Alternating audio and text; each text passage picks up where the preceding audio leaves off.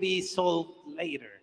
What's going on? What's gonna be happening? I'm sure I'm not the only one You were talking about watching the Speeder, Star Wars live stream. which is the only. No, I just want to make we were sure spoiled by then. my and audio the is Speeder was shot being in like shared. a regular green screen, and there was like a. Anyone in the chat It was like confirm going that into the audio the working? rodeo, kind of like because the Speeder was there, everything was green. Just me. Good enough. Wow. Stellan was behind me. This was COVID times, so that hug felt delicious. It was like, here we are. But we were so spoiled because it was the only Not sure moment what where we the turned and rules said, are we didn't for sign for this. Like that sharing really cool shot. a stream It's not like that this, cool. but I To be see honest, there's it's us 38 other in the people rodeo, doing it, like so going like this. give it a shot. And Watching someone it blowing anyway, so might as well air, so the share. costumes like flow Sharing is beautifully, caring. But it was the only moment, and in fact, it was like kind of funny because yes, of course, Miss almost any new everything trailers? was real here, but flying on a good. scooter is impossible. If something drops, let me know. Michael, you mentioned the costumes there, and for Stellan in particular, kind of having those two sides to Can't believe I got up at 5 in the morning. To play as well, because we Damn. see how much fun he has. Bring celebration to Canada, please. Between the two, particularly with the dress when he's getting changed in the spaceship. Was that fun? Yeah, I think across the board, something that really excited me about this project is that so many of the characters, they have sort of aliases and they're hiding their true identity, whether it's Cassian or Mon Mothma or Lex or Dedra. Everyone has an agenda, and so they play with their clothes to sort of try on these different aliases. So yes, with Luthen, we have this sort of what we call natural Luthen when he's off planet, and he's his sort of has that sort of quasi-military special forces kind of feel to him. And then the opposite to that, he puts his wig on, he becomes this incredibly urban, sophisticated dresser on Coruscant. So that was great working with Stellan to bring that about.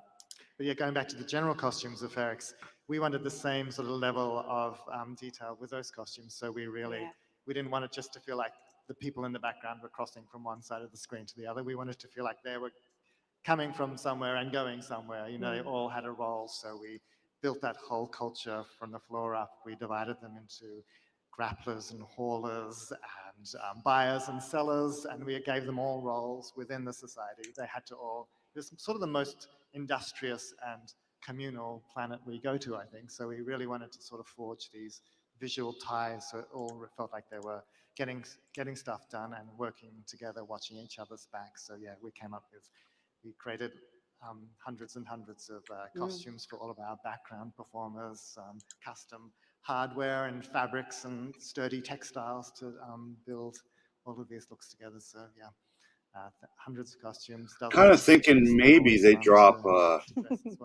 what do you call it? Disney Plus Gallery on Andor. That would be absolutely kind of good today. Gorgeous as well. And that's the beautiful thing. Is almost and I wouldn't be surprised if they drop the next episode of Mando this weekend if they happen to play it or debut it in London today or tomorrow. I have a feeling they might do something like that because they've done it before. So yes, the Scots, go on. There's 3 in the room. Excellent. Yes, there's more than 3. Yeah. Yes, in the corner. Hi, Dad. Colin, I know you're out there. Talk to me about finding that location and why that was the right place to shoot. That's a Luke call. So what are you most excited about with all the announcements today? We got 3 new movies announced, including a rumor I heard yesterday, Dave Filoni getting a standalone movie based on the Mandoverse. So that's pretty cool, man.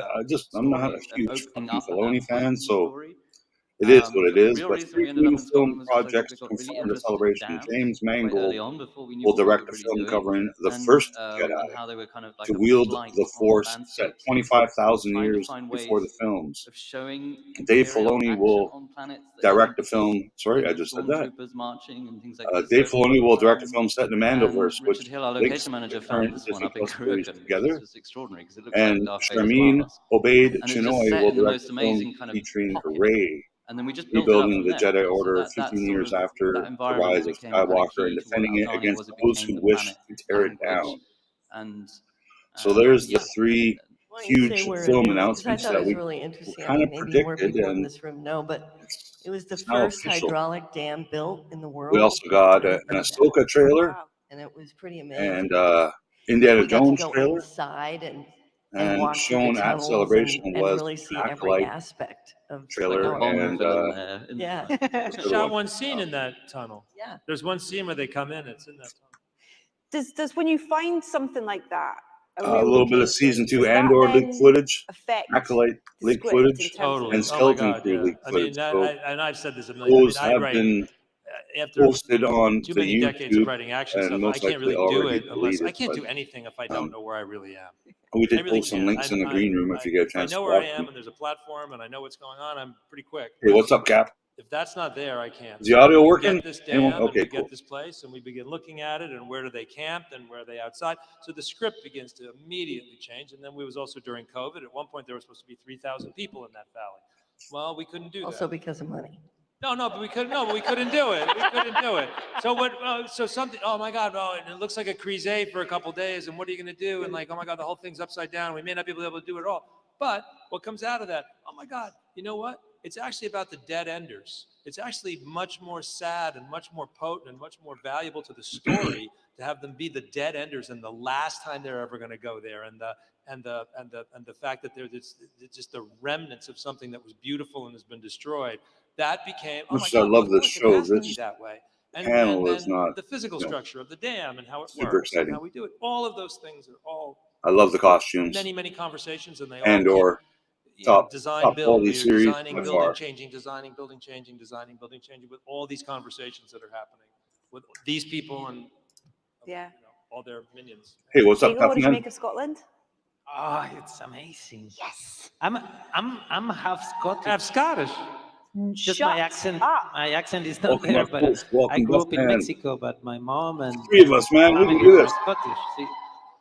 And I did feel Scottish So early in the morning, when I was man. 8 there. o'clock for I me. mean, it's so beautiful. It's so much water. It's life, you He's know, just a everywhere. tourist. I mean, there is just water and green and beauty. He needs a haircut, though. I'll It give was him that. perfect. And we were out of, like, we were in London when the confinement was like, we had to stay at home, Let me and check suddenly Disney we Plus were to see if dropped in Scotland and allowed to interact. And they it did was- drop it was an Andor thing. fabulous. It was such a beautiful experience. Check it on my Very phone. Bear with specific me. because all the characters you meet there stay there. You know, most of the characters live on that block, and in that, so it was like going and shooting and another project, you know, with the same world, universe, and team, but a story that just happens and begins and ends there, you know. Yeah. Which was very special too. I have to confess one Yes, thing Kathy. though. Mm-hmm. I became obsessed while I was there of trying to find Harry Coos. Harry Coos. No one Harry Coos? Harry Coos, yeah. I know. I'll tell you all later.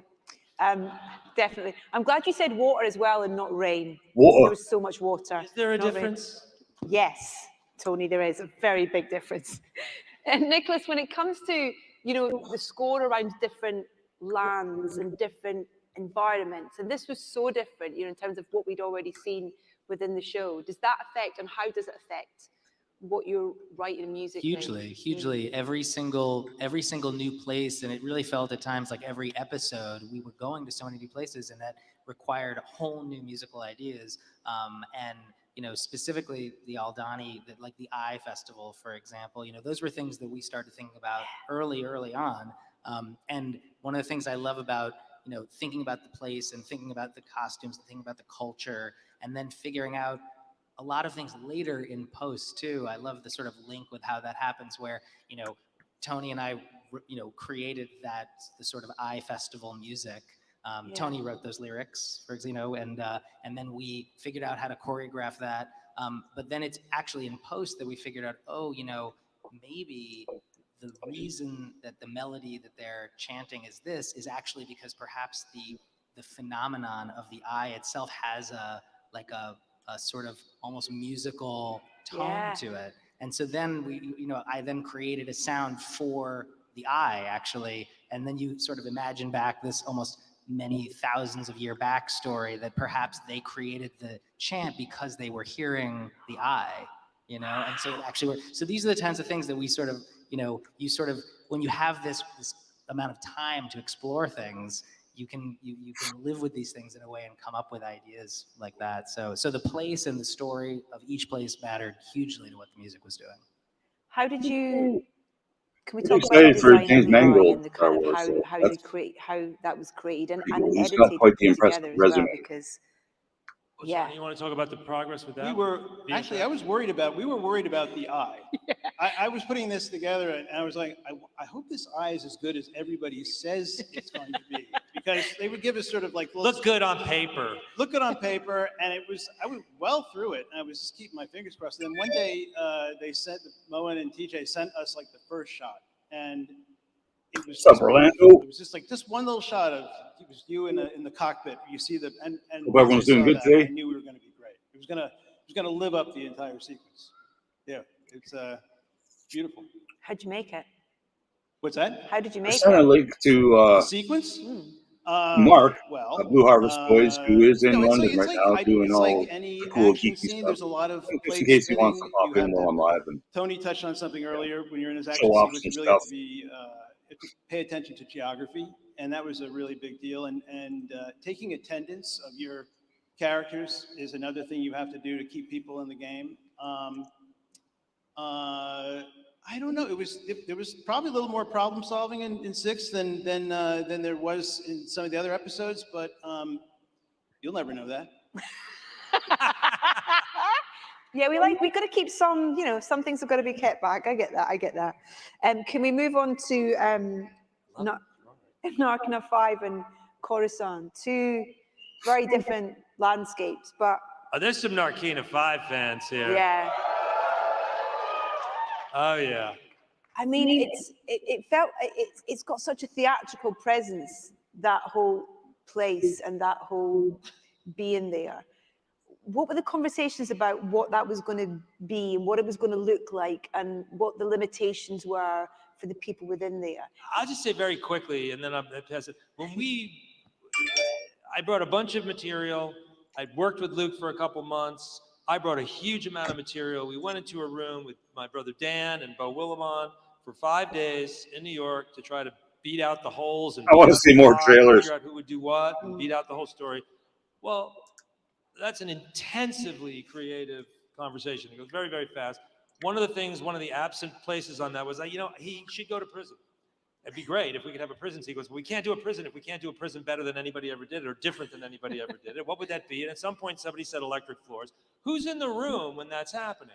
Who's in the room every day of that writer's thing is Luke. So our production designer is in the room while we are building the show. Zana Wallenberg, she's not here today. She is our just diva producer. I mean diva in the good way.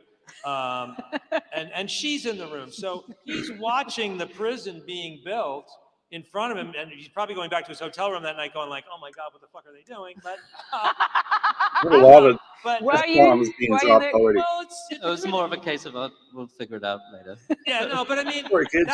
so it starts right there. So we started that early, and man, we just worked it. No, but the key concepts of the prison were established in that week. Was it just a week?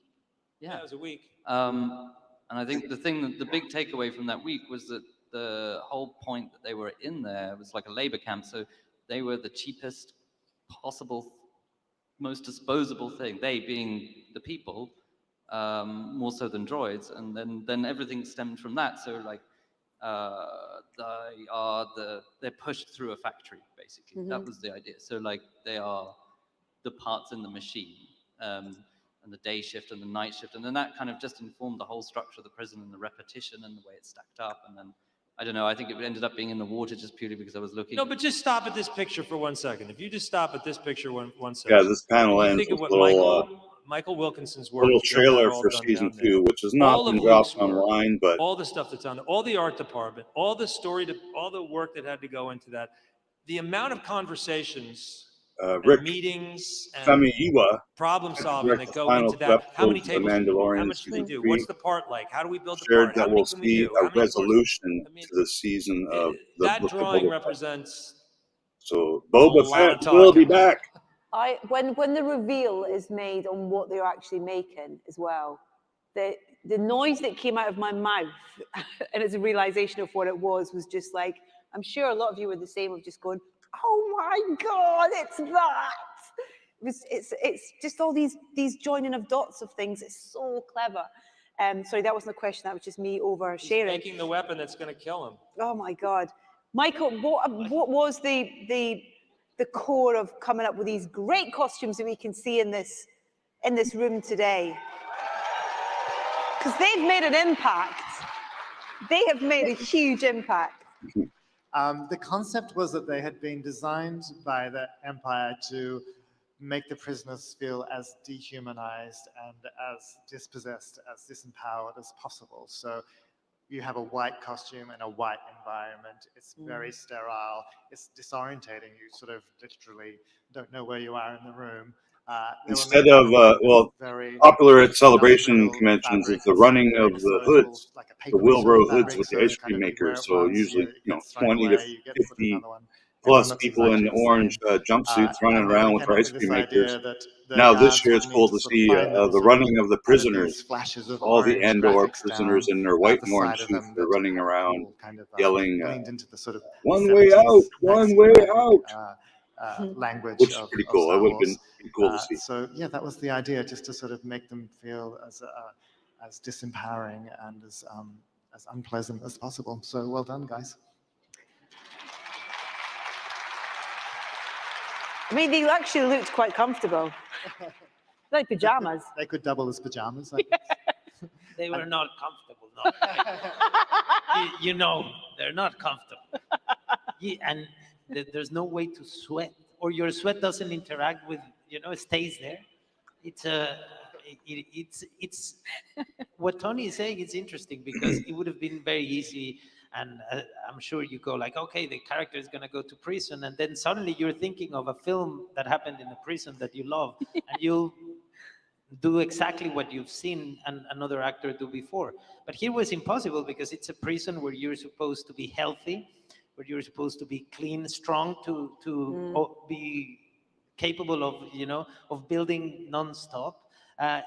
There's a hope of you going out, They provide you food, specifically for you to, like, it's so interesting to play a prison like this one, and it's they're not gonna comment on it, but it just is. It's a Anyone wants lovely to join comment on me? the I world we posted live in. So it's the link at the those top. moments You where don't have to turn your you camera realize on. that science This fiction gives me serves someone to talk to as to make a comment on the world I'm not good at doing this part shit of. alone, man. Help. It's a lovely opportunity to talk about the cast in this. You mentioned at the beginning, Tony, and particularly when we're in this situation, watching you and Andy Serkis play with each other is just the most fantastic Play with thing each other, huh? ever. And you get that opportunity with so many great partners in this. When you're kind of putting together this cast list, I mean, I don't know where or how you started as well. And I mean, Genevieve as well, phenomenal. And Stella, and Genevieve, we had to take Genevieve. We had no choice. Denise as well is just. Look, there's a variety of absent department heads here today, and Nina Gold and Martin Ware cast this show. Yeah. And when I first came on, I mean, it's like, oh, Nina Gold, so it's like, well, and Nina Gold absolutely lived up to the hype from day one. She's just good, Rolando. I didn't know. Kathy certainly didn't know that we were going to have 190 speaking parts. So when this panel breaks and they, go to a bunch of Star Wars commercials, and at one point, actually, they'll probably just play the trailers, so I don't have to, look them up. But like, we'll go through the two trailers, their taste, break them down a little bit. And once you start getting the actors, enjoy the back of Thrawn's how head great they are, and you start realizing as we still guess who it is because we still do not know who it is. Better and better. It's I can't see why they wouldn't announce it this week. You're playing a toy piano, or Yes, someone brings out a panel. Steinway Grand. Well, these actors you have, all of a sudden you start writing. You have, there's this absolutely extraordinary talent pool over here, and they made me a better writer every day. It's like, well, you can do it. Let's go for it. And so it's that's just they should be here. They're just as valuable as everybody else that's up here. So. They're not saying one thing that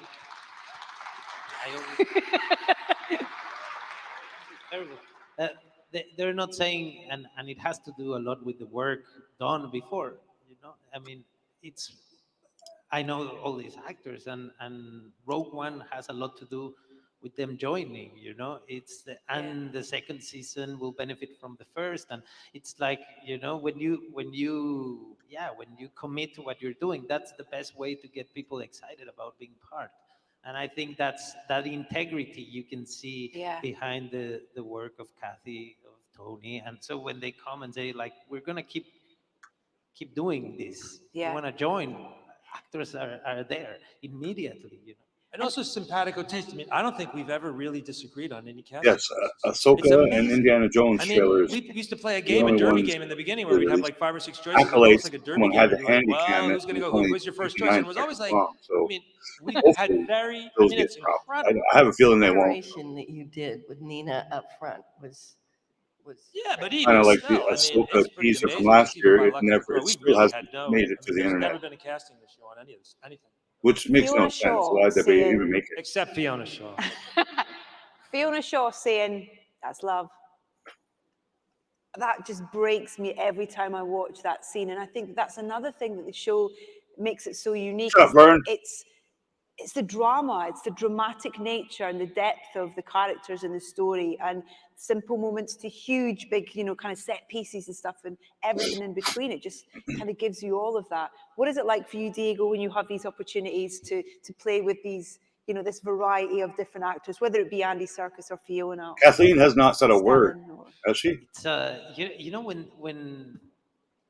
when you have a beautiful scene and a director, because we haven't talked about directors, and that's obviously there's 6 directors in these 2 parts. They're not here, but they bring a different perspective. And so far the directors we've had, they have the patience and the love. It is for me, but no, sadly it's not.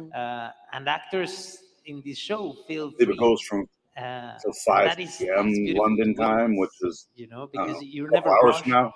You never feel you Noon, have maybe? to get away to bringing what you love, but it's not appreciated. It's the opposite. It's the opposite. What are they, 8 hours time ahead? for us, and what happens in between the lines matters. Yeah.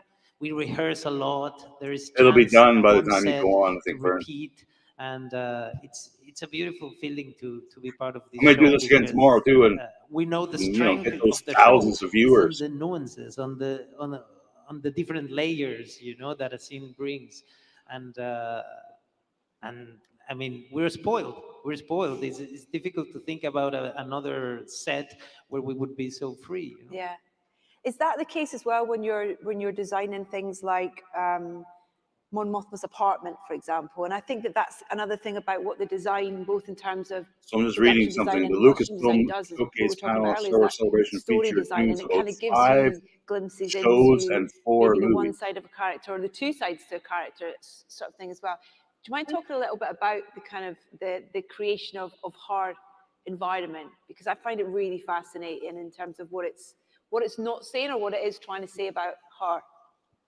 Yeah, I mean, so it starts with Coruscant generally, which is probably one of the She's not a most very good challenging things on this interviewer, show and because it's been seen so many times, yeah. and in a way that maybe I have a doesn't question. quite fit How is aesthetically Mon with what we Mothma wanted to do, and not then on top aged, of that, thank you, Tony, in the you write Ahsoka so many trailer? Like, domestic interiors that are was not it a easy to flashback? translate I was really kind of to Star curious Wars. about So that. She hasn't that, aged. I mean, it's actually one of the main reasons I decided to do it because Kyle's mum's house And is Ahsoka, yeah. So Mon's is an embassy. So it's not like her apartment. well It's not a after house. It's not a personal. the It's original a one-way trilogy out came chant online. in the background. yeah. Yeah, the apartment's coming back. I think they Vern. actually want to say one More way in because cereal they and want to his come mom. in, but I saw them in the yeah. new trailer. But so it was finding a world for her that she kind of has to because it's not her home necessarily. She's inhabiting it because she is the senator at that point. So it kind of doubles as what Michael was saying before. Her duplicity is that there's no warmth here. Hello there. It's an act, and Coruscant is sterile and inhuman as well. Let's talk about lamp. And I mean, as well as it all being very monochromatic, and so it's that kind of That's illusion very of McDonald's comfort looking.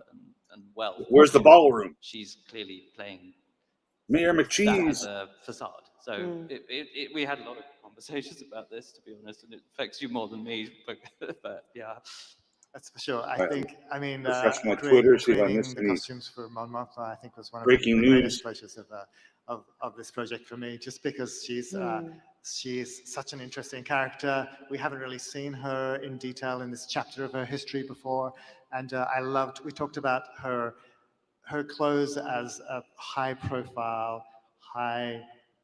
operating Some pictures senator, of, as you know, her some new armor. Black In a sense, Series that's her armor. and That's vintage the collection shell that she figures puts on from the between Hasbro booth. the public and her private Um, self. You know, And then we nothing have those new great that opportunities we when hadn't she's seen at already. home and she takes off the armor. You sort of get a sense of the layers. With some new jazz you know, wares, the layers of the onion. You micro sort of collection. They see got the an softness and AT-AT the and vulnerability of Imperial this Shuttle character who's putting Pioneer, so which much is on pretty the line, badass. AT-AT secretly looks nice funneling big. money into the fledgling Rebel Alliance. Gentle Giant had a Genevieve couple of is an reveals. incredible, intelligent, strong, modern woman, and so to create her costumes was amazing. And Nicholas, you talked about how you had to write elements of the score prior to filming for certain scenes and stuff, but then are you privy to any of the performances, and are you writing to any performances specifically at all? Oh, absolutely. The post side of Yes. this is so immersive, and it comes with the Tony Emperor and I and are a actually couple of royal neighbors. guards. He lives about 11 blocks You from know, me in New it's York City, and so we spend so much time together. And I think that's really part of figuring a lot of this out is the close work that Tony and I were able to do. You know, sitting in the room, hearing the same things and watching the same things together. And you know, there are so many moments. We were just talking with Diego before about the moment when he finds out that his mother's dead. You know, and just even sculpting that little moment there, the idea of like, we didn't have the music come in right away. We actually wanted him to feel so alone that the music isn't even present and you're just hearing the wind kind of go by. And then we would sit there and look, you know, literally moving the music like frame by frame, sort of like, well, what if we started there? Yes, you know? let's just call it that the kind Imperial of detail that Shuttle. was going into it. So much of those moments were crafted much later on, but the theme is actually something that was initially written, you know, for Just like the Kenner film. used to Actually, call that's that Marva idea, but a totally new piece, a totally new, you know, cello kind of octet of that piece. So there was so much that went on in that, and there were new ideas that obviously I would be inspired by each episode of what to do. The last thing I would say is about Narkina 5, for example. That was an example where I had no idea that scope was really coming, actually. And when I saw the episode, I remember talking to Tony and just being like, I have to come up with a whole new set of themes now, actually, within the next 5 days to figure this out. So there was a constant set of new ideas and new things that had to be written later. So we come full circle with the series back on Ferrex, and I mean, where do we talk about where we leave Cassian, and if you can give us any hints on where he's going? Yeah, I mean, it took him a year, and he climbed up out of the ditch, and he went through an incredible number of life experiences and personal experiences, and he's been exposed to the rebellion, and he's tried to push it away, and he's tried to be a cynic, and he's tried to be a mercenary, and he's tried to pretend to do it, and he's led a mini rebellion of his own in a prison and seen what that felt like, and his mother has finally inspired him, and he's joined the rebellion. We're never going back on that. He's a committed member now. There's no more that debate. That internal debate is over. There's nothing wrong with. And we will now track him, and you know, the 20 or 30 so characters that we're continuing with, we will track them now over the next 4 years. It'll be each block of 3 will be 1 year apart. So we'll do 3 episodes. We'll drop a year. When we come back, it'll be a year later. And it'll be over a short period of time, and then we'll drop a year, and we'll come back for a short period of time, we'll drop a year. And our final scene of the show, we've never made any secret about it. We've been saying it from the very first junket. The final scene of the show is him walking out to the ship to go to the Rings of Kaffrine. I mean, we're walking you into the film. So we're taking you right to that moment. Oh my God. For 12 years. We're going to let you know how he got there, what it cost him, the power of the journey that isn't entirely self-directed. There's a lot of circumstance that's brought him to this. There's something very special about where he ends up and what his role is, and we want to pay homage to that. And we will pay off and hopefully stick the landing on every emotional piece of all the characters that you care about. I mean, that's our goal. Kino live.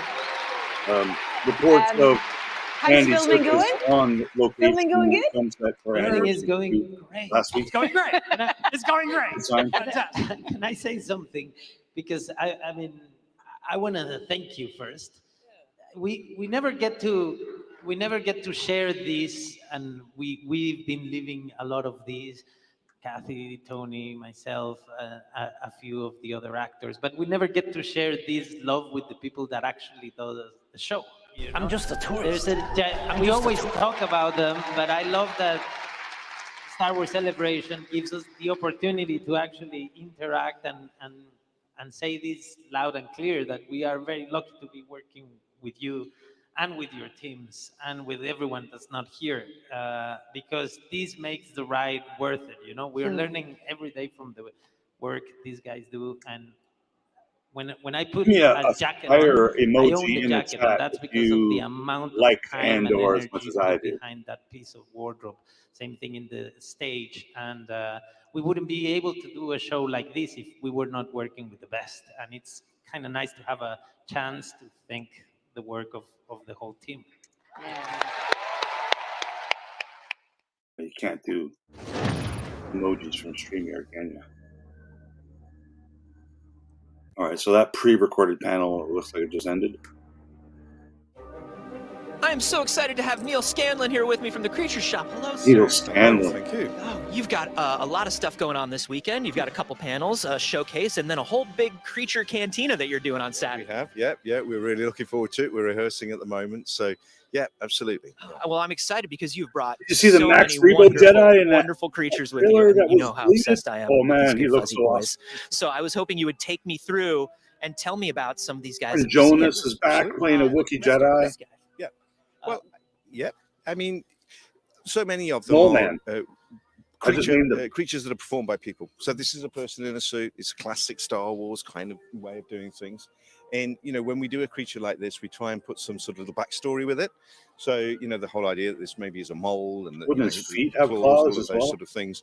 And that just helps us build a little bit of an idea of not only how do we make the design, how does that lead us, but also to the performer inside, how that person operates and enjoys that character. It's quite a simple little guy, but, you know, given a great performance, he'll live his own life. And what movies? How do you decide what species wear pants? So I think if they're human-esque, clothing is advisable. Yeah. No pants. No pants. But then, like, when do you do a Donald Duck, and then when do you go full on? No pants. Society No pants. Should we say naked anatomy is a driving force in all of this as well? Gotcha. I mean, you're not going to put a set of pants on Jabba, are you? Because here, you know, great. So. A lot of the times, you look at something and you just go, where's the modesty line on all of this? Mm-hmm. And where does the point to which it becomes a little ridiculous? Yeah. What's making somebody like this, obviously heavily inspired, like you said, by moles? What were some of your favorite details to put into a creature like this? Well, I think the things like the fingers, the claws, you know, I think just generally a lot of what we do is so performance-based that once that character takes on its position and it becomes mole-like, then, you know, that is really what we're kind of working to. So we're working to not only the details, but also what the actual finished thing is, because to us, we just want it to live as a creature, I mean, we see these things as statics right now, but really, you know, like all the things, it's best to see them in the film, isn't it? Yeah. What is the process when you're working on something so gigantic like this? Because that's still operated by somebody, right? Yeah, absolutely. And Oh, I love it. Many moons ago, when I worked for the wonderful Jim Henson, and we were building characters for a film called Labyrinth, there was this character called Ludo, and it was in so many ways classic Jim Henson. You know, there's one person in here that's a lazy arm, the other arm is operated with a wire, and it just felt what's going on behind him? that was our role model for a character like this. So. And the challenge is to create something large enough and heavy enough with enough sort of feeling of presence, and yet still give that to as much as you can to one person. And so Ludo, the character Ludo in Labyrinth was his the inspiration for this character, Ludo. and was a homage to that. Absolutely, that was the purpose behind it. I love Ludo. I've never so seen much. those two creatures before, so I'm Absolutely. curious. Yeah, and wonderful. So that's what he represents, a Star Wars version of a Labyrinth character. Oh, When somebody's inside a suit that size, what is like the support structure for that? So typically on this, there'll be a very lightweight carbon fiber version that always comes back to a backpack. You know, your back is your strong point. These guys that perform these are strong, athletic types. And so we're very careful to sort of take advice and understand how to spread the center of gravity and all of those things. And then everything's built off that to hang and float and to be as easy to move as possible. And so when you stretch the anatomy so far, then lightweight is everything. So he's made of carbon fiber. We've used as many lightweight techniques. The girls and team that fabricate the insides of that and allow it to flex. It's all holes. It's all aerated. So yeah, he's actually a very challenging technically produced. Looks like Bryce Dallas Howard is he is in many ways some of the skeleton crew with John Watts, David Lowry, someone named Daniels. Okay, we got to talk about Nien. Rick Schreier, and Les Isaac. Well, Mike Quinn, who originally played this, also played it for us this time too. So that's isn't that the icing on the cake? Yeah. And whenever we come to do something like this, I mean, hands down, we absolutely, as far as I'm concerned, can do nothing but try to replicate the original. I mean, in no way, shape or form do I believe that I have either the authority or the arrogancy to believe that I can make it better than the original. So all we try to do is just make it as authentic as possible. And to then put the same performer in it is just, as I say, then we really feel we are doing justice to the legacy that we all love. Yeah.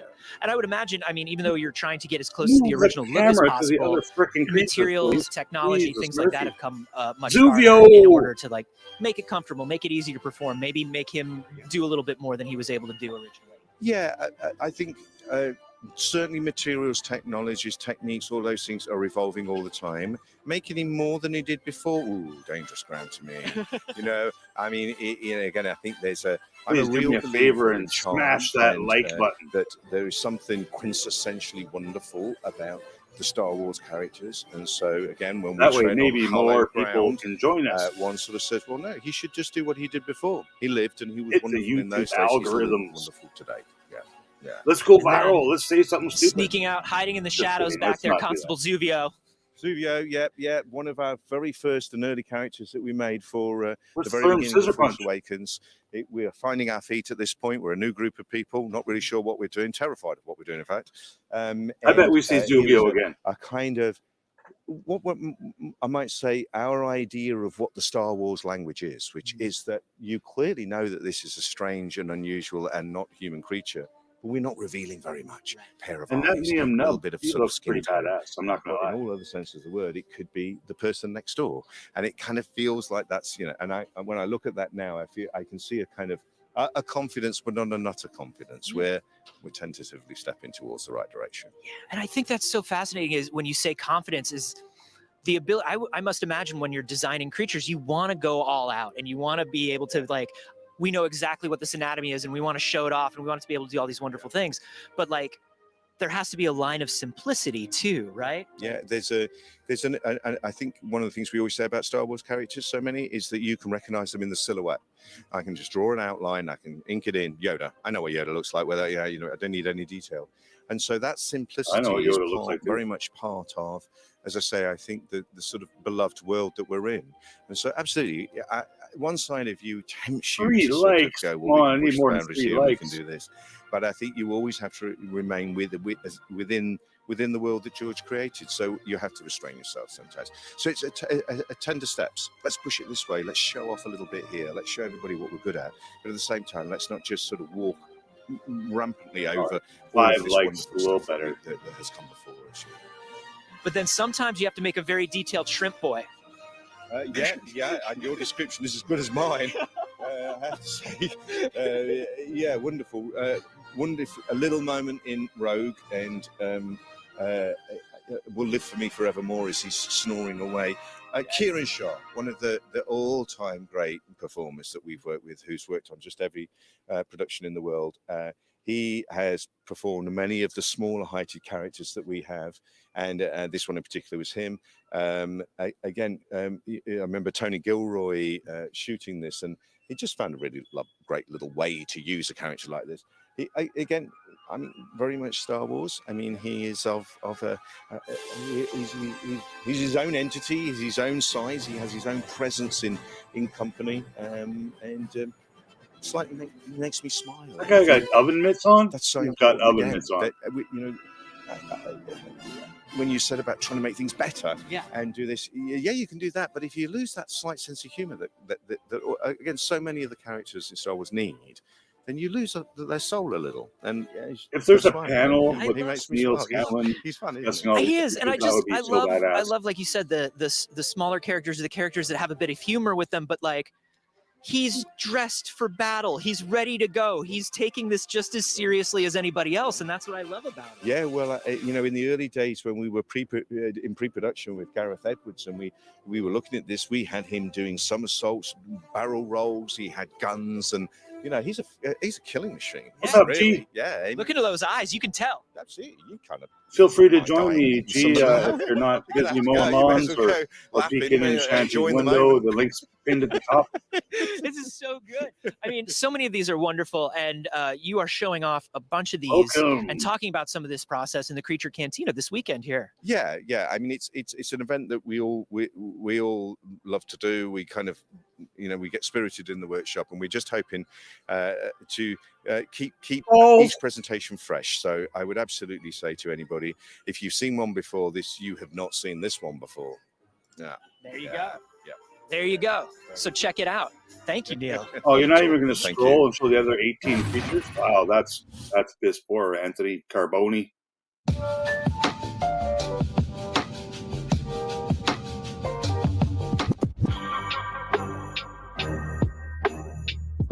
Lo-fi beats. Word.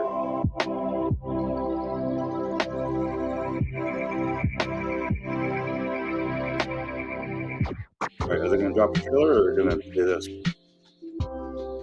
I do dig these beats.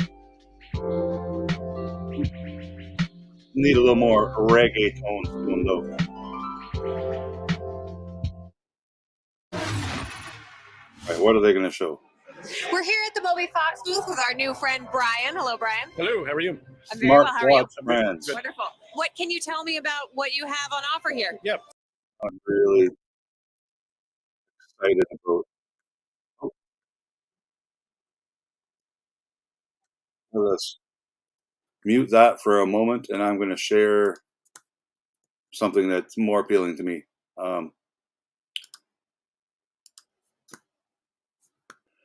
How about this? Let's watch this. Something is coming. Something dark.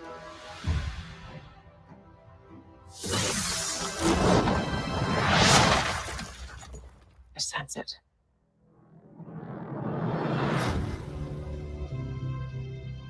Somebody please kill it.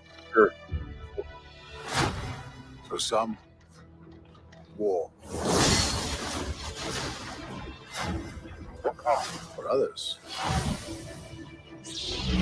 Not gonna lie, this looks a little fan-made, not top of the line, but very stagecraft. It's been a while. Things have changed. I started hearing whispers. And how is Mon Mothma so young? About Thrawn's return. as heir to the Empire. And I wonder if that's going to be the We have to prepare for the worst.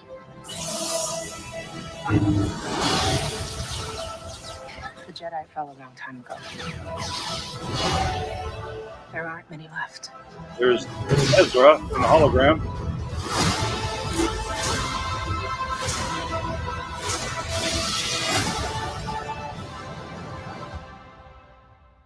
Perhaps it is time to begin again. It was the moon.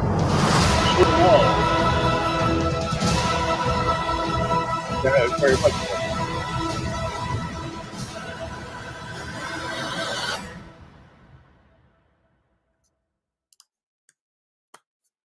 All right, that's that. Let's. Recordings just got better. Hey, look, it's a StreamYard ad. Hey, it's Dana from StreamYard.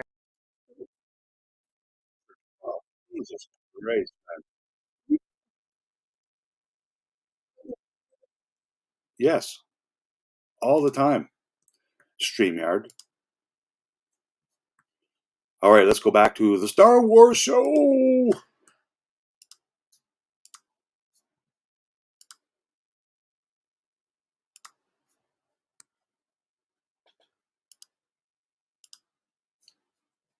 All right. Oh my God, Rick, catch up. It looks like a space Walkman, but for writers. Yeah, exactly. This is also Nemec's Astronav. One of the best navigational tools ever built. It calculates the position of stars, and it also allows the rebellion to plot an untraceable course. Once you've mastered it, you're free. It's really great that this tool is made out of a Polaroid instant camera, considering that this is a device that was used in the 70s when the original trilogy was filmed, and they've went ahead and made sure that a lot of their props are made from pieces from that era as well. That's very smart. It feels so otherworldly, even though it's a little familiar. Yeah, exactly. This is an Aldani chronometer. I know the design happens to look like a watch, but it's actually not counting time. It's a countdown mechanism. It's a chronometer. The countdown is actually a hexagon, not the symbols underneath. It's basically a way to synchronize watches without using timer numbers. What is this counting down to? This is counting down to the Aldani heist? Yes. Right? Time check. Falling behind. And here we have the Star Path unit, the Cassian Spin Master Batmobile, $179. as well as these crystals. Are those black kyber crystals? They're actually vector crystals, and they're used to calculate the jumps through hyperspace. There's so much tiny detail put into it for something you don't see on screen for that long. Here we have Luthen's billfold. Either you got my money or you don't. The design is actually meant to resemble credit cards. He kind of just flicks it open. That's a lot of panache. High roller, Coruscant style. I love all the design work on all these pieces, but what's this symbol? This symbol is meant to define what a credit is. So unlike an ingot or an imperial credit, this actually what's up, buddy? How you notates doing, that Chris? this is for charging. It's like space chip and pin. Here we have the Time Grappler's hammer. Kristen, you want to give it a go? Hammer time. Oh, I thought you'd never Best character ask. ever. Oh, goodness, it's very heavy. This is substantial. Gorgeous and heavy, and I would like 2 of these, please. And lastly, we have Marva's brick. It lists right here her birth date, her name, and her That's death kind date. of This is all nasty. written in a new language known as Baziz, and the dates are in reference to the Coruscant Reckoning calendar. This is probably one of my favorite pieces, just story point wise. It has so much symbolism, but it's also That's just not the cool screen use looking. prop. Well, everything about the design of between- Ferrix and the idea that it's supposed to be an industrial planet and that the people of the planet become part of the town is really touching.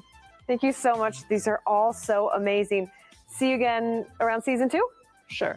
Awesome. Sure. Really bring it up.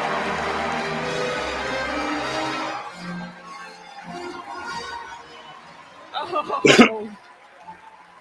Listen, call me naive, but did you know that I'm sometimes not a elected big fan politicians of have a Carbone. secret double life we never know about? It is shocking, I know. But thanks to our next guest, we watched as a galactic senator turned into the leader of a rebellion to take down the Empire. Please say hello Mon to Mothma? my hero, Mon Mothma herself, Genevieve O'Reilly.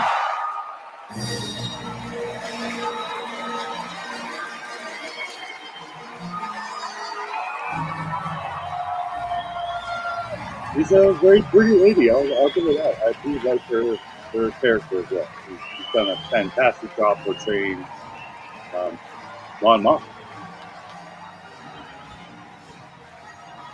Yeah, I think we know a lot of those guys in the crowd. I can see Blue Harvest's white hair from here. Oh, my stars, Genevieve. Thank you for coming back. It is wonderful to see you. Oh, it's so lovely to be here. Thank you for being so kind.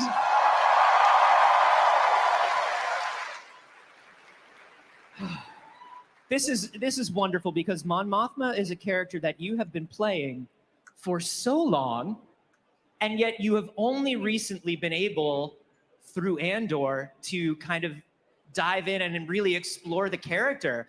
How's it been playing this character for decades? I mean, I feel extraordinarily fortunate to have had the opportunity to play her at different times in her life and at different times in my life. I think you're right. This is a different experience because of Tony Gilroy's writing, because of the space he's given to explore her as a senator, as a wife, as a mother, to look at her as a woman. Yeah, and it's been so wonderful to watch the way Tony's scripts and also the way everybody has been playing the show, of playing against what we know and our expectations, and you've really taken advantage of the fact that we haven't seen a lot of Mon Mothma in the past, and so we have this very specific view of what a perfect and wonderful leader she is and how idealistic and all that moving Was robot. it fun to kind of just rip my heart out about that, Genevieve? Was it fun sorry to about ruin that for me? Yeah, apologies. But I guess I always felt that she was in every iteration, including when Caroline Blakeston first originated her in Return of the Jedi. She was a bit of a pillar. She was like this statue of dignity and of loyalty, and I think we're busy carving out a woman within that at the moment. And so we find in Andor, like all of Tony's characters in Andor, that they're complicated, that they're gritty, that they're messy, that they're passionate, and that each of them carries a sacrifice. And I think that's what we're exploring right now as we're filming season 2. Oh, and by the end of season 1, yeah. And by the end of season 1, your heart is really breaking for Mon. Like watching her try to keep all of these threads in place. And I have this thing that I call it Mon Mothma's couch of sadness. Because every time Mon Mothma has somebody over to her apartment and you sit down on that couch, I'm like, whose life is about to go down the drain? Yeah. Who's about to have the worst day of their life right now? It's never good, is It's it? never good. I mean, it's not a comedy, that's for sure. Oh man, but talking about those emotional moments, you have so many wonderful kind of monologues and dialogues, bits of dialogue with people. Was there any line that really stuck out, or moment that stuck out to you and you were like, oh yes, like this is it, like this is the show? Yeah, do you know there was? I mean, the writing on this show is so special. And so there are many lines, but I remember... I'll bring this back. I just want to share something.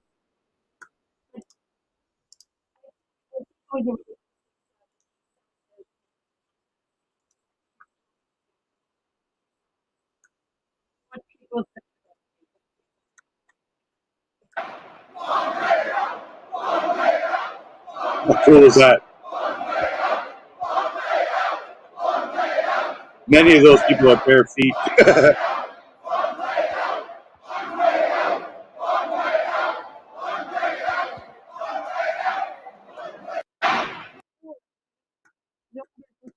All right. Stop. Share. Senate, while believing and holding the ideals that she believes. Like, it's a whole chasm and chaos of concealment. Yeah. And it's His name is Anthony really wonderful to Carboni. He watch used to be the host of the design, Star the Wars visual show language with of the show kind of reflect that, right? his Because name I can't remember. when we see Andy her apartment and her Gutierrez. family and her She's cool. I dig her. wardrobe, everything that she wears, everything is just perfect. Oh, he's You all right. immediately He's see just. Mon Mothma's apartment or like what I'm she's sure I wearing, could and have you're a just beer like, with him. I want to live there. I want to do that. Yeah, That's so cool. I want to live Unless there. he I know, it's I want beautiful. to do that. Umbrella drinks. Was there like anything, because she is so iconic looking. Was there anything where you put it on, you're like, this comes home with me, this is mine now. This is Mon, but this is also Genevieve now. Well, props to Michael Wilkinson, our costume designer, and Luke Hull, our production designer. Yeah, it's a beautiful show. They are. Beautiful show. I often say that her costumes in Andor, Michael and his team didn't make the costumes, they curated the costumes. They're like pieces of architecture themselves. So, and I think they really changed the way we see Mon Mothma, how we see her, what an extraordinary woman she is. And so it's a joy to be able to wear them. To be honest with you, I don't want to wear them in my home. They're not that comfortable. They're pretty structured, so I'm happy to leave them at work if that's okay. Yeah, that's fair. That's fair. I mean, it is funny, like watching like the duality of appearances with Mon Mothma and Luthen Rael. Yeah, they're amazing. In his shop. Yeah. And the gallery. The gallery. Sorry. Luthen Rael Shop? does not say he's not a shopkeeper. I'm sorry. He's a curator. But watching the two of you play those scenes off of each other, where you should be the two most aligned people in the world. Yeah. And you just can't be. What was sort of playing those particular Mon Mothma Luthen Rael scenes like? Because those are some of my favorite in the show. Well, Stellan Skarsgård, who plays Luthen Rael, Pretty good. He's pretty good. Extraordinary actor. Ask anybody, they'll tell you Stellan Skarsgård, pretty good. I mean, and it was such a treat for me to get to work with Stellan, to get to play together, and we were kind of like kids in a candy shop. But you're right. You think that these two should be hand in hand, but I think that's what Andor does so well, because at this point there is no collective rebellion. They're all just the seeds of oppression are just growing within many different spheres. So we don't have one voice, and everyone is trying to find each other, to have a collective voice. And so I think as much as I'm just getting a drink. I'll be right back. they need each other, they also really differ in how they might approach things and how they do things. But that makes space for good drama, and that's what Tony's writing is all about. Yeah. We were talking to Denise and Kyle earlier about sort of a similar thing on the side of the Imperials, where it's like it's almost like just living in society and doing your job every day. You get turned off to like the effect of what you do and how that affects society. And just sort of like, if you're an Imperial officer, you're probably working in a cubicle.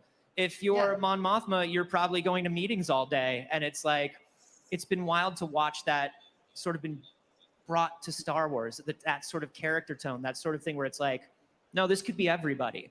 I think that's what Andor is one of the many beautiful things about this piece and about being part of this piece is that Tony Gilroy and our writers and our creators are using the genre of science fiction, but what they're really doing is holding up a mirror to us and our humanity. And so it speaks to all of us, and it's very prescient. Yeah. It's been absolutely wonderful to watch the first season. Good to see Hasbro drop some new toys. There's such a respect and a love for each other, and it really feels like this is a team that's like you're all on the same page, and it's wonderful to see. Yeah, it's an extraordinary group of people. everybody working at the height of their craft and of our profession. You know, the writers, the artists, the set decorators, the props makers, the creatures. I was working with Derek, who works, you will all know him, he does so many of the creatures, and I was, you know, just the joy to get to work with these people who are at the height of their own profession. Yes. And for us all to get to share in it together. It's a really special group, and it's, I hope you love it, because it's really special to be able to share it with you. I think it is so wonderful. It is such a unique thing within Star Wars. It has its own voice, but it does feel extremely Star Wars. And you've all been doing such a wonderful job with it. Is there anything you can tell us about season 2 or things to look forward to? I mean, I can't wait for you to see season 2. I mean, we're still in the middle filming of it. We're filming it right now. We were working, you know, today's what? What day is it today? Friday. Friday, So we're yeah. working till yesterday. We start back on Monday. We're really waist Oh, deep in it. you get the weekend off. Season 1 sets everybody up. You have these almost parallel stories.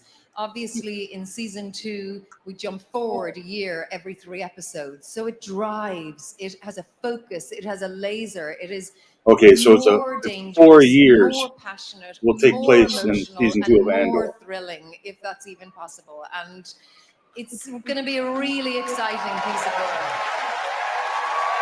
Oh my. Well, it's all part of the Star So Wars.com looking forward team, to it. which And we are kinda so taken looking over forward to seeing more of last you year as by Mon the Mothma. redheaded girl. She's pretty Genuinely cool. one of my She's favorite pretty cool. characters in Star A Wars. true fan. So wonderful. Thank you for joining us, Genevieve. Thank you, and thank you all so much. Genevieve O'Reilly, everybody. Mon Mothma. We'll be back with more Star Wars Celebration live in just a moment. Now they do commercials.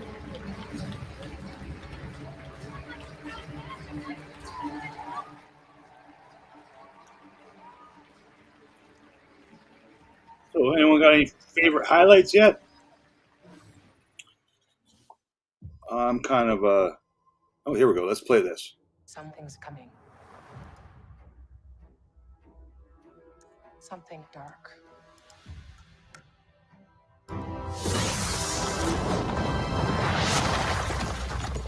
I sense it. Maybe I need to put my face. This is a new beginning.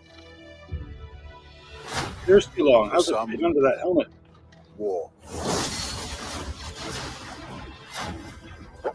For others, This looks handmade. I'm not sold on.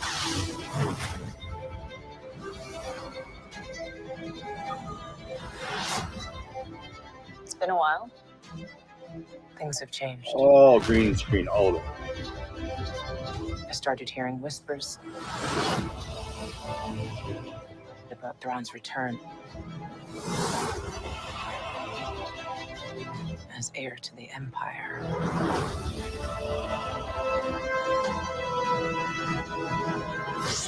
We have to prepare for the worst. Yeah, I don't know. The Jedi fell a long time ago. That scene looks cool, but I've seen it before. Which Inquisitor might that be?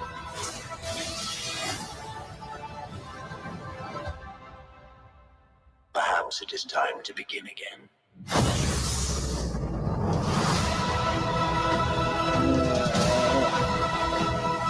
I give this trailer a 6 out of 10.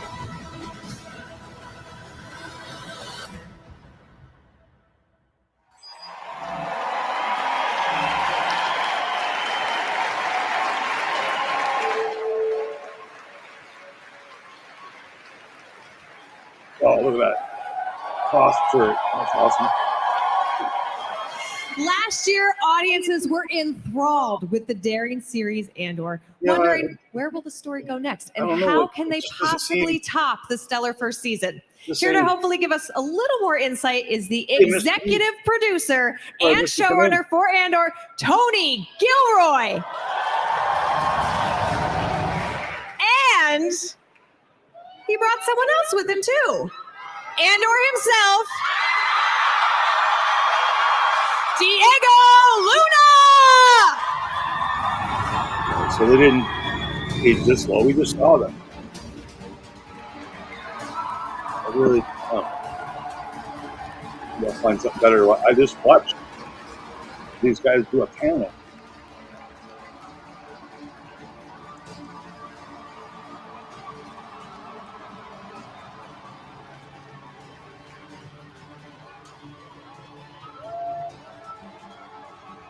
No new trailers.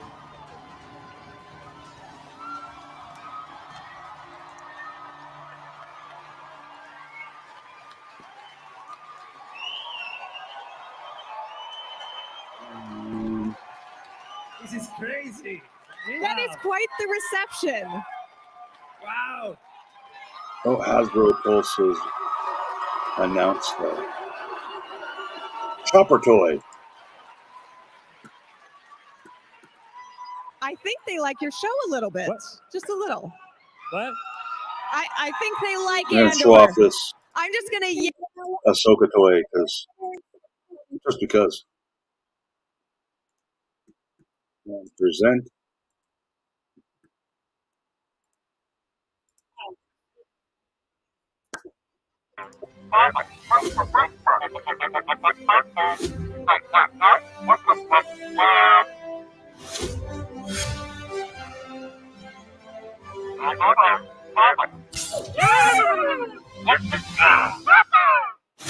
Chatterback Chopper, new from Hasbro. Yeah, that's actually pretty cool. He's a cool toy.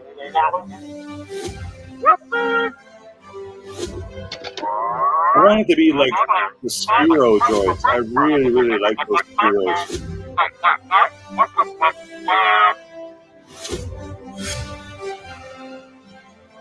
Oh, that's stop motion.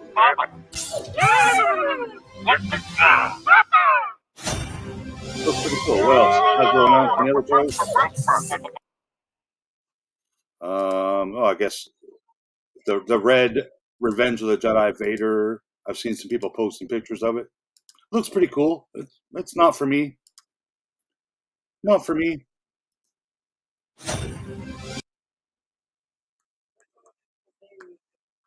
Acolyte's got a new logo. Stop sharing that.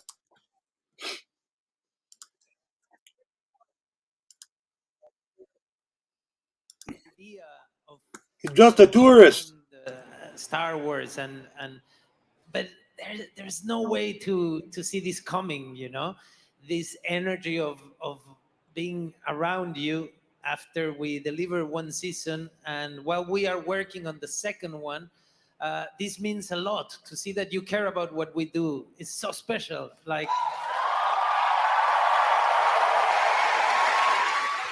yeah.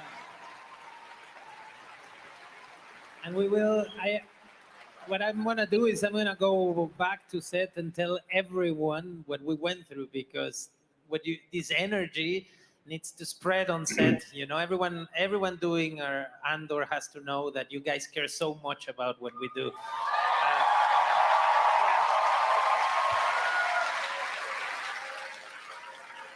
Hopefully some of them are watching it right now. Since we're live streaming. They can watch it from set. I know some folks are probably still working diligently today.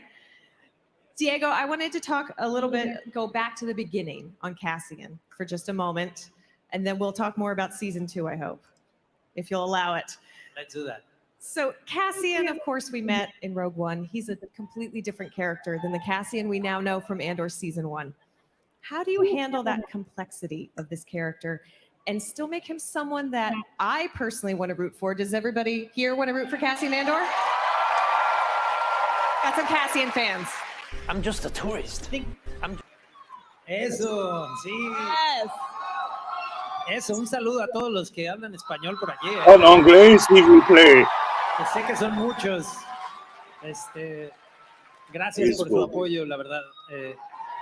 Qué chingón. Yeah, all those girly screams, that's Mark. Sorry, I'm gonna switch to English. Oh, thank you. basically, I think Cassian is just a regular guy, is someone making choices in a world that is very difficult, to survive in, and it's trying to succeed in finding what's there for him. I see just a regular guy that happens to be So there's at the screening beginning of the first Mandalorian season season 3, chapter in these 3 at horrible Star Wars circumstances, Celebration but there's no right other way now. out, So and I please believe check it's Disney Plus. If this is on Disney Plus now, I may have to exactly. disappear. Wow.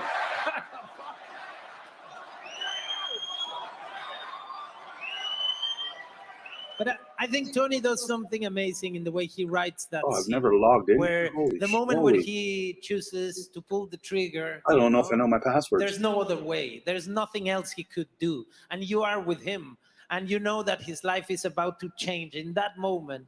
And we live it from, we're not judging it from the outside. We are with him, He went there to look for his sister, and now he finds himself in this moment that he has to do it. He has to do it. It's very dramatic, but it's also very realistic. How many times we found ourselves in a situation that we say, like, we don't want to be this person now, but we have to, I love how it starts and how complex it makes the whole journey, And it doesn't apply if you're looking for in storytelling for good and bad, and to choose right away who's going to be the hero and who No, they have not dropped chapter 23, but I bet you it gets dropped today, guys.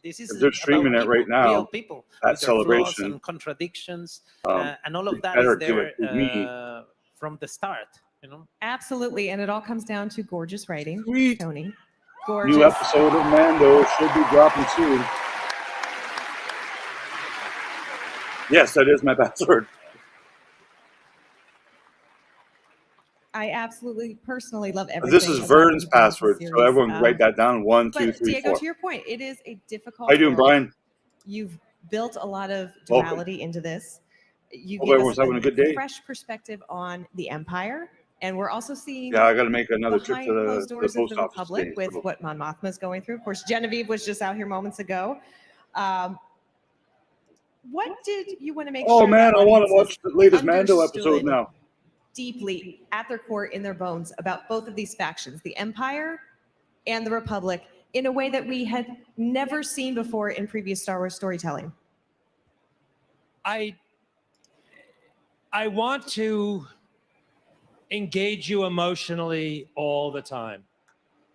I want you to feel as if everything that you're seeing exists and that it exists off the frame. And everybody knows, everybody here knows all kinds of people. The neighbor that you despise and the boss that you hate, or the children that you love, whatever it is. There's no division of heroes and villains in our lives. It's a distinction that we make based on what we feel. So the whole thing for me is they're all I want you to live through all of them, and the Empire is evil at its core for an evil purpose, but the practitioners of that, the Give people me who as that make it happen, are refreshing ordinary Disney Plus. people. We don't have to go back and it's an easy analogy to the Nazis, but you go along, people go along. Well, Nothing there. It's sometimes you're making your purchase orders. Sometimes I have a feeling though it's going to happen putting today, the next and we're going to see Lord piece of Boba the Fett. Death Star on the conveyor belt. It's. I want you to live inside all of these people, and that's what I care about.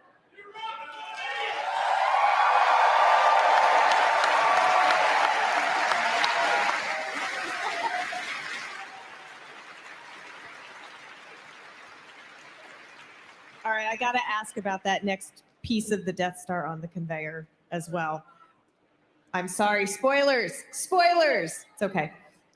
When did you come up with the idea that Cassian was literally building the thing that will ultimately kill him? I knew it. Episode 1. We had a very short 5-day writer's room with my brother Dan Gilroy and Bo Willimon and Luke Hull, who's our production designer, was there, and Sana Wallenberg was there watching. Book in a while. And we just blitzed through. I had about 100 pages of stuff, and the beginning and the end. But we wanted a prison, and we didn't want to do a prison, as I said before. We didn't want to do a prison unless we could do something absolutely spectacular and fresh, because there's so many great prison movies, and if we can't do it, then we can't find something new. And at some point, I really don't remember, and they don't remember either. Someone said, well, what about electric floors? And we're like, oh, well, what about this? And this prison started to emerge, this behavioral. And we went back the next day, and then we have to start figuring out what it is they're making and how many guys on the floor and what should it be like. And it's like building a watch. What are you going to do? And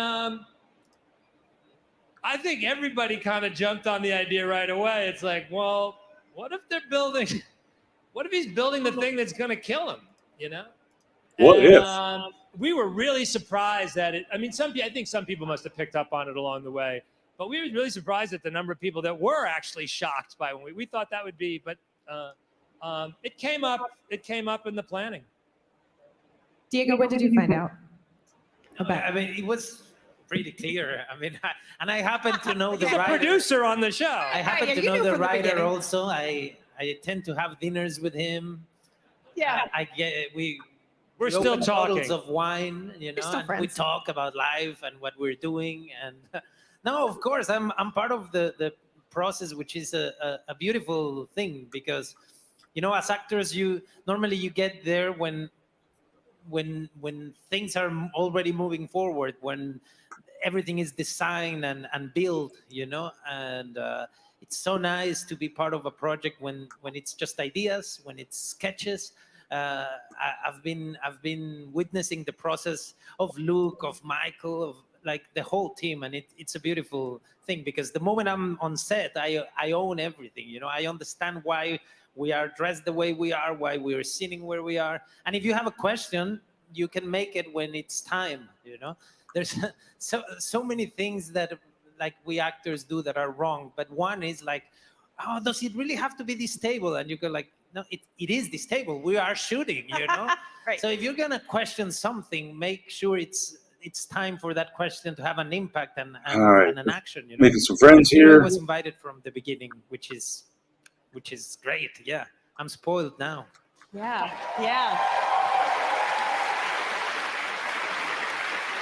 One of the things I love most about Andor is the monologues.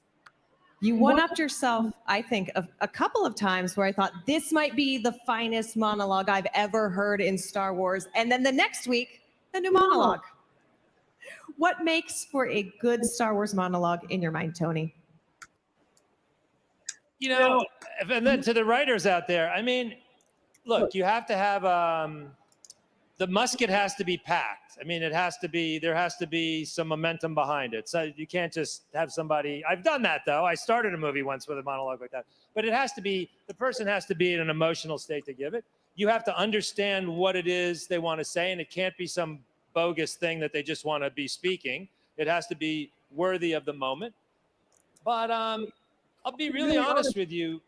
I've written a lot of them. I mean, we did Devil's Advocate, and I mean, I've written all kinds of. I've written a speech for the presidents and all kinds of things. They're not the most difficult thing to write, for me anyway. They're actually they're not transactional. It's really about the potency of the ideas and what's there. But there are much getting 8 people in a room that you're introducing for the first time that are speaking together, that are trying to tell you something important. That's really difficult. Writing the scenes for Cyril and Edie, those little micro scenes, you know, getting on the frequency to write Cyril and Edie is in many ways more complicated than writing Andy Serkis's big speech at the end. Because you know what he's got to say. At noon they drop. I mean, and the poetry. Mando. They're not. And you don't want to think of them as sporting events either. They have to be legit. You don't want to say, oh, I'm going to, let's get one in here. It's not like that. Yeah, put it in front of Stellan Skarsgård. It is legit. It helps to very have legit Stellan very Skarsgård. quickly. It helps to have Andy Serkis. Absolutely. That really gives you it helps to have Fiona Shaw. Fiona Shaw, It gives you a big leg up. When you mentioned Cyril Edie, who I love, I also couldn't help but think of Excuse me. Cassian and Marva, another mother-son duo from the show, and Fiona's amazing speech/monologue at the very end there in the final. Well, I episode. mean, that's like a gimme. You get to the point you go, oh my God, she's gonna die, and we have a hologram. And we did the hologram with Mads and Rogue. So there was like, oh, you know, these things are really powerful. And like, oh my God, if you could give your own eulogy, it's sort of everybody's fantasy, isn't it? Maybe not everybody's fantasy, but certainly not everybody's family's fantasy. To have your, yeah, Granny's gonna tell you what she really thinks now. But boy, talk about packing the musket. I mean, and the whole key to that speech is, there's one line, what'd she say? Oh, I remember when I came here when I was like 9 years old with my sister and we held hands all the way. And you get that line and you write that line and you go, oh man, that's everything. So she's been coming here her whole life. They do this all the time. Even when I'm saying it, it breaks my heart, you know? Yeah. And so if it breaks your own heart, then it's going to break somebody else's heart. It broke my heart. It broke my heart over and over and over again, and I just kept watching it anyway. Glutton for punishment. All right, I promised we would try to talk about season 2. So if we may, are we still excited about season 2? Yeah. They dropped that damn trailer. That show you made it's so gonna be far, a man. short Come on. talk, right? I mean, you're not gonna get us anything. You're not gonna get anything from us. Let's see. We've been tested. You have the really cool swag jacket, but I don't. you. And also the chair and the tools are really impressive. These You see the are these torture Oh, season 2 tools? Now we're just vamping a little They're bit. not I lawn think. chairs, I that's won't- for I sure. promise not to torture you. All right, go but ahead. You see the lawn chairs in the Mando episode? isn't that heavy though? I don't know, It man. is They heavy. were It kind is of to it, right? futuristic, at least. yes, it's not. And This is football not is not a now prop. canon in Star Wars. Well, This We is should probably definitely glue not that a down. prop. But anyway, yes. all right. I know you can't tell us much, spoilers and all that, but Diego, I'll start with you. What do you have in store for us for season 2? Okay. Well, I mean, it's simple. I just want to add something about the monologues. First of all, Sure. that I mean, the simple answer is that when Tony Gilroy writes them, something else happens, you know, and it's because of that. It's because he's writing from the heart. Like you don't write to break people's hearts. You write from the heart, and that breaks people's hearts, you know. So I think the monologues here are not about information. They're just about the soul, you know, of the characters, and it's the moment they almost say what you Candy already confirms know. the Lando And Calrissian having the series characters say it definitely establishes a still in the connection works. that is really strong. I mean, anyway, I wanted to say that. Sorry, but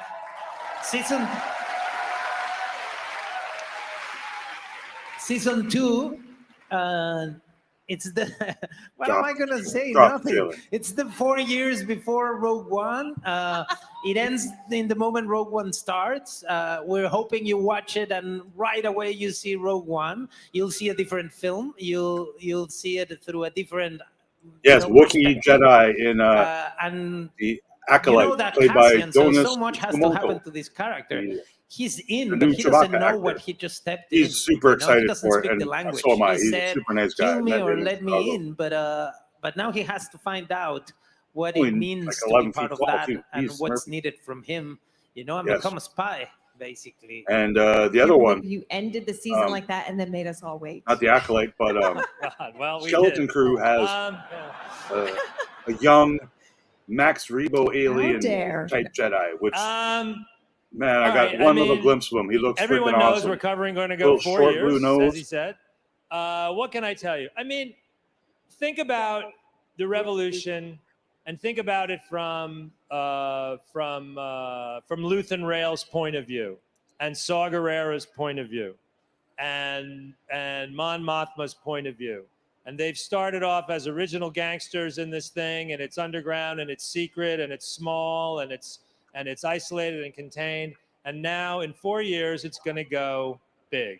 So think about any restaurant that you knew that started off as a coffee shop and turned. Think about any startup company. What happens? And things get very, very complicated. And if your stock and trade of your business is paranoia and secrecy and betrayal and heavy consequences, expanding your business is really difficult. And then think about it from the Imperial side. And they are getting very, very close to a very important energy project. People may have heard of it. It's an energy project. And so I guess that's not a surprise, but I think you'll see the wear and tear. You'll see all the stresses, all the heartbreak and all the triumph of the 20 or 30 people that we're carrying forward with Cassian at the center. You'll see those people stumble forward into a very complicated bit of chaos and history that we will pay attention to. So for the people that are here, you know, the people that are really care about canon and the people that are really, and this audience is just, you know, we're going to really try to, we're gonna work the calendar. There's events on our calendar, and you know what they are, some of them, and they're very important, and we will play those out. I will say one thing, because it is a moment of quiet and everybody's here. Like, this audience, not this audience, right? This is why we got to make the show. I mean, no, it's not, and it's not like, it's not a bullshit, like, I'm not, like seriously. Swear. I love it. When you leave, whatever else. More swearing, please. You are investors in our show in a way you don't even understand, because it's your passionate, insane loyalty that gave Disney the guts to gamble on something like this. If we don't have you, we can't play this hard. Play this hard, man. Good word, man. I love it. So I'm not telling you anything else. Oh, shut up. That's it. That's all right. Andor season 2, it's complicated.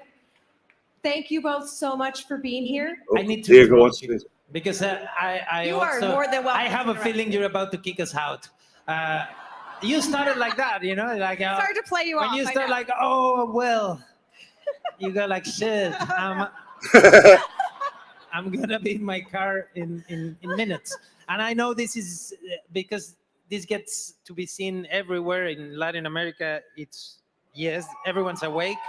So I'm just gonna send a quick message to everyone watching this from afar. Yes. Un saludo a todos en América Latina.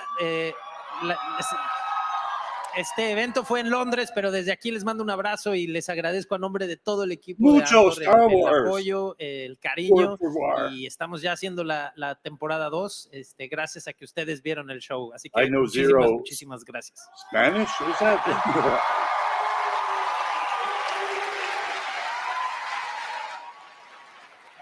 There's even Mexican flags here. What is this? I'm assuming everyone knows that Hasbro is back with the plastic packaging, as I predicted. You know, if it were up to me, we would just continue talking all day. And But cancel that unfortunately, junk it's man, not. everybody. Cancel Thank you him. both so much. Gracias for being here. I know you have a whole season of television to work on, so we are going to let you go. But Tony Gilroy and Diego Luna, everybody. Thank you so much. Thank you. More Star Wars Celebration live from London coming up in just a minute.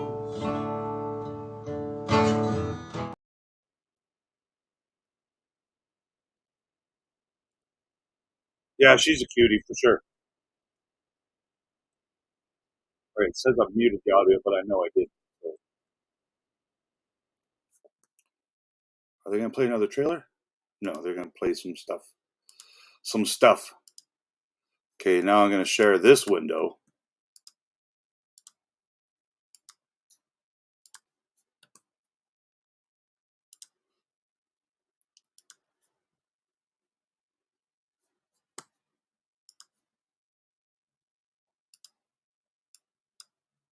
Let's go!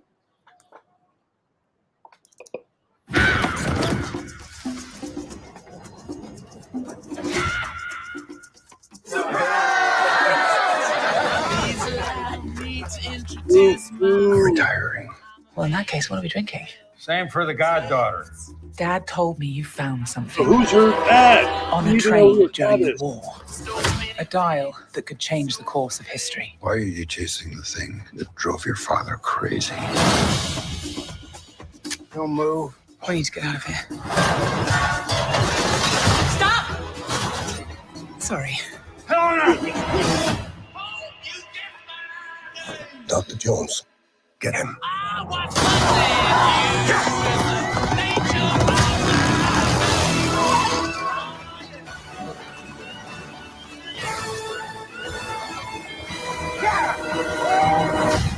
Hitler made mistakes, and with this, I will correct them all. You stole it. Then you stole it. And then I stole it. It's called capitalism. This way! Indiana, Seatbelt. There might be some turbulence. You've taken your chances, made your mistakes. And now a final triumph. Indy! Give him hell, Indiana Jones. Yeah. A few times in my life, I've seen things. I've been tortured with voodoo. Been shot 9 times, including once by your father. Oh, that's your dad. But I've been looking for this. Otherwise, why would they show him shooting it? It looks pretty badass, man. I'm quite excited for it.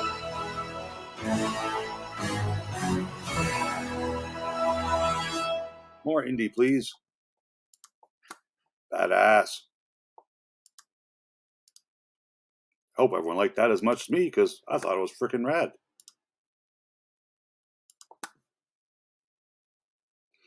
All right, got so many damn windows. Oh, there's a Catan.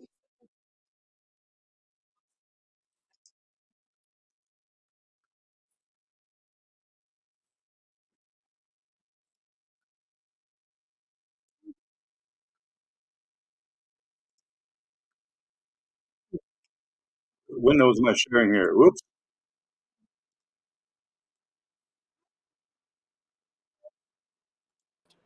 Is that better?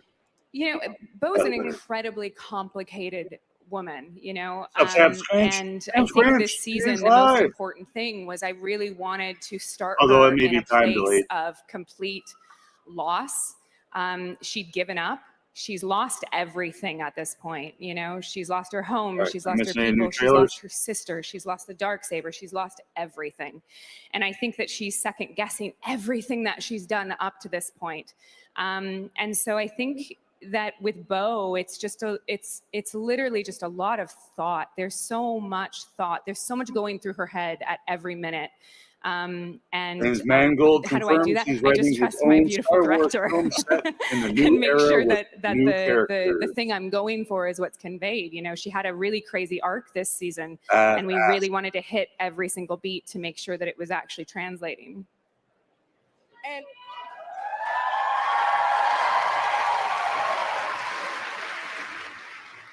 I'm gonna let the applause finish because I love seeing people get their flowers. Now, Rick, you started your Star Wars journey as a director, but now you parlayed that into executive producing the series as well. What's it like to now have a larger say in the direction of the series?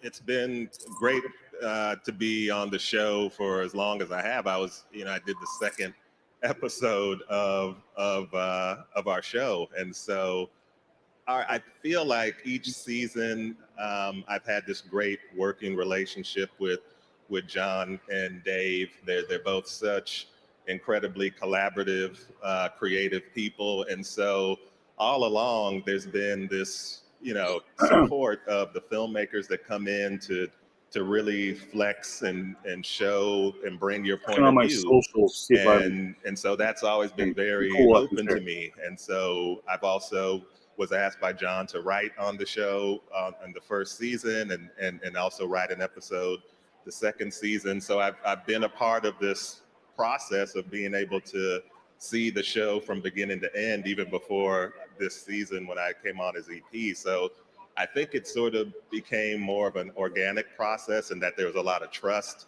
between us. And that's really, I think, where it came from. And so I'm excited to be a part of it. So.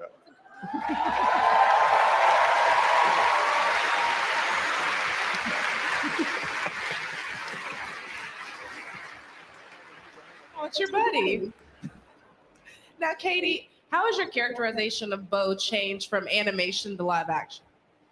Oh my gosh, so much. You know, when I'm in the sound booth, I can just do whatever I want. I can move my body and my face in a myriad of different ways, and I don't have to worry about it as long as my face is doing it or my voice is doing what it's supposed to do. And so it's almost it's so much easier. I say that the days I'm in my helmet are actually easier days because I don't have to think so much. You know, at that moment, it's just really just what is my body doing? Does it look right on camera? You know, big movements are usually better because it doesn't, you know, your head doesn't really convey that much unless you're moving it a ton. And so in the booth, I just basically trusted Dave. So, you know, it was much, much easier. And I don't know about y'all, but my face moves a lot. So the hardest thing for me to do is actually sit still and like be as still as Bo, because in my head, I'm like, I'm on freaking Star Wars. This is crazy. Well, you can say, you don't have to say frickin', you can say frack. Yeah, but she just What the looks cool frack? all the time. I'm not that cool. Come on, Apollo. You or are Starbucks, Katie whoever you are. Sackhoff. You are very cool.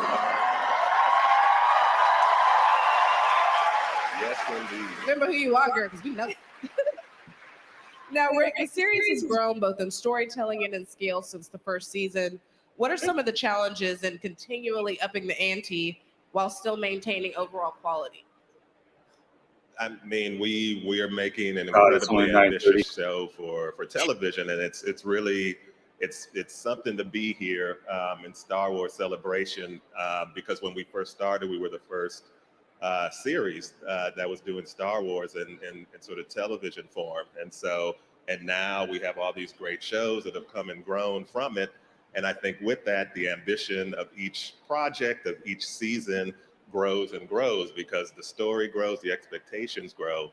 But I think at the end of it, it's always been about this core relationship with Din Djarin and Grogu.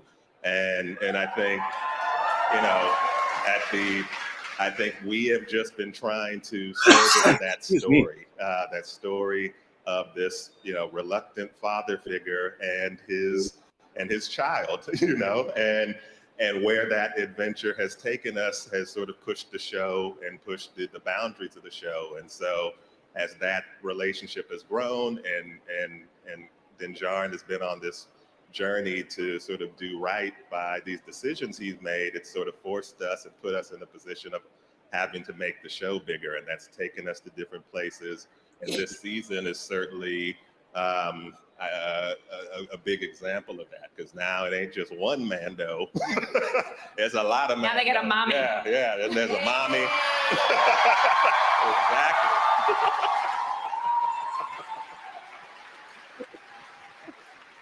So we're gonna do this again. If Mando Mommy is not trending by the time we get off this stage, then we got problems. Now, Rick, I have another question. Being a fan of Star Wars, what's it been like for you to be able to help create new stories and characters for a whole new generation of fans? I mean, wow is all I could say. I mean, the first film I saw in the movie theater was Star Wars. That was my introduction into movies and to cinema, was through George Lucas's world. And I'm sure many people who are in this building can say the same thing, right? And so, you know, so I was sitting there as a kid with stories in my head and playing with my action figures and toys, and every Halloween dressing up, you know, and I had no idea that many, many years later, all that great research I was doing would come into me being a part of telling Star Wars stories. So it's been an amazing journey for me, you know? And like Katie said, I think every day we walk on set and we see the amazing work from the incredible, talented magicians that help put the show together, whether it's the costume designers or the set people who build the sets. And you look at this world and you say, holy, I'm in Star Wars, right? You go, it's streaming, right? I can Where? streaming, you can. Yeah, you can. Holy shit, I'm in Star Yeah. Wars.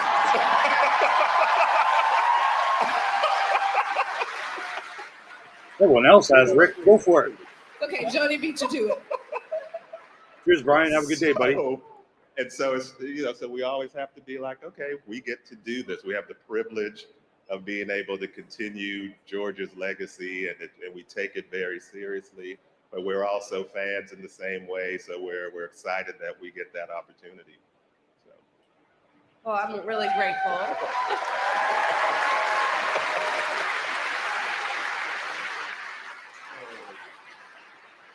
It's been an absolute honor to sit here and talk with both of you and to hear about playing in that great sandbox known as Star Wars. Exactly. But at first, It's do you a guys toy have box, anything else you'd not a like to say sandbox. to, Come I don't on. know, the fans here and at home?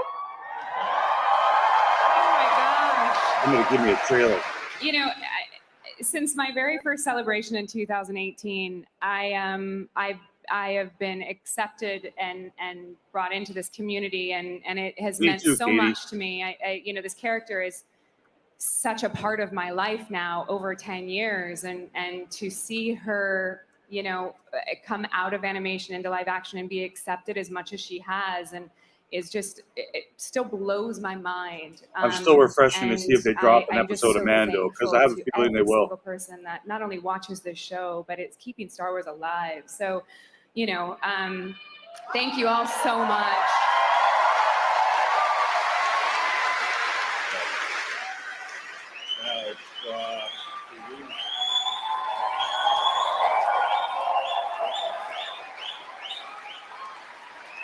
Well, thank you all.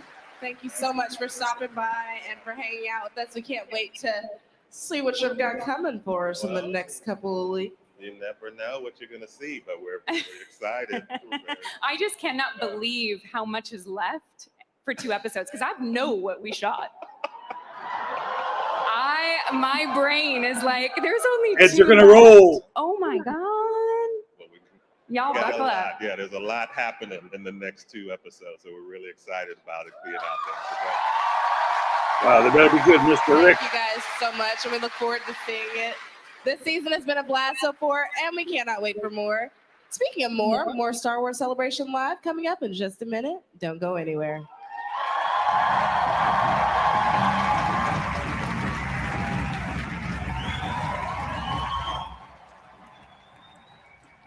All right, let's see if they announce on Twitter who's next.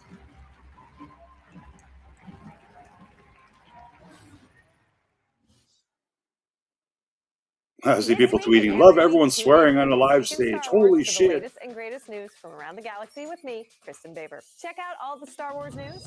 A new trailer for The Mandalorian Season 3 arrived on Monday night, filled with a slew of Mandalorian warriors. And holy Hutch, Jackson's back. Exclusive reveals, Star Wars has joined You like to TikTok. drop Sorry, things in the is that background our here public sometime. road? Special guests. Such beautiful acting that I can't believe it's Michelle. You haven't watched the show. It's really good. This is a different kind of interview than Oh, I can't believe they gave Filoni a movie and not Favreau, man. Favreau created the MCU. Like, give that guy a fucking movie, man. This is in Pennsylvania. Oh, it's so good. Now, if that Ahsoka trailer is anything similar to a kind of movie Filoni would make, I am not impressed. I'm going to say that because he's never made a movie before.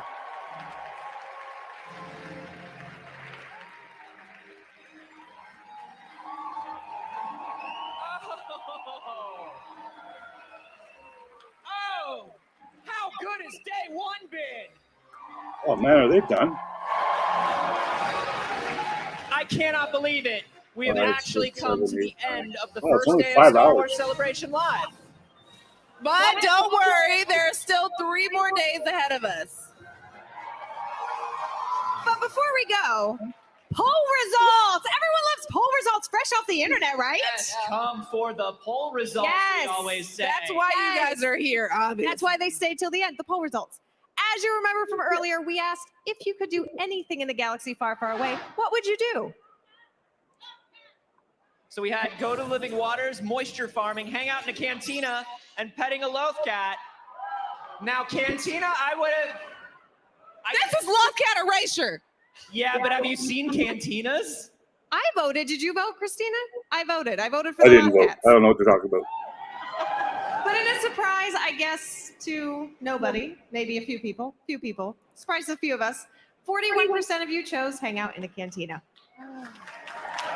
Petting a loft cat, not far behind. 37% of the vote. As for living waters and moisture farming, not too popular, 17% and 5% respectively. I want to talk to everybody who voted for moisture farming. I want to talk to everyone who decided the one thing they want to do in Star Wars is moisture farming. No, it's relaxing. It's a means to an end. Ultimately, moisture farming, like they could end up saving the galaxy. You don't know. That's true. Right. You need moisture, It happened Anthony. once. You need hydration. I do need to hydrate. What if there was a drought? All right. We'll have another poll for you tomorrow morning on Twitter at Star Wars. So get some sleep before you vote. And as sad as we are to say goodbye today, we have lots more to come after a good night's rest. Yes, exactly. We'll be back here tomorrow with even more guests, more panels, live as it happens. Thank you so much for watching today. We'll see you tomorrow from Star Wars Celebration Live, presented by Star Wars Jedi Survivor. May the Force be with you! The Force, eh?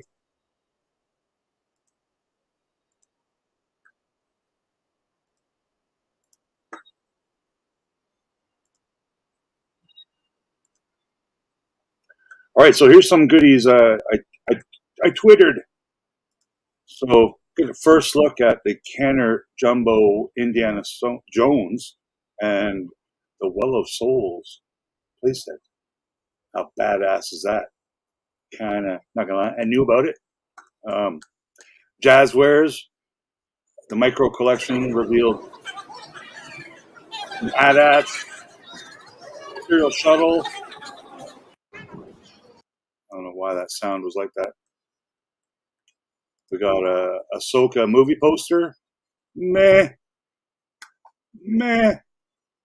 Tattoo's crooked, so whoever approved this, that shit should be pretty straight on her head. I am got Indiana Jones poster.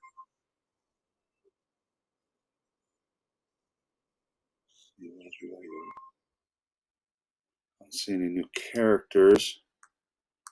What else we got? Gentle Giant also showed off Max Rebo band. Bad ass. And then, oh, look, it's Boba and Ahsoka, designed by yours truly. So very cool to see them on display. I hope to see some up-close pictures. But revealed today, we got 8D8 Torture Droid, Lando Skiff Guard, and Ralph McQuarrie concept Han Solo down at the bottom here. So very cool to see Gentle Giant revealing some new items. I believe this Gamorrean Gust and Emperor are new reveals as well. All right,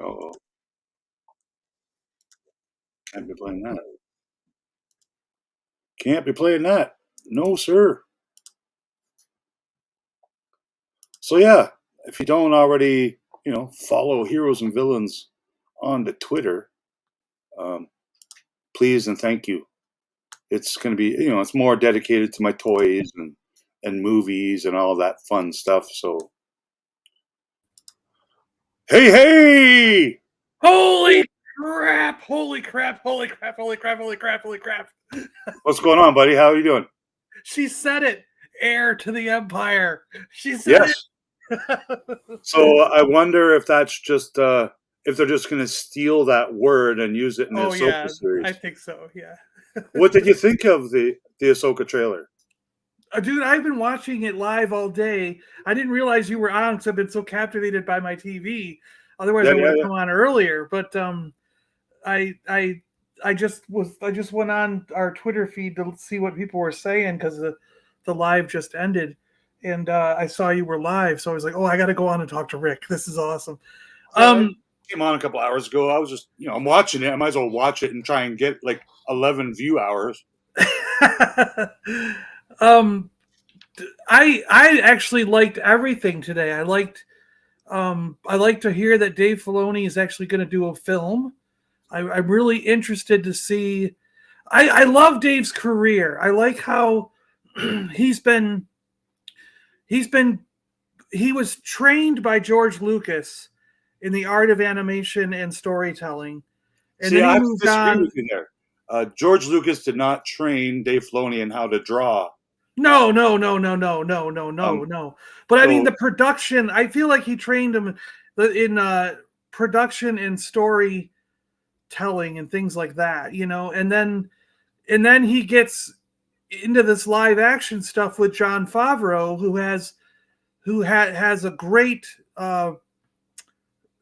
run at making films himself. And I feel like Dave put himself in that position to where he could learn from someone who's already really good at it, and now has his chance to do a live action film. You know what I mean? I do know what you mean, but here's where I think I don't want to see Dave Filoni make a fucking movie. I really don't. No, dude, he's a cartoonist, is what he is. He's actually he's a skilled drawer with a pencil. That's what his trade and skill is.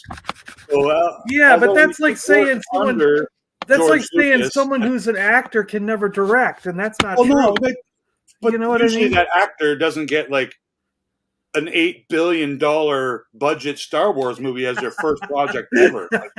True. As your first film, yeah, that's true. Mandalorian was heavily influenced by Dave Filoni, and it will go down as probably the worst episode of Mandalorian in the 3 seasons it's had. It was. I enjoyed it, but it was I totally my disagree. least favorite episode because it added nothing to the story. Except I totally disagree. I think it did. I thought it was... Jablinski is now canon in Star Wars. Like, come on, man! Like, I didn't even know who that was until I had no idea. I had no idea who that even was until this episode. Seriously, you don't know who Jack Black is? I've never seen that person before in my life. You've never seen Jack Black before? Well, I've seen Jack Black, yeah, but so, I didn't know about this other character, or whoever that is. I knew nothing about it. Well, because it didn't exist before Wednesday. But yeah, I don't know, man. It's cool, but I thought nothing of that. Right out of Star Wars. It's not like they were in the whole episode. It was as like soon as they walked into that room and I heard Jack Black's voice, I'm like, "Are you gotta be fucking kidding me, man? Really?" And he's as himself. Like, that's what Jack Black looks like when he wakes up on Monday. Literally, he looks the exact same. I love Jack Black. I'm a huge Jack Black fan, but I don't know, man. It's like, and I'm not all a these Jack Black actors fan. are pulling in all these favors with Jon Favreau to get in a Star Wars movie. So, the Ladies Man last week took me right out of Star Wars. So the Saturday Night Live comedic actor, I don't know, man. If it's just took me out. Like, it's cool to have these cameos by these Love Boat appearance actors, but I mean, I don't know, man. Like, and what I was saying a little bit earlier about the Ahsoka trailer, it's cool. I got to watch it. I watched it probably 5 or 6 times now, but it looks like it's all made on a freaking stagecraft. And I don't know, man. It looked fan made to me. Like I think I know people on YouTube that could have done better with what we saw. I didn't like the look of Hera. I didn't like the look of Sabine. No, they looked like, I don't know, man. They looked poor and they sounded poor. And the effects were poor, and I don't know. To me, it was all good Star Wars all day long, and I loved every bit of it. I personally, I don't like Jack Black. I almost hate the guy. I'm not a fan of him at all. And him being in Star Wars doing that role didn't affect me one bit. I was like, this is Star Wars. It's fine. And it's not like they were in the whole episode. They were only in it for like 5 minutes, maybe. We will never see them again. No. So, which is fine. I'm also really disappointed with the role Doc Brown played. Yeah, that I knew would get a lot of people. I knew that, and that even got me. I was like, why would you put it again though? Because I don't know. He seemed to have a little bit more of an important kind of role in the plot that was last week's episode. But I don't know, man. Like, to drop all 3 of those un-Star Warsy cameos with Jack Black, Lizzo, and Doc Brown, and then the week before the Ladies Man, like, it just I don't even know who it was not Star Wars, man. They should have all had Hammerhead masks on or something, because it would have been so much better. Like, be the voice of Babu Frick or something, like. But to be actual Jack Black, like what he looks like when he gets out of the shower, like, I don't know, man. I enjoyed the episode. To me it was building. To me, that whole episode was just building the Mandalorian cause, and I looked at it as this is all what has to be done to get. And I was still, while watching the episode, I was still determining, either to get Bo-Katan in charge, or by the end something's going to happen where everyone sees the Mandalorian in charge. But some way they were going to have to get that group back into the fold and get that fleet back into the fold. So the whole episode to me was just a means to an ends to get the Mandalorian people and that fleet back into the fold and into the group.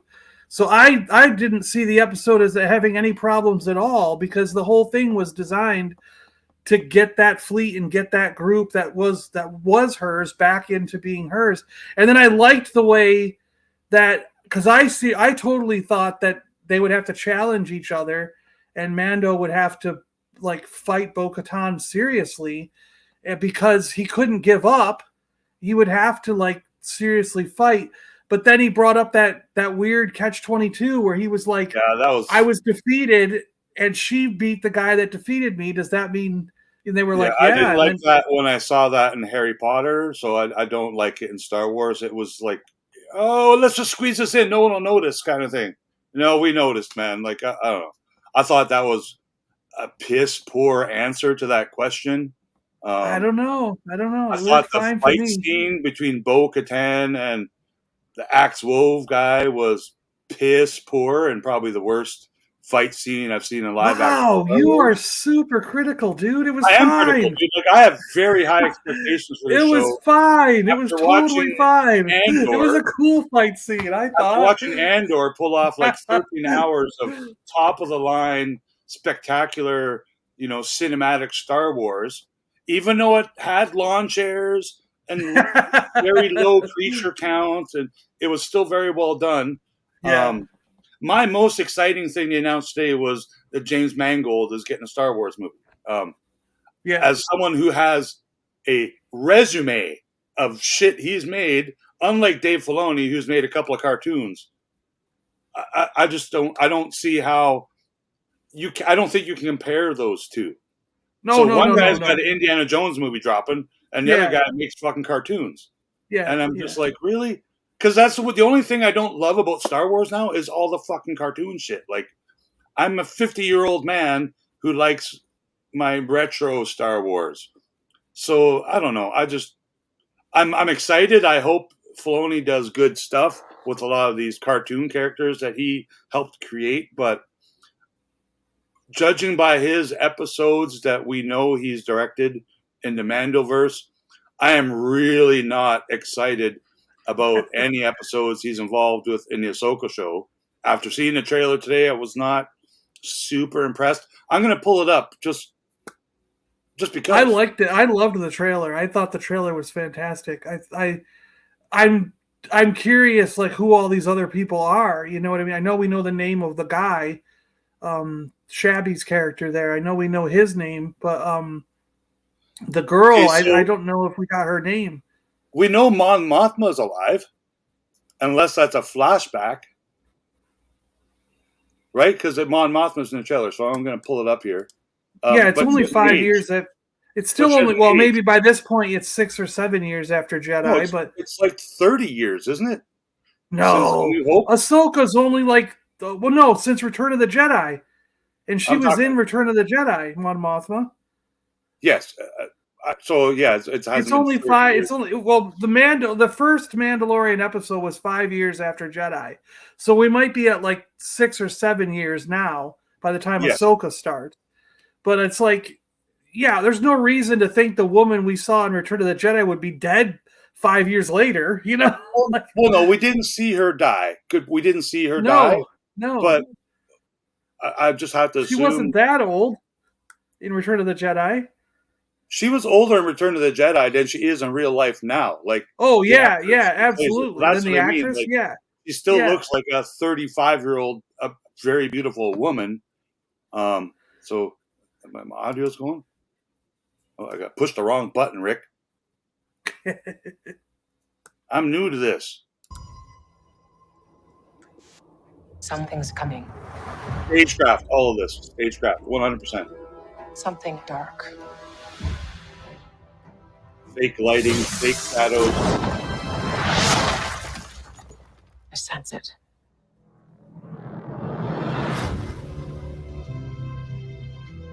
This is a new beginning. For some, war. Okay, so just because I want to break this down a little bit. How does she fit all that fucking hair in her helmet? Did she have long hair in the cartoons? No, or she did she never have did. short hair? Like, Yeah.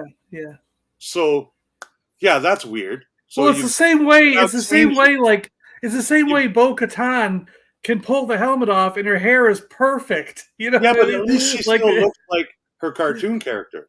uh, You know what I mean? She still looks like that character. yeah, but This does not look in any way like that cartoon character. And also, if you remember that Ahsoka sneak peek trailer that we never got to see that was shown at Celebration last year, Sabine had short hair because they showed her from the back. She had short purple hair. So how her Maybe hair she has cuts it. grown 11 inches, I in no time, I don't get maybe she that. cuts it. She's going around right now not wearing the helmet, and here she is contemplating.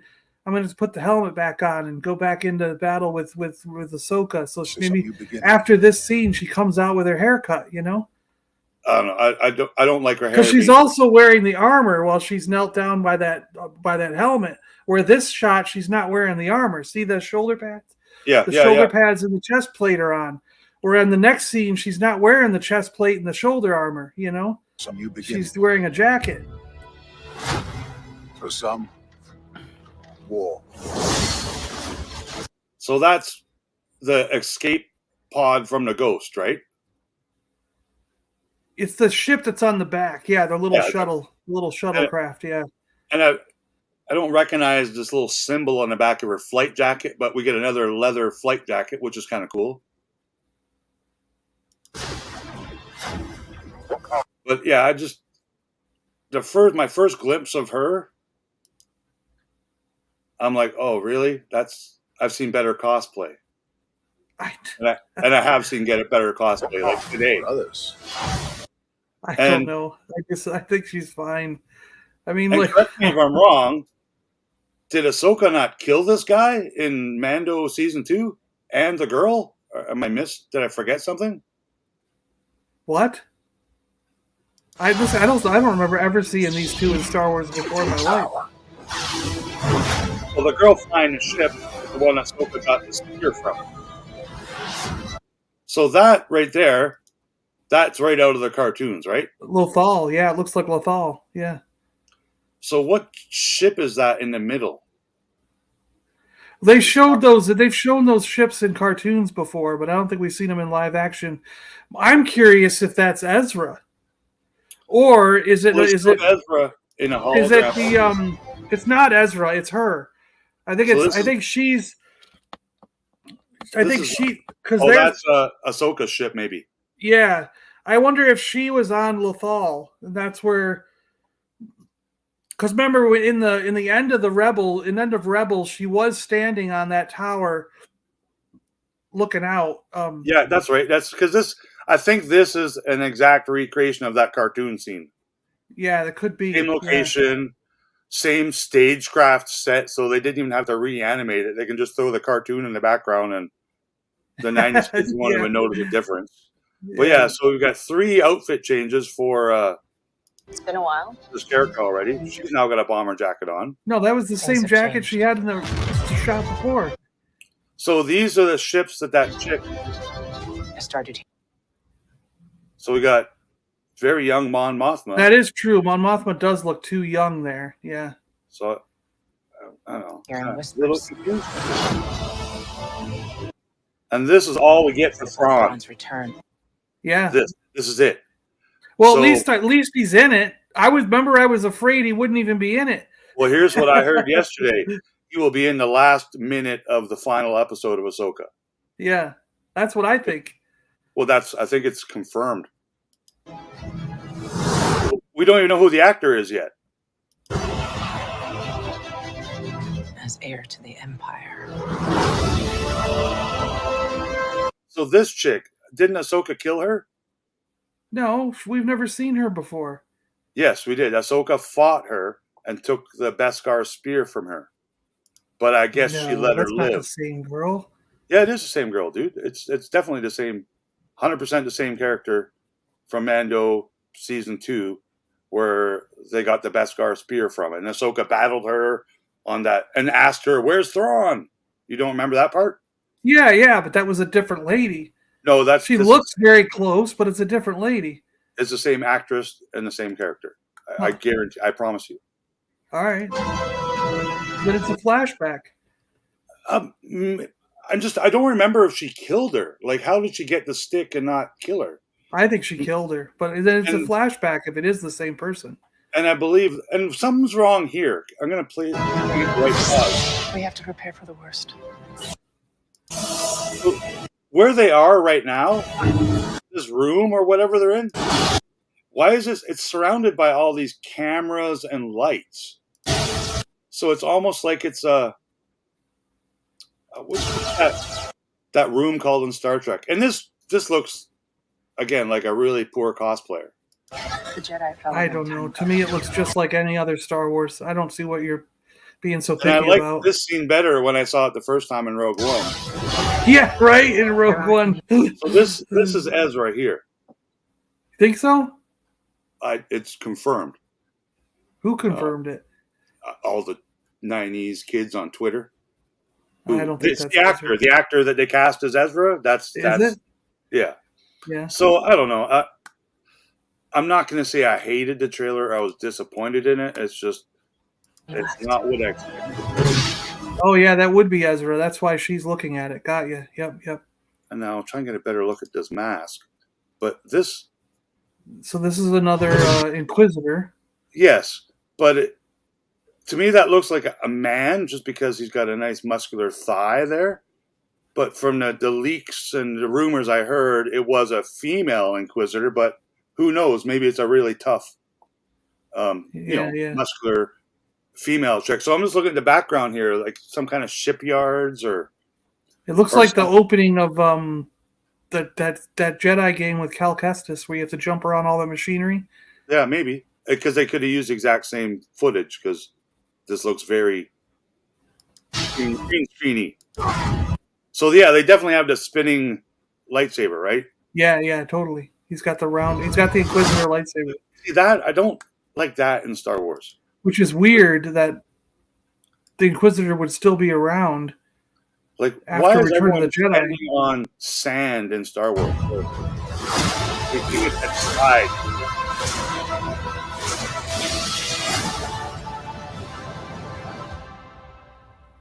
Perhaps it is time to begin again. Those droids were in the Old Republic game.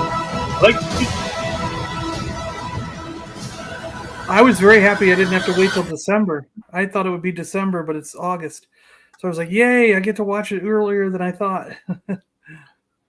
Yeah, now I just got to take Disney Plus again because right now people are watching the latest episode of Mandalorian at Celebration, chapter 23.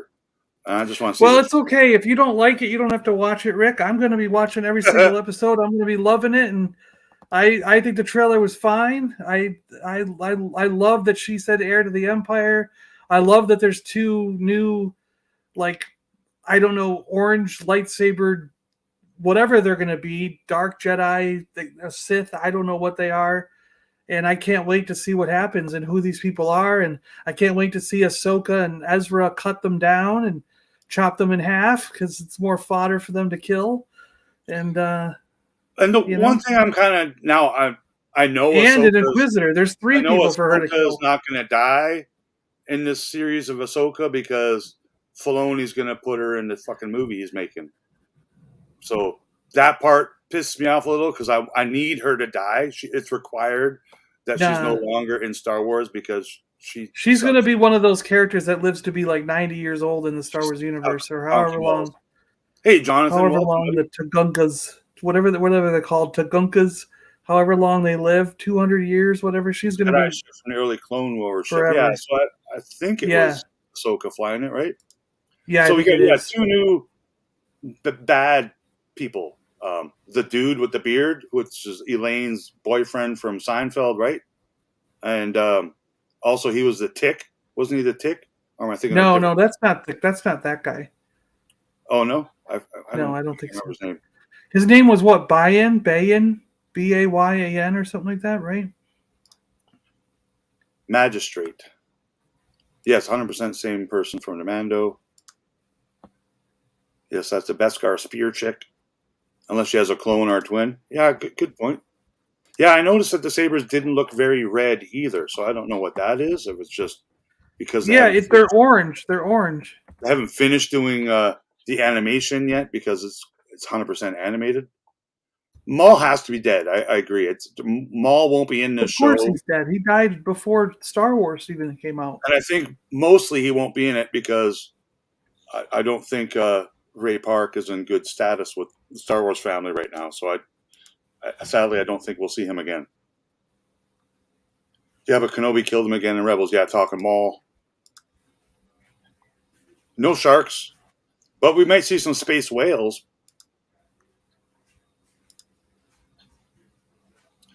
Yeah, he's going to try, man. But I will make my own fan fiction Star Wars, and everyone will get a chance to kill Ahsoka. Everyone. Yeah, it was cool. Like I like the indie trailer a lot more.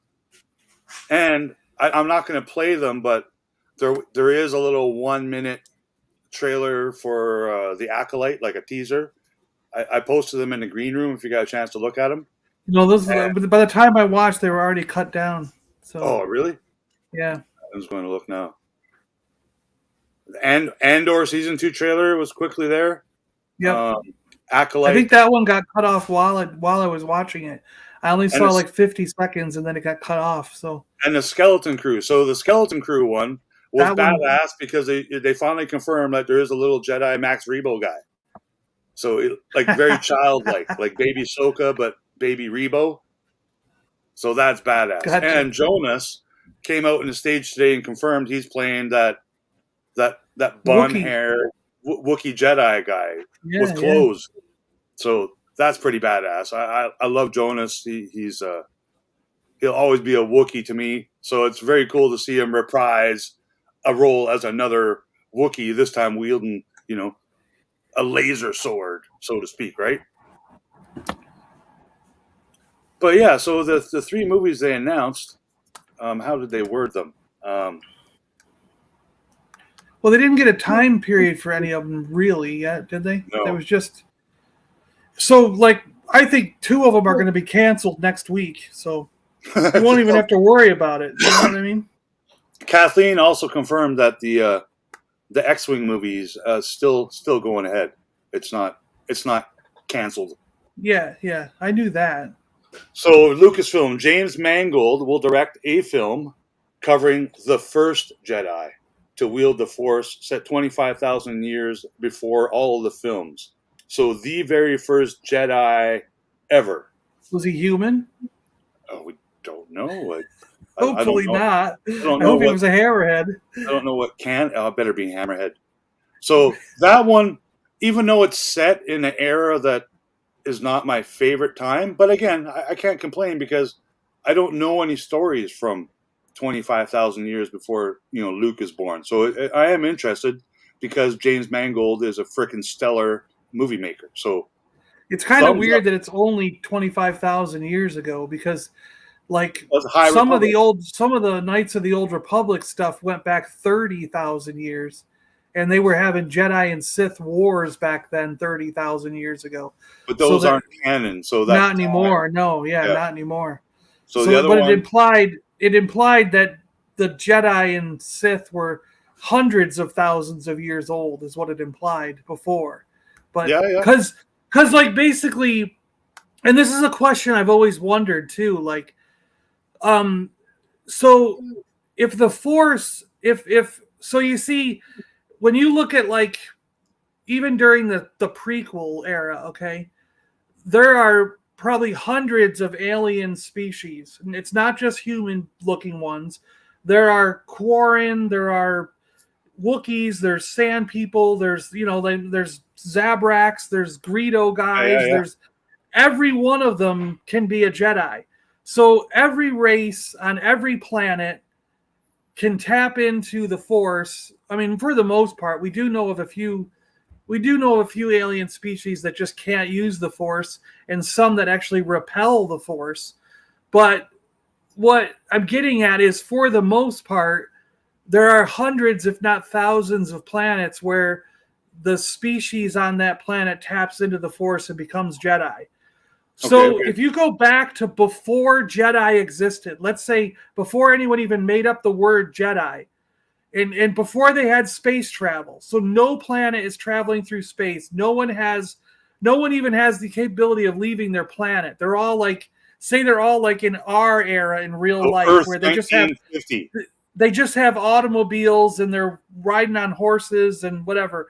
You know what I mean? They can't leave their planet. But they would still be able to tap into the Force, wouldn't they? Like, imagine if the Force was in our galaxy, every planet would tap into the Force. Like, I would use the Force to sow crops and to churn butter and to cook my pasta over there. You know what I mean? Like, you would use the Force to do everyday activities that are, you know what I mean? So, like croquet in the latest episode of Mando. Or do whatever, That was so fucking stupid, man. That was the stupidest part of the whole episode. In Harry Potter. Man, that just come on. Man. And they were playing on AstroTurf. So the AstroTurf is canon in Star Wars. So is Mandalorians playing catch with a football. Like, now they have football. Like, I'm cool with that. I'll football in Star Wars. As a football, everyone's going to figure out how to throw a ball around, Rick. Come on. Yeah, you mean to tell me that you think that if people have hands and they have a ball, they're never going to learn how to throw it from one person to another? I mean, come on. So, Star Wars addict. I don't know if are you secretly Doomcock? Is this Doomcock in my chat? He says best part is the last time we have to see Kathleen on stage. That is 199% incorrect. No, that's why there's a film about Rey, is because Kathleen really wanted to push she that. Is the president of Lucasfilm, and she will retire as the president of Lucasfilm, and it'll probably be after I pass away. I'm being straight up. She will retire as president of Lucas. She's not going anywhere. So how old is she right now? I don't even know how old she is. 29. No way. She worked on the old Indiana Jones movies and stuff. Don't give me that. Younger than 60. She's not that old. Like, no, she's 69 years old. 69. Yeah. She's been around like since day one. So 70. Yeah. She's gonna be 70 in June. Yeah, she's gonna retire soon. She'll retire after the Rey film is coming out. Yeah, good point. Yeah, it'll be after. That's her baby. That's why this Rey film exists. That's her baby. She's like, Indiana Jones is her baby too, right? She said she wants to prove that we will enjoy a sequel film before she leaves office. She wants to prove that the sequels are a viable time frame to work in. That's why Rey's coming back, and you know what I mean? It's all Kathleen on that one. With this here, Dave Filoni will, with 3 L's, direct a film set in the Mandoverse, which links the current Disney Plus series together. Yeah, this is cool. So that's going to be the end. Favreau is being robbed right now. Like right now, it's like Filoni went into Favreau's pockets and took his balls. So I don't think Filoni deserves a movie unless it's animated. And I really think Favreau, who created the MCU in Iron Man 1 and made Marvel and Disney, now Disney, billions and billions of American dollars in all those Marvel Universe movies. It's like they slapped him in the face. You stick with the TV shows and the green screen, and we'll give Filoni a movie. Like, I don't know. I don't. You really don't think that Jon Favreau will be executive producer of that film? Yeah, but that means he's not writing it. He's not directing it, much like he wrote all the Mandoverse. So now they collaborate. Jon Favreau is the writer of this. That's what I think is going to happen. I hope so. I think it's going to be Dave and John writing it, executive producing it, and then Dave will be just the one directing it. They should have put Favreau's name in the panel then, because he wasn't even there at the panel. And then Charmin Obaid Chinoy will direct a film featuring Rey rebuilding the Jedi Order 15 years after the rise of Skywalker and defending it against who wish to tear it down. So we don't know who the baddies will be. Yeah. Well, remember I said that 2 weeks ago when I was talking to you? I woke up that one morning and I saw Daisy Ridley post that post on social media saying, I'm returning to Star Wars. And then like later that day, the post was taken down. They made her delete it, you know? Oh, what was the post? Daisy Ridley posted on her social media, I'm returning to Star Wars. Yay. When? I talked about it last week. It was like 2 or 3 weeks ago that she posted it, and it got taken down like within hours. So that's how I knew it was true, because they made her remove it. It's weird that no one has a screen capture. We talked about it on a stream. Something that was on the internet. If it wasn't your stream, we've it was all one of my known she's been streams. coming back. All the rumors have been pointing to that. Like, as far as I know, all of those actors, Daisy Ridley, John Boyega, and Oscar Isaac, Jonas, are under contract. Yeah, to they do are. more Star Wars content, so they're not going anywhere. En route to your mouth, from your mouth to your arse. Talk about me. Jonathan, Rick, the baddies will be the majority of the fan base when it comes to the Rey movie. Yeah. Yeah, that sounds like, you know what? Because we know, Favreau and Filoni, they're trying to answer some little questions in the Mandoverse that tie to, those sequels that are, kind of divided some of the fan base. So it's interesting now that we got the Dave Filoni movie, which is again based in the Mandoverse, but also that's going to be the end of that. Also going to tie and lead to the Rey movie, right? So we don't know which order those movies will come out between Magnagold and Filoni and the third person, but it's like the beginning of Star Wars, the current Mandoverse of Star Wars, and then the after, the 15 years or the after Return of the Jedi story. So we got 3 completely different timelines, which is pretty cool. Like I'm all for that. And then we got all that space in between now, which is, the original trilogy, the prequels and the sequels, and their own spots to fill. So see what really gets me is they haven't tested the waters. Like it's as sad as it's going to be. I have a feeling that the Rey movie will move forward. The Dave Filoni movie will move forward. The Dave Filoni one, especially because that's the end of this. What's going to happen is, like I said before, you're going to have the characters from The Mandalorian, the characters from Ahsoka, and all this stuff's going to come together where this group of good guys, Ezra, Ahsoka, Sabine, Hera, Luke Skywalker, Grogu, the Mandalorian, Bo-Katan, and all the Mandos have to get together in one big group, just like Marvel's Endgame and all that. And there's going to be a huge fight in this movie against Grand Moff Gideon, Thrawn, these 2 dark Jedi things we see, because she's only going to kill the as much as I want her to kill all of them, she's only going to kill the Inquisitor one. The other 2, the girl and the guy, are going to live, so that you have this huge group of bad guys versus this huge group of good guys in the movie, and it's all going to end in that movie in this big thing, Going back to the sequels era will cost Disney a fortune in merch sales. No one wants it. I don't know, man. I think they made some good money selling toys of Rey and Finn. And are these 6-inch? No, these are Gentle Giant jumbos. Oh. So a couple pictures sent to me from Blue Harvest, including this one. So I don't see the organ. I'm assuming the organ's coming. I did not work on that, but no. So that's too bad. You need more work, Rick. Oh, I did work. That it might not be revealed yet, but I'm trying to show something that was revealed today. Ooh, look at that. Yeah. That's a statue, but you can see right below that statue, there's Jumbo. He's got the dark saber. Mark met the Emperor himself. Yeah.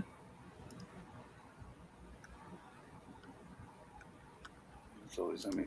But yeah, so Jumbo, get off there, stop sharing screen. Jumbo reveals that from Gentle Giant today, they showed off the Boba Fett that I worked on and the Ahsoka that I worked on. So those are supposed to start shipping, I think, in the next month or so. Did you put an Easter egg of her death in the artwork for Ahsoka? No, I wrote my name. No, I didn't write my name. Yeah, secretly her head comes off. Yeah. I thought you could fit something cleverly in there, like they revealed kill her now. Prototype of the Max Rebo band, which is badass. The Indiana Jones and I believe it's the Well of Souls playset. Jumbo 12-inch. Working on something. What was the other thing? They showed 000, the Kenner Sand Trooper, and they also showed off 8D8 Torture Droid. So that's pretty cool. See cool. more, lots more of these jumbos coming to make all the people happy. Yeah, jumbos. Gentle Giants typically they're $80 US. Yeah, but when they start out, yeah. A 3-pack like that, it'll be more.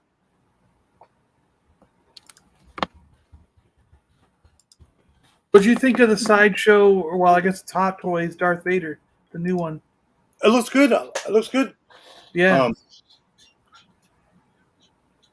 I like they did an Empire Strikes Back one with him, and then they did Boba Fett and a bunch of characters from Empire Strikes Back in the cool box, right? The retro looking box. So it's neat to see them release the C-3PO with removable eye and the little monkey lizard. I want just the monkey lizard though. I don't want. Yeah, but you get a big $400. It's him for like $50. And and the Darth Vader removable helmet, which is of course badass. That Jedi chick with the orange hair from the Ahsoka trailer was blonde, so that 100 means it's Omega. Oh, orange. Oh, so that the Sith chick. Interesting. I haven't seen that trailer more than twice, so I can't make Omega theories yet.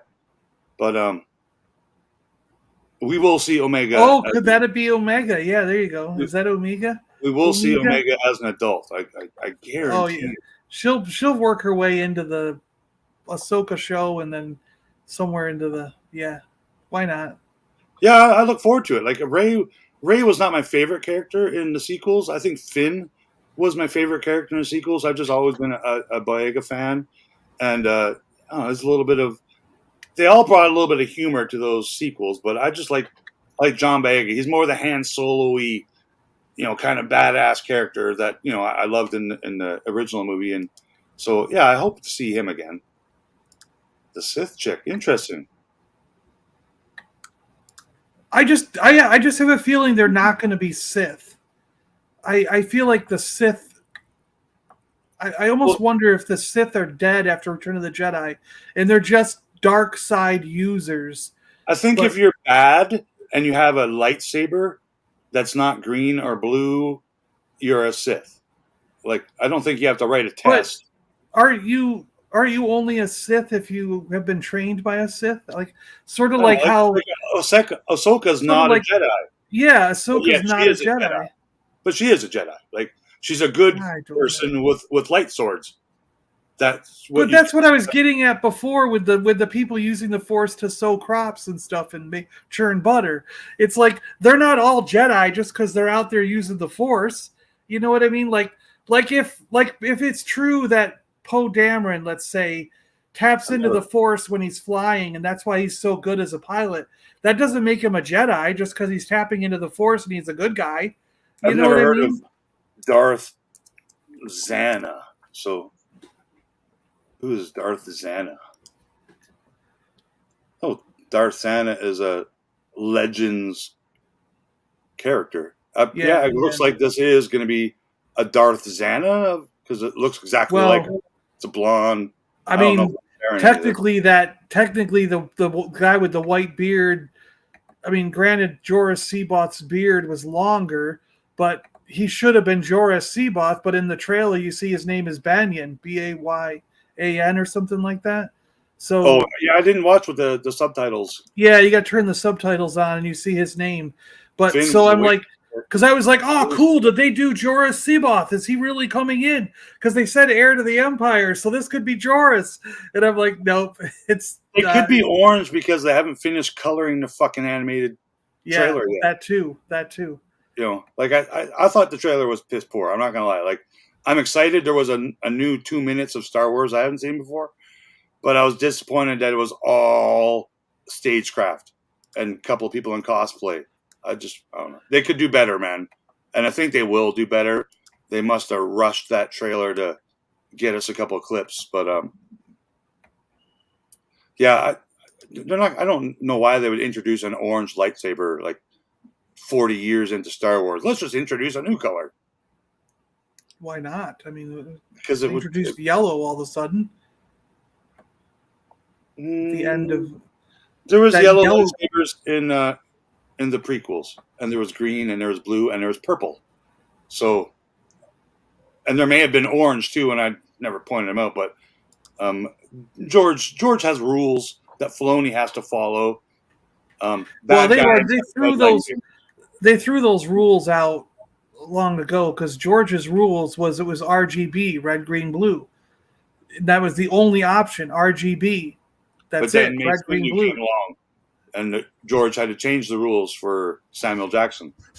Yes, right, he did. How many times have we heard that excuse for MCU shows and trailers? Oh, dude, you're wholly wrong there, Jonathan. Like, there was Avengers trailers where they showed Hulk in scenes, and Hulk was not even in those scenes. Yeah, they showed trailers where Hulk wasn't in the scenes, and he was actually in the scenes as a Hulk. There was one. There's actually one where in the trailer Thor isn't in it, but then in the when you saw the theater version, Thor's in the scene. You know, and stuff with Hulk. Yeah, there was Hulk being there, not there. Yeah, that stuff. Yeah. So they've had differences in the Marvel trailers a lot. Yeah. I follow a couple guys on Twitter that their job is to make these trailers. Like, it's for like everyone, not just for Disney, but for Paramount or Universal. Like, they hire a lot of the same editors, I guess that's their title, to make these trailers and time it with certain music, and because they're hype trained people, right? They know what they're doing. I'm excited for more Mando content, like armor and such. Yeah, me too. Like, the last 2 episodes are produced by Rick Fujiyama. I don't know if I said that right, but Rick. Let's just call him Rick. And him and Bo-Katan were on the stage talking about it. They didn't give no spoilers, but I think we did confirm that Rick is the director of these final 2 episodes, which someone is watching right now at Celebration. They dropped one of them. Yeah. So to me, that means it better be on Disney Plus at some point today, because I want to watch it, man.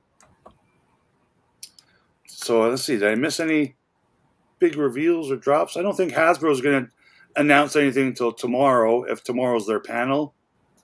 I know they showed off a couple of the Black Cranston figure and a couple of the new VTC figures. Yeah, Ezra Bridger on that hologram.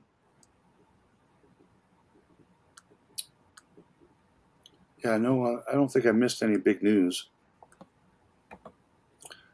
So they got the running of the prisoners now instead of the running of the wheelbarrow hoods. I thought that was pretty cool. They're all running around Celebration going, one way out, one way out. I saw that, yeah. That's badass. That was fun. I thought orange was a canon color, or is it just in the games? See, I don't know the games. The games are all those other colors originally were just in the games, but they've become canon through the years, yeah. That's partly true. I don't know. Because the series is not finished being filmed yet, they could change certain aspects of that. Like, some of these scenes that we saw in the trailer today could have been filmed, during Mando, season 1 or season 2, like using the same stagecraft. Mando goes for lunch, and then Rosario comes in to film, you know, a scene behind some trees because it's just you just change the picture behind them. There's no set. Trees. But they talked about the Acolyte and the actors on the stage. There's no stagecraft for the Acolyte show. None was used. Mangold confirmed too that in Indiana Jones, 0 stagecraft was used. It's all sets. So, which is what I want to see. Nobody came out. Filoni didn't come out and say Ahsoka is no stagecraft is used, because it's 100% stagecraft. Oh, it's all in the volume. You could tell that from the first shot. Yeah. So he can basically make that from home. What's going on, Shabby? How's ShabbyCon going? Yes, no more windows, but we kind of knew that was coming. Like, I'm not saying I know stuff, but I knew stuff last year. I knew that it wasn't going to last. I don't know what the reason was, why they switched packaging, but now all those figures you have with no windows, I don't think they're going to go up in value if you're thinking of being a scalper and no. reselling toys. No way. No, it doesn't matter at all. No. I pre-ordered Cranston yesterday from GameStop, and you know Amazon. what? I had. You know what would be interesting is if they,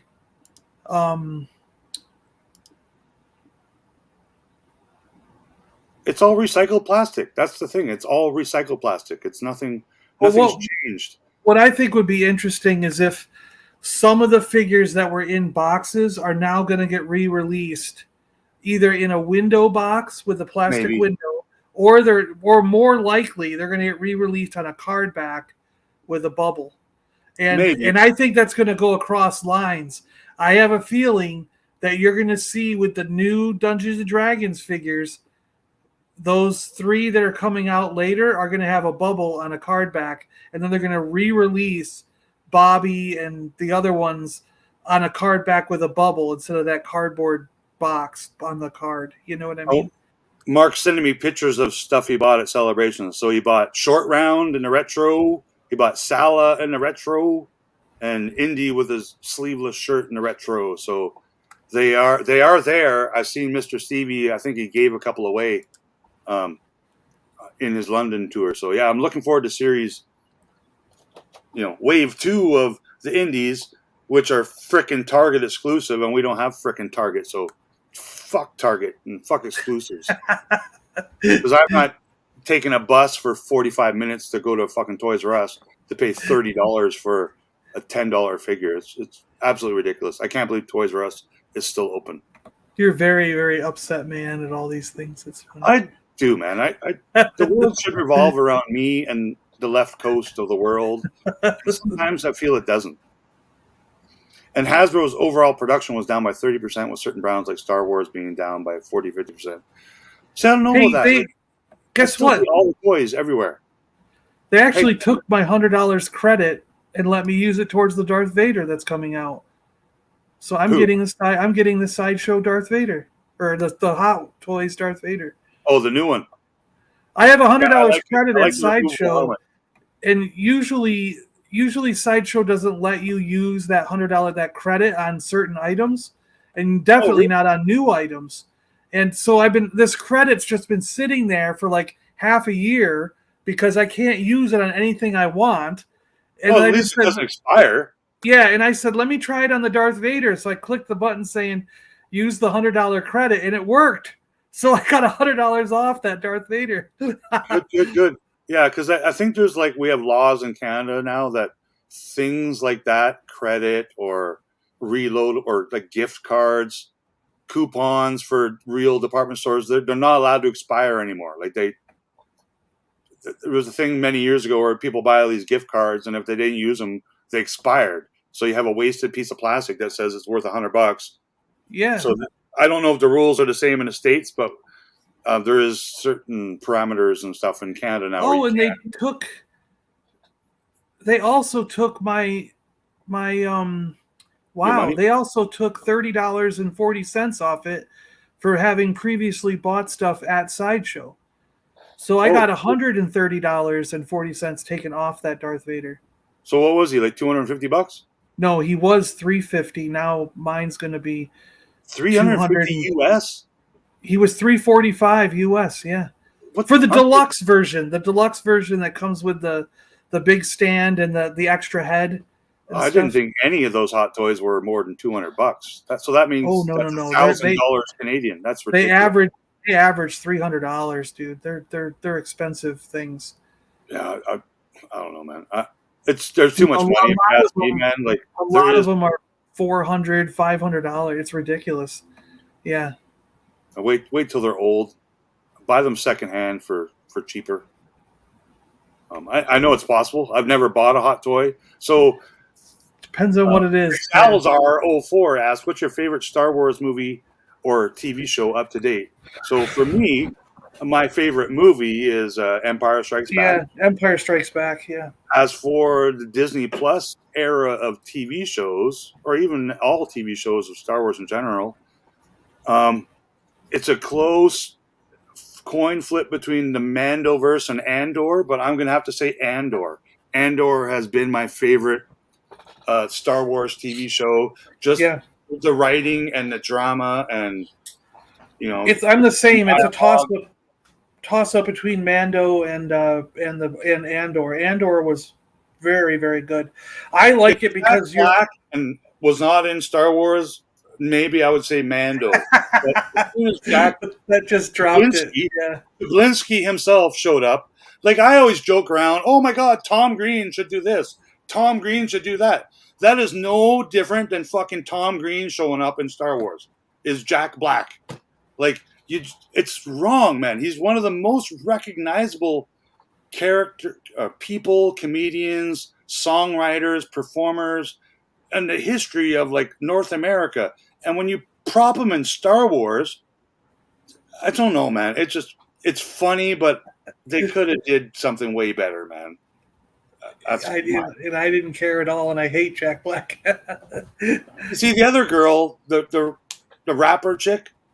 Now, is that the same chick who had the song "Wet Ass Pussy"? WAP. I don't know. I've never seen her before in my life, so I don't know. Well, she's hard to miss.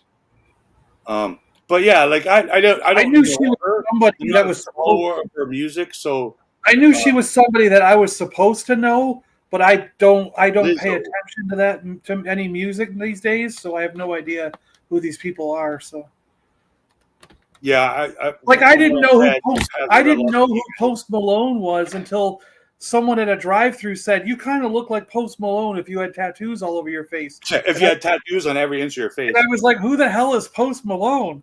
And I had to go look the guy up, and I was like, "Oh, I've never seen this guy." Nobody needs to know who Post Malone is. He's apparently been in movies and won awards for his music. You haven't seen these in stores yet. Go keep looking. Target, I think, is the first place they hit in the States. I found them at a toy show. I haven't seen them at retail. Actually, I lied. I saw one Indiana Jones at GameStop, and I bought them. I kind of want that Star Wars Celebration Darth Vader exclusive. It looks okay. Like, I'm not going to buy it. I know I can go to EB Games or GameStop and pre-order it right now, like all the previous exclusives, but I'm not going to pay $50 for a $20 toy. Even though I pre-ordered Cranston for $50 Canadian. Ridiculous. John is just scamming. You're scamming Sideshow. I got more coupons. Yeah. Yeah, as long as you're getting, coupons. Like, I've never bought anything from Sideshow or their website, but I think I've got like $10 in Sideshow bucks. Like they put those codes up every once in a while. That's what it was, yeah. But they expire. So at one time I had more than $100 of coupon codes, but they expire. Yeah. I guess they don't know I'm in Canada and that shit's not allowed, but whatever. It is what it is, man. See, it was I had a coupon code. It will not ever expire. My OnlyFans channel. Yeah. No, I had $100 credit from something else, and then I had $30.40 from that Sideshow bucks or whatever, and they actually let me use both. So when I checked out, so I just bought it for $130 off. So that's cool. Did Andor make Rogue One forgotten? LO, I'd still argue, but Rogue One above Andor myself. No, I think Andor made Rogue One even better. Yeah. Which what if we're going for the sequel movies. Or I thought the question was what movie and then what TV show. So for me, it's Empire Strikes Back, and then it's a toss-up between Andor and Mandalorian. But if you want to go with modern movies, I think Rogue One is my favorite of the modern era of movies. Sure, I agree. I love Rogue One so much, and it's a great film. Yeah. I call him Jablinski, because that's his word. He made that word. The Rock uses the word jabroni. Jack Black used the word Jablinski, which is a play on Jack Black, I guess. But yeah, I agree with you, Jonathan. I'll fast forward through that scene when I rewatched that for a third time, because I thought on a second time I would enjoy those character appearances more. But no, I thought they were even worse. I thought even Christopher Lloyd's acting was fucking shit. Yeah, there was something wrong. Yeah. I know he's getting older, and I believe he has to walk around with a walker and stuff. Health wise, I think he's deteriorating a little bit. But I was so super hyped and excited, and I pre-pumped myself to what character Doc Brown could be in the Star Wars universe. Well, I couldn't be more disappointed. Yeah, I knew a freaking slipper on someone just as iconic. I fully expected that if you're going to get Christopher Lloyd to come into the show, he's going to play someone that has a significance. He's going to play, even if it's a new character that we've never seen, it's going to be someone that sticks around and comes back to give either help the good guys along the way or become a villain that gives them a constant thorn in their side. He's going to hit that red button. He's going to come back and hit that big red button. Instead, he showed up as a one-time throwaway character that has no bearing on the show whatsoever. He was just there to be there. It was like... Go watch Andor. You will not be disappointed. I believe you're the one that asked us who our favorite show and movie was. Let us know what your favorite Star Wars movie and or show is, because I haven't seen you in here before, so I'm not sure your age. If you're a 90s kid, a 70s kid like me and John, but he could be 78 years old, probably. or Christopher Lloyd is right. Like I know he's super excited, man. Like which actor would not be super excited to be in the Star Wars universe? And here's one thing that pisses me off too. I stayed up till midnight to watch Mando, like I always do, right? So, but when I woke up the Wednesday morning, 6:30ish, 7 a.m.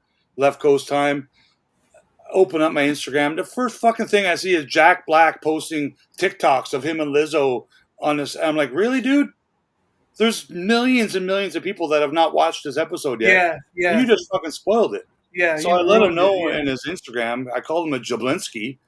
And I'm like, come on, dude. Like, you just don't do that. Jonathan, I agree. That was a waste of using Christopher Lloyd. A complete waste of Christopher Lloyd, yeah. Somehow, I think we'll see him again. That will add some storyline. I hope he returns. Because he walked away on his own. They're like, you're banished to this planet. And he bowed his head, and 2 floating robots took him away. But about Christopher Lloyd's character, he was standing there at the master computer with a big red button that was not covered by anything. If I hit this red button, all the droids will kill this planet. And he hovered his hand above it until Bo-Katan, saber darted him. But I mean, how does he not accidentally hit that elbow with his button or something? Oh yeah, I know. I would have accidentally put my cup of coffee on it or something. That was just stupid. Just maybe in 10 years we'll go back to watch this series and they'll just erase that part because it added nothing to the story, except maybe we'll get a super battle droid action figure in the future. So did that add anything to Star Wars lore? Jack Black, Lizzo, that planet, and Doc Brown. What did Mando and Bo-Katan get out of going to that planet besides they got the new 5-minute scene of Bo-Katan beating up a dude who's twice her size. I don't. That's not going to happen. In no reality does a 200+ pound dude lose a fight to a woman. You know what I mean? Like, this isn't UFC where transgender men can beat up women now. Like, this is Bo-Katan was taking on the new leader of, what do they call, the Night Watch or the Night Owls, and she beat him up. She bested him. Come on, man, that doesn't happen. It doesn't happen. It doesn't happen. Just like she wouldn't beat up Mando, she wouldn't beat up Boba Fett. Sasha Banks would not beat up Boba Fett. Like, why would she win that fight? Yes, the Lizzo Jack Black spin-off series. As long as it's a cartoon, I'd be okay with it. I love Jack Black, man. He's like Tom Green. He's a super freaking funny human being, and I'll always love him unless he gets canceled for something. But yeah, I don't know. It took me out of Star Wars. It just I'm Star Wars. I'm in Star Wars. I think it's funny that like Jack Black shows up. I'm not in Star Wars anymore. I think it's funny that I don't like his humor, but I thought it was totally fine. He didn't. The whole episode was fine. It had nothing wrong with it. I'm gonna go out on a limb and say those 3 characters will not be action figures. Oh no, I fully expect them. I think they will. Just for the same reason that Jonathan's saying it's because nobody asked for them, so they'll be figures. Yeah. They better not, man. They better not. It felt like Scooby-Doo episode. Yes, I totally agree. It was fun. Like, I like the funniness, even though there's only a little bit of it in every Star Wars show or movie we get. I do like that about it, but not when, I don't know, man. Like, he's too recognizable of a personality in real life. So whether you're 50 years old or you're 12 years old or you're 20 years old, you tune into Mando show and you see Jack Black and Lizzo walking by in some crazy costumes. It's like, really? Like, here's an idea. Why couldn't that character be George Lucas's character? Would that not have made more people happy? You know, George Lucas played that blue kind of royal guy. Yeah. That would have been cool. Yeah. I would have got a big Star Wars boner if Except for the fact that they were part of the Empire, and I think this planet was supposed to be Jack outside. Black was part of the Empire. He's also a converted person. They discussed No, that what I mean is that the planet that George Lucas character is on is in the Empire, so they would have been in the New Republic, and this planet was outside the government. You know, that's why they needed the Mandalorians as a protectorate. Yeah, but as Jack Black said, because I don't know his fucking character's name, Jack Black used to be an Imperial guy. Yeah. Much like those other people, like that real muscular chick, you know, they're being converted, if that's the word, transitioning into being, you know, the Resistance people. The Mandalorian in every Star Wars movie, not the new junk with force healing and force stopping lightsabers. Okay. Every Star Wars movie. Yeah, no, that trilogy is a lot of people's not their favorite trilogy, but it has its place in Star Wars, and it's growing on me. The Mandoverse wants it to grow on me. I like the Force Awakens. It's just they lost me after the other two. It's just unfortunate how they. As soon as they reveal that Crosshair is Snoke, then all my dreams will be revealed and answered. Why didn't Bo and Din just use the space radio? Yeah, I agree. There's always answers, but they don't give them to us. They could have definitely, you know, FaceTimed, you know, Axe Woves, but I think Bo-Katan was going to go there and fight no matter what happened. It seems like that was her plan. I don't know. There's something sneaky going on, and I don't know if it's. I think it's the armor that's being sneaky more so than Bo-Katan. I think Bo-Katan's all for whatever's going on, but I think the armor is still hiding something. Bonjour, Marcel. How you doing, buddy? Hi, Marcel. I am doing well, Marcel. Thank you. Hope you're doing well. Absolutely, man. She would have been great if she was in an alien costume. Like, they had all the aliens sitting at the table, all the coolest of aliens. Hammerheads, Snaggletooths, Greedos, Celestians. and then Jack fucking Black. It just, I don't know. They could have did better. Do better next episode. Also, has that episode dropped on Disney Plus yet? I have to check. I don't know, has it? Are they really going to release it right after they get to watch it? I thought we still would have to They've wait already till watched Wednesday. it. Yeah, but I thought we would still have to wait till Wednesday for us. They better not, man, because it'll get spoiled. They're going to drop it. They can't drop it today and then have an episode come out Wednesday, would they? Wouldn't that be too early? Well, or you think they would drop it today and skip Wednesday and have us wait another week? They did play it at Celebration for Yeah. people that were at a panel. So that's what I mean. They have to debut it on the internet today or it will be fucking spoiled on Twitter. Like, I'm afraid to look at Twitter now when they show, oh no. We can't look at Twitter till Wednesday. Yeah, we can't look at Twitter from now till Wednesday. Yeah, that's not going to work. So I have a feeling today, before we eat dinner, we can be watching the Mando latest episode. I don't think so. They'll make us And wait. also, a rumor I heard too is that an extra episode. We'll get an extra episode. So there's supposed to be 2 episodes left. I'm just fingers crossed they give us 3. I don't think so. It's just 2. But I think this. I noticed that. I liked the stormtrooper. Yes, and one of them was a cape. ginger woman. One of them was a woman, and the other was a man. But yeah, it was cool. Stormtrooper. It doesn't mean that they were stormtroopers. It just means that they kept the stormtrooper armor and they're using Yeah, it for maybe. the thing. Because it was not explained to us and never will be, then that's up to us. We can decide on our own. Did Yeah. they even have helmets? Like, why wear Well, they armor weren't wearing and not them, but wear a helmet? they were presumably they're somewhere, right? But they just weren't wearing them. Yeah, but I didn't like the cloth. Like, they kind of remind me of like Obi-Wan Kenobi Clone Wars outfit, right? Like where he disguised. Well, as do a you clone, remember? and put his robe over top of it? Do you remember the old Republic guys that had the armor and the capes like that? That's what it reminded me of. That's not canon stuff, Old Republic. So no, I don't. I'm canon Star Wars guy. It was canon before. You didn't read it when it was canon. There like was 20 no years Old ago? Republic before when I was a Star Wars fan. That's new What are you stuff. talking about? That's That new started video in like game. 1992 or something. Yeah, in a video game that I've never played.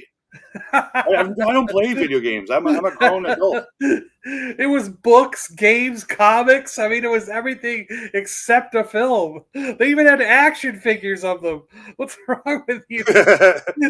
Yeah, so yeah, Bo-Katan, like when you're gonna fight another Mando, and you have put your fucking helmet on. Yeah. Here she is. I'm gonna rocket launch myself to headbutt you, but I'm not gonna put my helmet on. That would be stupid of me. So yeah, that was stupid. They had a fight and they didn't have helmets on, and they actually shots were fired too, and yet they still don't have helmets on, and nobody died and got hurt. So I don't know. He kind of gave up, man. That Axl Rose is a pussy. Yeah, he gave I up. hope he dies very soon because fuck him. Yeah, what the hell? Getting beat up by a woman that's not Gina Carano. So, do we He actually deserved have to die. call him? Doesn't that mean we have to call him Sir Grogu from now on? Yeah, that was pretty cool though. He's not a Jedi yet, but he is a knight, according to Lizzo. He's Sir Grogu. And Grogu The cheats five- at space the fi- croquet. The 5-year-old baby is now a knight. Yes, our 5-year-old baby. I'm glad is now a Grogu knight. didn't feel threatened and turn that sword around and kill Lizzo. Hey, what's up, White Hey, Shadow? What's up, Shadow? Yeah, so yeah, we got an Ahsoka trailer. Let me double check because I'm really hoping they drop that. No, it doesn't. Yeah, Jonathan, flamethrower versus flamethrower doesn't work like that. Yeah, that's The what they did. physics is They different. fired. Physics is different. If fire can deflect other fire in this world. They don't just go through each other. Oh, so it looks like they've revealed some Series 1 and Series 2 Bad Batch. So let me pull this up here. Well, did you look at Boss Bounty's feed on Instagram? He shows all the figures. That was pretty cool. I liked seeing. Yeah, but there's 80,000 people there. Like I follow all of them. I don't follow all of them, but I follow lots of people. So this popped up on Yak Face. We got new Wrecker. I don't know if it looks like it's a different mold because he's got a. Well, the one on the right is the new one. The one on the left Yeah, it is looks the like he's got original. a holster. Yeah. And then we got teenage Omega. Yeah. Yeah. How she looks 11 inches taller is beyond me. So yeah, I like this figure. I'm not going to get the one with the necklace on her forehead, but this new one looks pretty cool. Yeah, she looks way better there. Yeah, she's got a removable helmet this time, and the bow looks better. Let's see what else he. Okay, and then we got. Yep, the new Hunter. So all they did here was add a scarf and a holster. So that's cool. The holster is cool. No, it's some different leg molds. All different colors and everything, yeah. Yeah, but I mean, it's not just a repaint. Like No. He's got some tape wrapped around his wrists. Still got the knife holder on his wrist, which is what a stupid place to hold a knife. And then, rest in peace, good sir. Tick. Yeah, I don't need a second Tick. I like the first one I have. I like the black armor better. Oh no, sorry, this is Tick. Yeah, that was Echo. You're right. That was Echo. This is Tick. So I don't need that. I don't need any of these. Sometimes I don't know like why them, they make some of these toys. Like, honestly, I think all the 20-year-olds are going to buy all these, but I don't think I am. Like, it doesn't appeal to me in any way. Does he actually show all the TVC stuff, the vintage collection stuff? I mean, Well, I just saw Hasbro has a video booth tour. Let me find it. because that's what Bosk was ponying, and there's some really good vintage collection coming out. Yeah, but I only care about new stuff. Yeah, there's some new vintage collection coming out. What are you talking?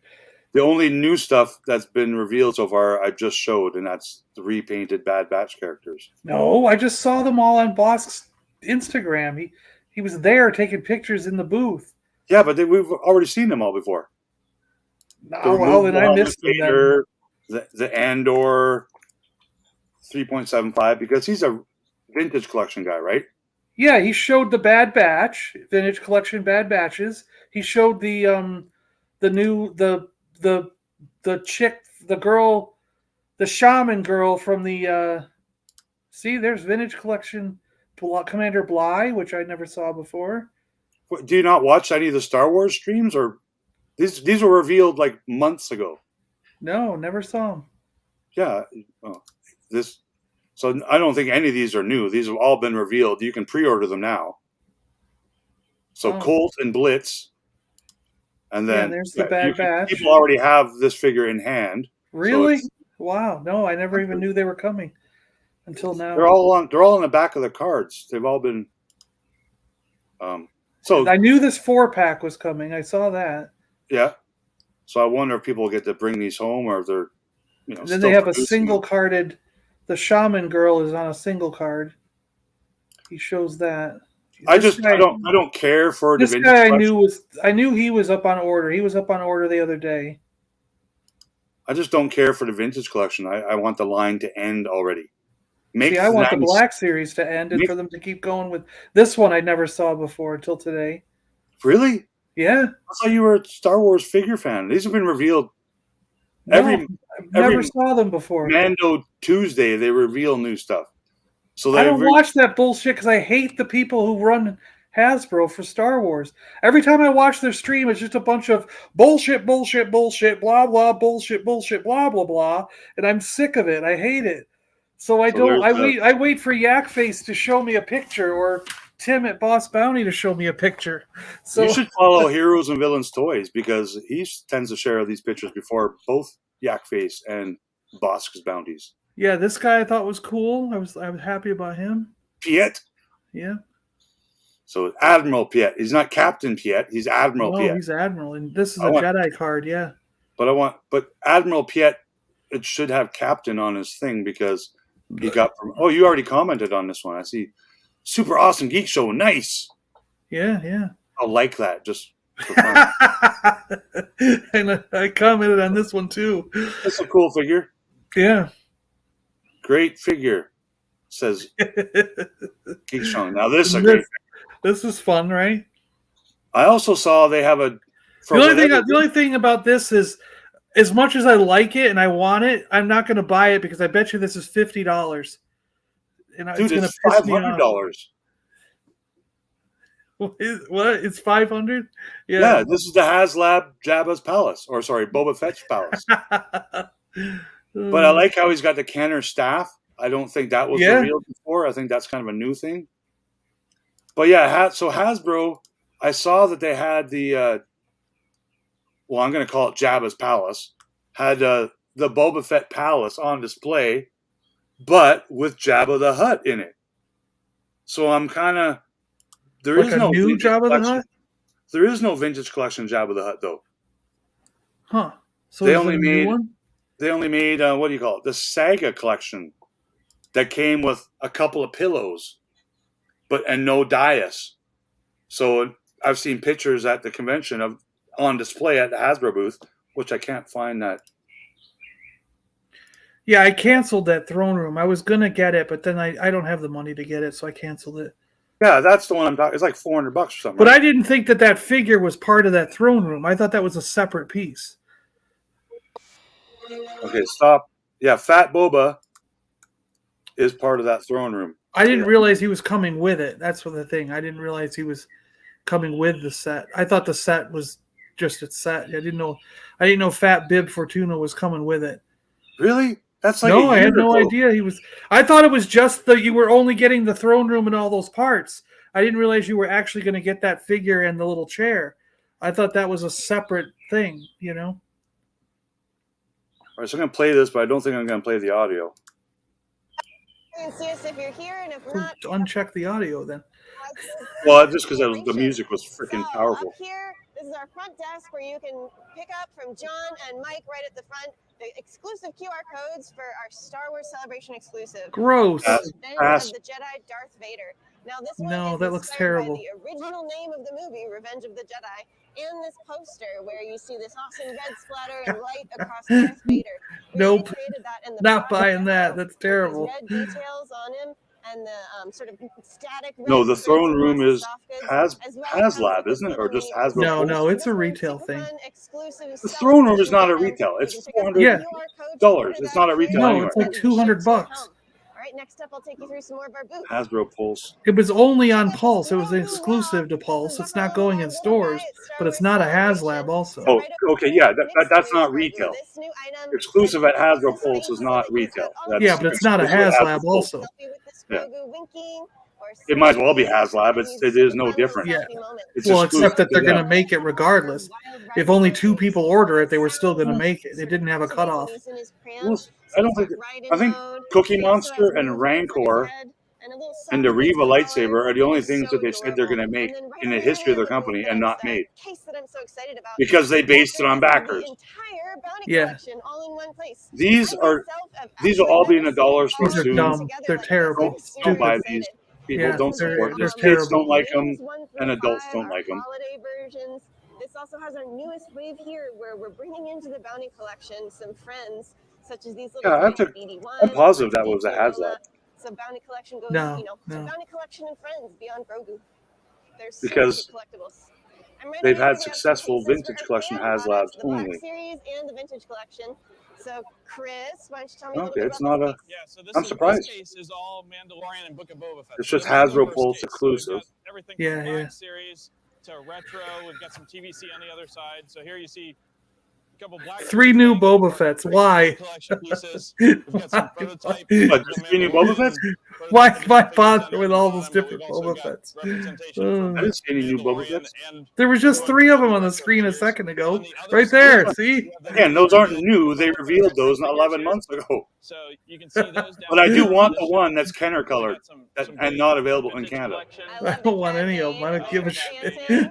Retros. Yeah. With his black cloak there, so kind of a fresh. That's it? They just gave him a black clook? Why bother? Don't do that. That's dumb. Another cabinet of Black Series stuff. So this is all Black Series. Pass. His armor's already changed too. Axe Wolves has different armor now. Like in a new they figure. not Yeah. look back at their previous canon uniforms and use them because they fucked his uniform up. So got different color pants. He's got a gold belt buckle now. His armor is now Boba Fett's armor instead of Mando armor. So I don't know why they keep. It's so. It's to make more toys like they just did. No one's gonna buy X-Wolf the first time, let alone a second time. The vintage collection case. Here we have some Mandoverse items on the top shelf, including our new Cad Bane. He's so cool. You can also catch a look at Big Fortuna on his throne. We've also got our troop building packs, our clone troopers. Over on this side, don't forget to check out the whole Cantina band set up with all their instruments, grooving out, celebrating.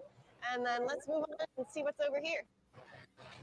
Case is all about Andor and Black Series. No, So this one not has getting all of any our of Andor them. Black Series Yeah, I items. don't You've want got any of some these yet. amazing moments from the show in here. And then we're going to talk about I'm just done with the Black Series. I can't pay this much money for figures, so I want it to end, and I just wanted to have 3 3/4 inch like the originals. Actually going even younger. So this is the on-ramp for preschoolers to come into the Star Wars brand for the first time. So this is the Jedi Temple playset. Again, I don't think kids could care less about. They're not. Why would you build this huge playset? I don't think they're.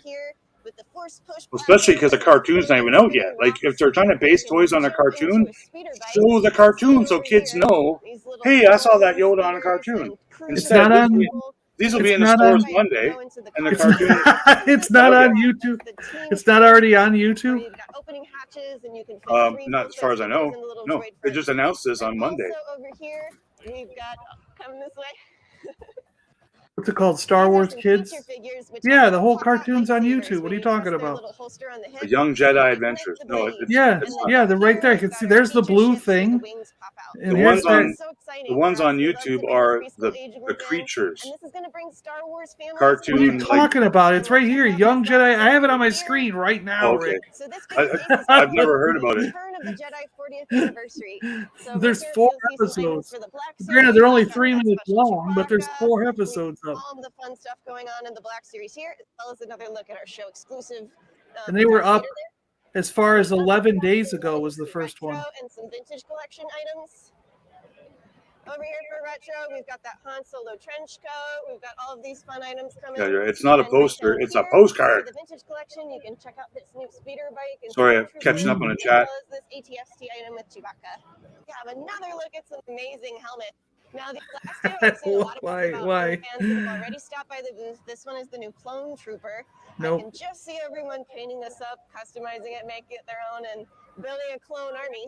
And then over here, for the Or just wait till first time in our Hasbro. Black Series helmets, we have the Yeah, Scout that one. I want Trooper. that one. So this one is so exciting for Revenge of the Jedi 40th anniversary.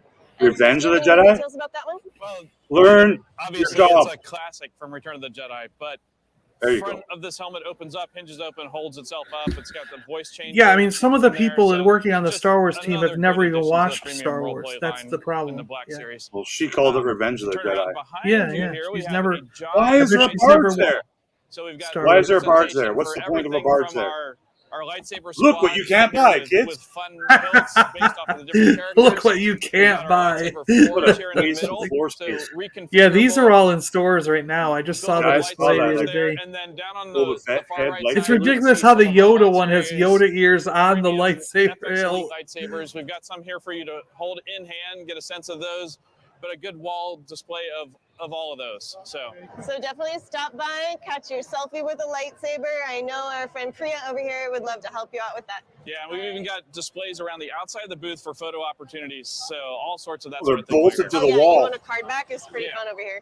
All right, so next up, I'm going to take you through 3 amazing diorama displays that our team set up for the show that we just had too much fun with. I'd like to buy a So barge. Over here, we've brought the barge back to the Oh, you show can't. floor, and we I just can. wanted to bring this I would like to back buy a as the barge, Return of the please. Jedi 40th. John, You know hook me that up. the barge was the first ever HasLab. I'll trade and my it's really Razor Crest just for it. started such a sort of That's a good trade. new amazing I think it's a thing good for trade. Hasbro Yeah. to bring these HasLabs to life I would from do it. fan votes.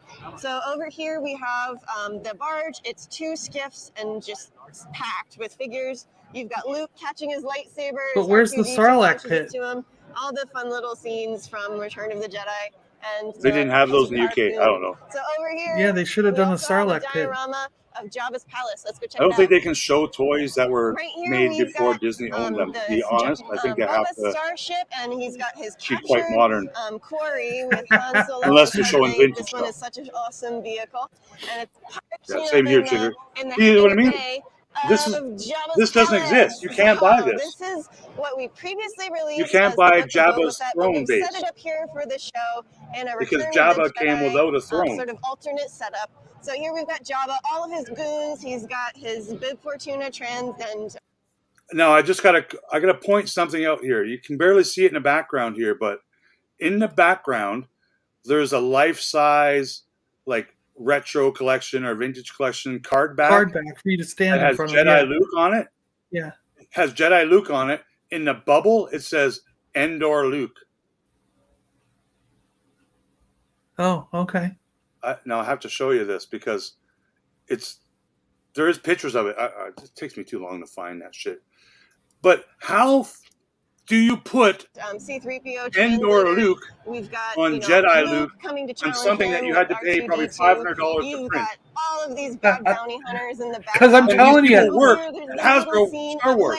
because I'm telling you, the people who work for Star Wars Hasbro have never ever watched a film. Everything out of the Hasbro office cabinet. She's never watched a film of Star On Wars. this side, you'll see Max She's Rebo never animated seen with Star the Wars sneaky Empire little Jedi, knob the in the prequel, backside. any of the I think sequels. they're actually She hasn't looking for watched The personal Mandalorian. raincoat from home. This This is girl a does raincoat not route. know what Star But Wars people is. really She are hasn't about to watched crunch any on of it. Mandalorian. And I think It's just too most much of the fun, guys. team is that way. All right. I know And Eric right knows this Star way, Wars. Most of the team working on Star Wars have never even watched the film. Otherwise, you wouldn't put a stormtrooper in the Rancor's hand and say, "That's the scene where the Rancor ate a stormtrooper." That never happened. Like, what movie did that happen in? R2-D2 trying to hack into the bunker. Han and his classic "what the heck's going on" pose. All of these little You know, Ewoks they only have sort of 3 Ewoks taking because I over think the they've only made rooftops of 3 the bunker, Ewoks. and also just taking over this ATSD. These Ewoks There's have 4. conquered it. 4 Ewoks. Five. There's 5. Look at that. They need Taking 20 away from Ewoks. the Imperials. I know they do. They need Over to on make this like side, these are 1,000 some of of them. my favorite parts. You got the Ewok that's run over. Yeah, the I agree. I've seen Yeah. way You got these they have way Ewoks better about displays to at Chicago. crash down upon Fans the do a better Imperial job troopers. than these guys. This one's just such a fun little dio. All right. We've Yeah, had that so was much pretty fun piss with poor. dioramas, I'm but surprised they next don't up, have that on you know, display Hasbro has because brought I have an a feeling they're entire new gonna brand into our line with Indiana re-announce Jones. the So I'm gonna Rancor, step but over this here time and coming with Patrick, Boba Fett would you like to and tell us a little a bit about saddle. Indy? Absolutely. Hey guys, obviously we are all huge Oh, Star Patrick Wars is fans. there. We I love Indy as thought they'd well. I'm a big fan not going back bring to my him. youth. And we're excited to bring Indy back to toy form. So we have on display here at Celebration our full Sorry Indy for the line audio thus quality. far. That's We've got some Hasbro, of our not me. kid-focused items over here with Worlds of Adventure, our kid. I like how Dino pointed out that they even got the Indiana Jones and then playsets our wrong. fan focus line. So Adventure Series. Did you see that? First time we've ever seen Indiana Oh, what did Jones they say? in 6-inch form. It's super exciting. We have our first wave. I'll that show we you where to revealed at pause it. PulseCon last year. Some of our more recent reveals, including a few different versions of Indy, Kazim, Donovan. We've got our retro collection on the Oh, I other love side. those. A great photo op over here. And there will be more Indy coming in the next few days. So stay tuned to Hasbro Pulse. Oh, Back more to you, Indy. Emily. Oh. So we're having Well, so I much guess fun that's here it. at Star Wars Celebration. Because I know they're going to We wish you all release could the be here horse. with us, but we love to Well, raise you see Arabian the horse is World coming. you I see guarantee the it. this Europe tour. you And see come the over set and that see us comes if with you're here at the show. Indiana Jones Thanks, with his everybody, jacket, and it has a white horse with it, but it comes with the cup, the Holy Grail cup. Yeah, Well, they made that wrong. In the Holy Grail, the horse was brown. Fun at Star Yes. Wars So Celebration Europe. yeah, it's the wrong. They didn't even put the accessories from the right movie in the right box. So Yeah, I saw Dino did a video on those. yeah, little Dino, shoulder that's what I'm toys. saying. Geek Strong did the video, and he's like, "This is all wrong. I got it all wrong." And he showed clips from the movies to prove that, like, All right, so yeah, I guess Hasbro is not going to release any new toys today. Oh, am I sharing something here? I'm going to share my Twitter feed. yeah, you're sharing your Twitter feed.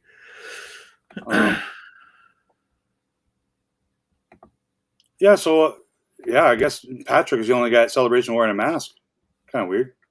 Well, maybe he's not he's the only sick. He person, could be but sick. traveling, bugs. You're going to get some bugs when you're traveling and stuff like that too.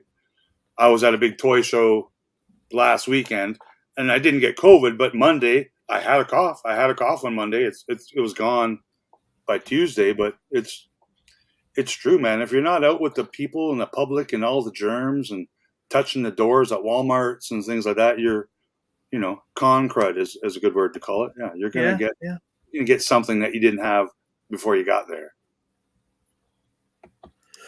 We all have to wear a mask now around my brother. Oh yeah, how's he doing? The doctors have mandated it because he's got some kind of virus or bacteria already in him, but they're fighting it off. And they've now said that anyone coming in contact with my brother must wear a mask, because if he gets sick on top of having this cancer, it'll kill him, because he doesn't have a white blood cell count because of the way the cancer works. So it literally will kill him if he gets sick. So now they're telling all the family, everyone has to wear a mask around him now. Yes, I think there'll definitely be some more 6-inch Return of the Jedi's revealed. Yeah. If the vintage collection is doing a removable helmet Vader, then there's going to be a whole second, because what else is going to come out from? There's already 12 figures on the card back, right? At least. No, 12. I mean the Kenner style. Because remember with the Empire Strikes Back, we ended up getting all the bounty hunters in those other boxes, and we got like a few other figures. And with the Star Wars ones, they ended up doing all the first 12, So what's the next 6 that are going to come out in special packaging, like a 2-pack or something? You know what I mean? They're gonna pick 6 or 7 more Return of the Jedi figures to come out. I don't know, but for what? For retro? Yeah, the retro Kenner style. I don't think there'll be any more retro Return of the Jedi's. I think now they go back. No, because they did 12. They did all the first 12 of the Star Wars. They did 6 years apart. They did a bunch of Empire Strikes Back when they had those 2-packs and everything, where they had Bosk and IG-88 and Forlom and Zuckuss, So there was more than just the first wave that they did for Empire Strikes Back. So there's going to be more than just these 6. 7, 8, 9, 10. They had 11 figures for Empire Strikes Back. So there's going to be more than just these 6 for Return of the Jedi. They're not just going to do 6 and stop. You know what I mean? They would have to be in the stores before Christmas, and they haven't announced them yet. So, yeah, I don't think there's any more. I don't know. It took them a year to do those. I don't think there's any more retros being announced this year at all. Like, sadly, I think there should be a board game, but I don't think there is going to be a board game. Well, yeah, that's because Kenner didn't make a Star Wars board or a Return of the Jedi board game. No, by then it was. Surprised. What? I'm quite surprised too they haven't, because there is an Ewok board game or Escape. Yeah, but those were other companies. Board game. Yeah, they were other companies though, weren't they? Well, all board games are other companies. I don't think because the Star Wars Escape the Death Star game actually has Kenner stamped on it. The Hoth game, Empire Strikes Back Hoth Ice Planet game, has Kenner stamped on the box. Yeah, so I think how those board games worked in the 70s was Kenner licensed the Kenner brand to Parker Brothers. Because Parker Brothers makes all board games. But by the time Return of the Jedi came around, it was just Parker Brothers. That Sarlacc Pit game doesn't have Kenner stamped on the box. So I think there's a difference in licensing. Oh, that sucks. Yes, everyone get better. Everyone be well. Yeah. Jonathan saying those Bad Batch repaints are all Walmart exclusives apart from Omega. There's 4 E's in Omega, Jonathan. Omega. Yeah. Damn the hell you exclusives. Yeah, I don't like exclusives. Damn you all to hell. Okay, so there's no Mando episode dropped. No trailers that I can see. Okay, so Star Wars Celebration live stream tomorrow, 10 a.m. So I'll be back on the YouTubes tomorrow. streaming the Hasbro stuff. So yeah, we'll see what they announce. I'm sure they'll announce. I want them to only announce retros, but I know that's not going to happen. Yeah, me too. Only retros. Yeah, just 2 retros from now on. That's it. Yeah. Well, I know you're a lover of the retros like me, but I don't know, man. I'm not a fan of $50 fucking action figures. No, me either. No, not at all. That's why I'm not buying any more Black Series. I'm done because it's too expensive. For $50, I can get 2 retros. As sad as that is, I could get 2 retros for $50 because they're $20 here plus tax, right? I can get a hot toy after I do all my discounts for getting for the price of one Black Series. You can get half a toy. Half a hot toy, yeah. 10 a.m. proper in UK GMT time. Proper. The world revolves around the left coast, which is Pacific Standard Time. Yeah, I'm not sure. I'll get the times right. It's about this time a couple hours ago. So yeah, 10 o'clock sounds about right. So I'm probably going to get up again at 5 a.m. and start doing this again. Tinfoil hat party every day. So was that so-called live stream? Was that really delayed, or did they really go until? Because if it ended at what? Well, that was pretty much live because every Star Wars actor that came on that stage said fuck, said shit. Oh, okay. So Bo-Katan. I guess that would have been like 5 or 6 o'clock at night, wouldn't it? Bo-Katan said frig. And I'm like, really? You're Starbuck. You say frack or you swear for real. Don't say frig. That's like my thing. But yeah, everyone swore. Fujiyama swore. Carl Weathers swore. Yeah, they were dropping F-bombs all day. So it was, if it was delayed, they might have tried to cancel that out. No, you're right. No, I was just thinking like, I actually thought it was like 5 o'clock, but it's only 2:30. So what I was thinking was it ended close to like 4 o'clock here, which would have been 9 o'clock there. So, but I'm like, no, it must have ended around noon, which means it was only 5 o'clock over there, which makes more sense. Yeah. Yeah. Yeah. So, now we'll start seeing some. What is the lo-fi Star Wars lo-fi? There's a live thing on right now. It's just music with. Oh, it's just music. With a cartoon doing this. I got you. Which I don't get. Oh, why beats to relax, sleep, or study to. Okay.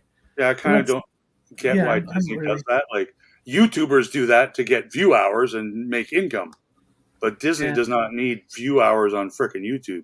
Well, there's only 200 people listening to it, so they're. Still, I don't have 200 people listening to me, and I'm not a pre. Yeah, but for a channel as big as Star Wars, if you only have 200 people listening to this, it's a failure. No, it should be. The retros and things like this, they're $20 here in Canada. And I'm assuming they're like $20 in Australia too. They're $11 here. Yeah, but they were $14 a week ago. They were, yeah. So I wonder why they lowered the price, because they didn't lower the price on Star Wars retros. Those are still the full $14.99 US, if I'm not mistaken. No, they're $10.99. Where are you paying $14.99 for Star Wars retros? No, I'm paying $20 for Star Wars retros because I'm in Canada. I just bought the whole set and then bought an extra Luke and an extra Emperor and Biker Scout, and they're only $10.99 here. Do you want to buy them all for me? Because that's half price than what I pay. Well, I can't even pay it because they're not available here. That's the dilemma I have. I only want to buy the retro collection, and do you need one of each?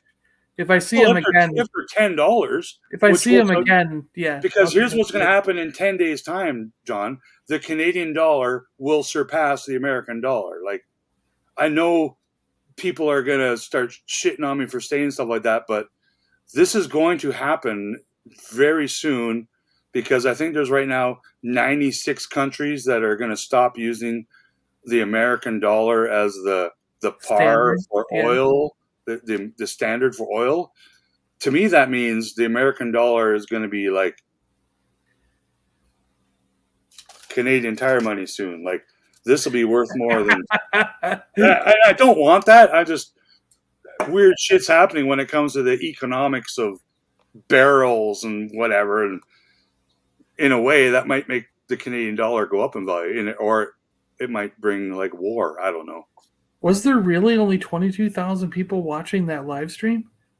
What, the Star Wars one? Gap is saying there was only 22,000. That's crazy low numbers. It's because they're sleeping. Yeah, I know. It started at 5 a.m. and I got up 5:20. I'm like, and then I got a thing on my phone that said Ahsoka trailer. I'm like, I started watching it when I got home from work, but until it ended. So I mean, but yeah, but remember, it's still low. What I'm doing is when I'm restreaming their stream, there's also 133 other people restreaming their stream because they have an active chat. Star Wars and Marvel, and they disable all those chats. So I don't know. Or you can't chat because discourages people from watching it. Either that or you can't chat. Some of the places that leave their chat on, like he's saying some YouTubers have numbers of 80 to 100K. When people leave the chat on with like 100,000 people watching it, you can't chat with other people because as soon as you hit enter, your chat disappears off the screen. Because it's going this, so many people. Yeah, because so many people are trying to chat. You can't respond to anybody, and have a chat, I hate it when it happens. When I have way too many people in my stream. I'm having that problem right now that there's too many people in here and I can't keep up with it all. I'm just kidding. But I gained 1 subscriber. Thank you to that 1 subscriber. I'm 1 subscriber closer to surpassing Mr. Beast.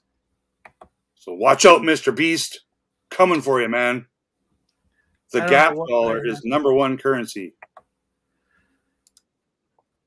I know I'm approaching 1 million views on my channel. No. Is that American or Canadian? Views from all over the world. What do you mean? Early? I'm just kidding. Early is not an excuse, though, Rick. This is the first big Star Wars con in ages. There was a Star Wars con last year, right? And 2018 before that? That's when I went to 2018 Chicago. Yeah, I went to Chicago, and that was the last one I went to. And what's weird, watching the stream today, it's almost all the same props and shit. It definitely is. Yeah. There was an ATSC. They didn't make anything new. Yeah, they just rolled it in. Was new. Yeah, that was new. Yeah. The Hoth turret was new, which doesn't make sense because it's Return of the Jedi anniversary and not Empire Strikes Back anniversary. So why have fucking Hoth? It's cool to see it, though. Last year was ages ago. It really was. Look how long my hair has gotten in that year. Yeah, me too.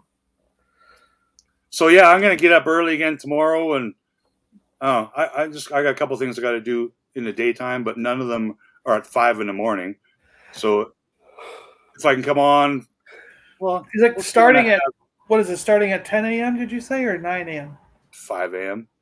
No. What time for them? Hasbro? I don't know. I don't understand UK time. So it'll be between 5 a.m.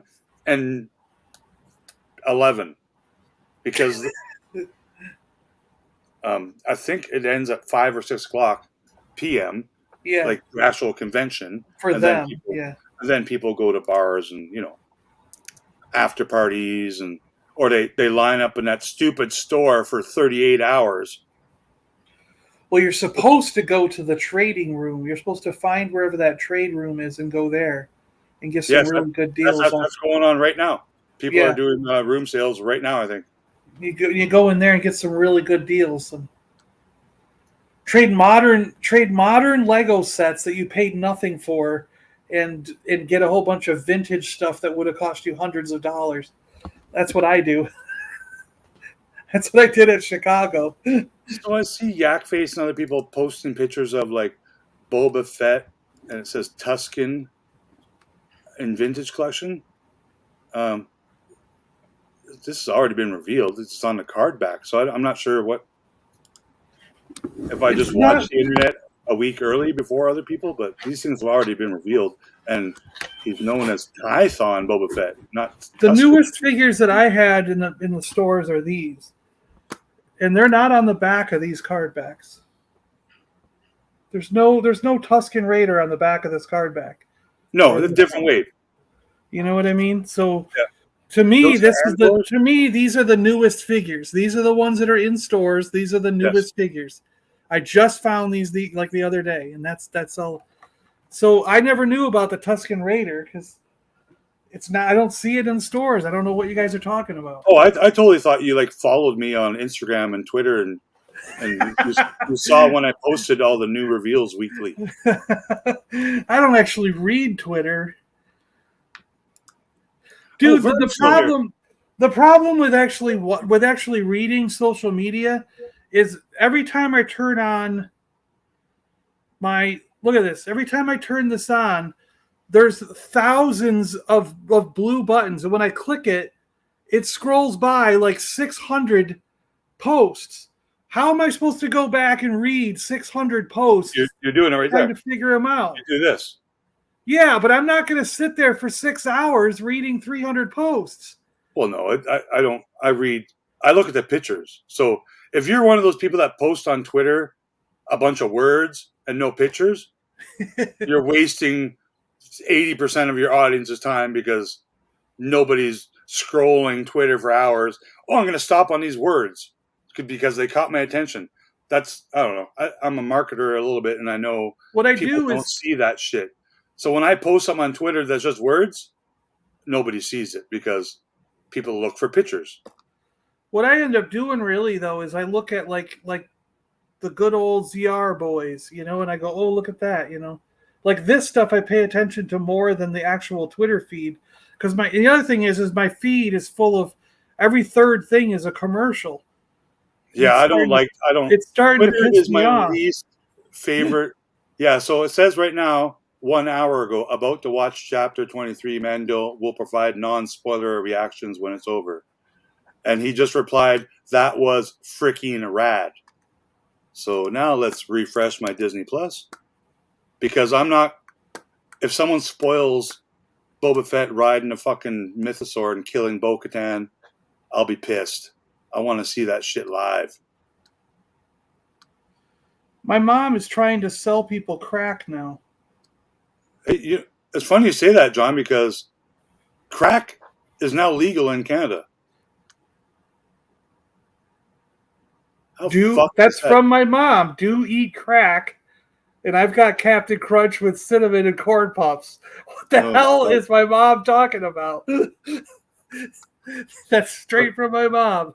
So in Canada now, all illegal drugs are now legal.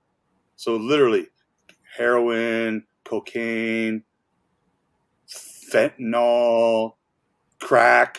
I don't know what other drugs exist, but you can go get prescriptions from the doctor for them and buy them from the government, or you can buy them from a dealer as long as the dealer doesn't have more than whatever, a gram or an ounce or whatever the allotted legal amount is. It's weird, man. It's not just weird that's legal here now. They've federally legalized all class 1 or class 2 drugs or whatever it is. And the world hasn't changed. Like, it's not a bunch of criminals outside now. No. But I wonder if America might do something similar. But then again, I doubt it because they can't even freaking legalize weed down there, man. Not every state can agree on that stuff, so it sits there in limbo. I feel for you, America, man. Every state's different. Some states are allowed to give sex changes to babies, and some states you're not allowed. Yeah. Some states you're allowed to. And if they don't all agree, some states are not allowed to vote by mail. Like, the states need to figure their shit out, man. If they don't all agree, then the whole country can't federalize it. It's like a weird. I don't even think you should have thing. Federal votes unless you have the same fucking laws in every state that apply to shit. Like, Canada's a little different, but Canada's also has its problems too. Like, we have our 12 provinces, right? Much like America's got their 50 states. All of our provinces have different rules when it comes to getting your driver's license, being legal age to drink, which is so stupid. All that shit should be the same across the board federally, much like weed is legal across Canada, but it's different ages. It's a different age in BC than it is in Ontario. It makes no fucking sense. I didn't know that. Well, it's unless you live in another province or state, why would you know, right? Like, yeah.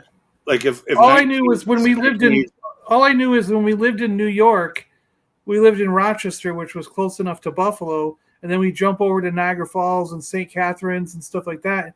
Because when we were 19 years old, we could drink and smoke up there. Yeah. And in Quebec, New York, it was illegal. So in Quebec, it was like lawless. Like in Quebec, when I was a kid, I think the drinking age was at one time was 14 years old, and then it got moved to 16. Yeah, I remember. So a lot of people in Ontario would go over to Quebec as teenagers to drink legally. Yeah, it's a mess, man. It's changed now. And my mom told me a story once. When she was growing up, I think she was 18. They raised I think when she was growing up, the drinking age was 18. Yeah. 18 or 19. And then when she turned 18 or 19, they raised it to 21. Yeah. And then when she became 21, they actually lowered it back again to 19. So it makes no sense, man. Lawmakers, and it's just all silliness. Either it's all legal or it's all illegal. Make up your mind. So did you work today, John? You got a day off? No. I worked this morning. Yeah. I started the Star Wars stream when I got home from work. Huh? You want to reveal the new Lego sets that have been leaked online? The indie ones? No, the Star Wars ones. Oh, the Star Wars ones? Do you know about? Do you know about those? I don't know which ones have been leaked yet. I think there's only two. There's a Ahsoka one. Did they do the? Yeah. So there's the new Ahsoka one that has like an African American looking person, and I don't know. It doesn't spoil anything for me. It's just Lego figures. I think it's actually from the Clone Wars and not from the Ahsoka TV show. Hey, how you doing? Welcome, Matt. Isn't there a new drop ship coming out? For like a toy? You know, the Republic drop ship. Did they reveal that one yet? There's a new Republic drop ship coming out. You know, the what the hell's the carrier that they have? You know what I mean? Micro Galaxy Squadron for those? Or Lego? No, it's the Lego. Lego, yeah. I saw some about that. The Lego drop ship. What do they call it? The Republic gun. I guess they call it a gun ship, right, or something. I don't know. But it was the troop transport that with the wings that go slanted. Yeah. There's carried a little tank under it or something. Yeah, well, some of them did, but some of them had just troops in it. But there's a new Lego set of that coming out. Did they reveal that one? For everything. Did they reveal that one yet? Because that's coming. UCS clone dropship. That's the one. Yeah, and I think there's a new version of the Ghost coming out. Did they reveal that one? And also the big I don't know how big it's going to be, but it's the Vindicator, the clone versions of the Star Destroyer. You know what I mean? Yeah. Did they reveal that one? So it looks like those Tron reaction cycles and figures will be available on shopdisney.com. So again, not available to Canada. So fuck you for not making those available to Canada. Not impressed. I don't see any other drops, except people have watched the Mandalorian episode, so I need to stay away from frickin' Twitter. I hate Twitter, just so everyone knows. I hate Twitter. I really do. I get nothing out of Twitter. I can post something on Twitter, and then 3 days later, not even have 11 people have viewed it. And then I can post the same thing on any other social media and get thousands of people to comment, share, subscribe. And it makes no sense, man. It just makes Twitter is just a waste to me. There's also I think there's a couple of Mandalorian sets. I think they're gonna do that spider creature that was in the. Yes, that was the other one. Yeah. Yeah. It was Ahsoka or Bo-Katan and the spider. Bo-Katan and Mando with the spider creature, and I think there's another Mandalorian ship. What was it? Are they doing another version of the Gauntlet ship? Is that how much are they, Vern? how much are these light cycles with figures? And my birthday is coming up, everyone, in November. And just know, Shop Disney does not ship to Canada. And Disney hates Canada. Tron and Flynn. Yeah, I want the Tron stuff very badly. Did they reveal the Yavin? Did they reveal the Yavin playset? That's another one that's coming. Yavin 4. I think you might have just revealed it, John. And is that Lego on the other line? Yeah, it's Lego. It's a Lego coming. Yavin 4. Cool. It's going to be like half the temple with Vern, are you saying that reaction cycle and figure is $70 US? Not buying that. Nope. I was going to get it, but not now. No way. Not at that price. Dude, I can buy the vintage one for less than $70. That's freaking crap. So unless they go on clearance for $25, don't pick those up for me, man, because that's a waste. $70. That's insane. That's insane. I don't care if you can turn around and flip it on eBay for $120. I don't support scalping, but $70 is absolutely ridiculous. Super 7. What are you smoking that's not legal in your country? Because Super 7, I believe you're in Washington State. Weed is legal there. Smoke weed. Don't smoke crack or plastic. You're smoking plastic. $70, man. You can buy a vintage collection like X-Wing fighter and for less than that's ridiculous, man. Vintage Tron light cycle. Let's see what it is. It's $70. Yeah, people are selling for 200. Yes, I'm going to hide that because I don't No, do this eBay. says $12.99 for a vintage one. Vintage. Yes. Oh, never mind. That's no, a that's replacement. That's a replacement part. Sorry, that's a replacement part. No, Super 7 makes quality reaction figures, but the prices are freaking insane. Disney's raping them on the Disney license to make Tron figures. No, you can't buy a vintage one for that price. I'm sorry, you can't. I'll do it just to prove Super 7 is smoking crack. The cheapest one on eBay right now is $200. Now check sold items instead of that's true. Current listing because one probably sold yesterday for $1 and we both missed it. Let me go to sold. Yeah, you're right. That happens all the time.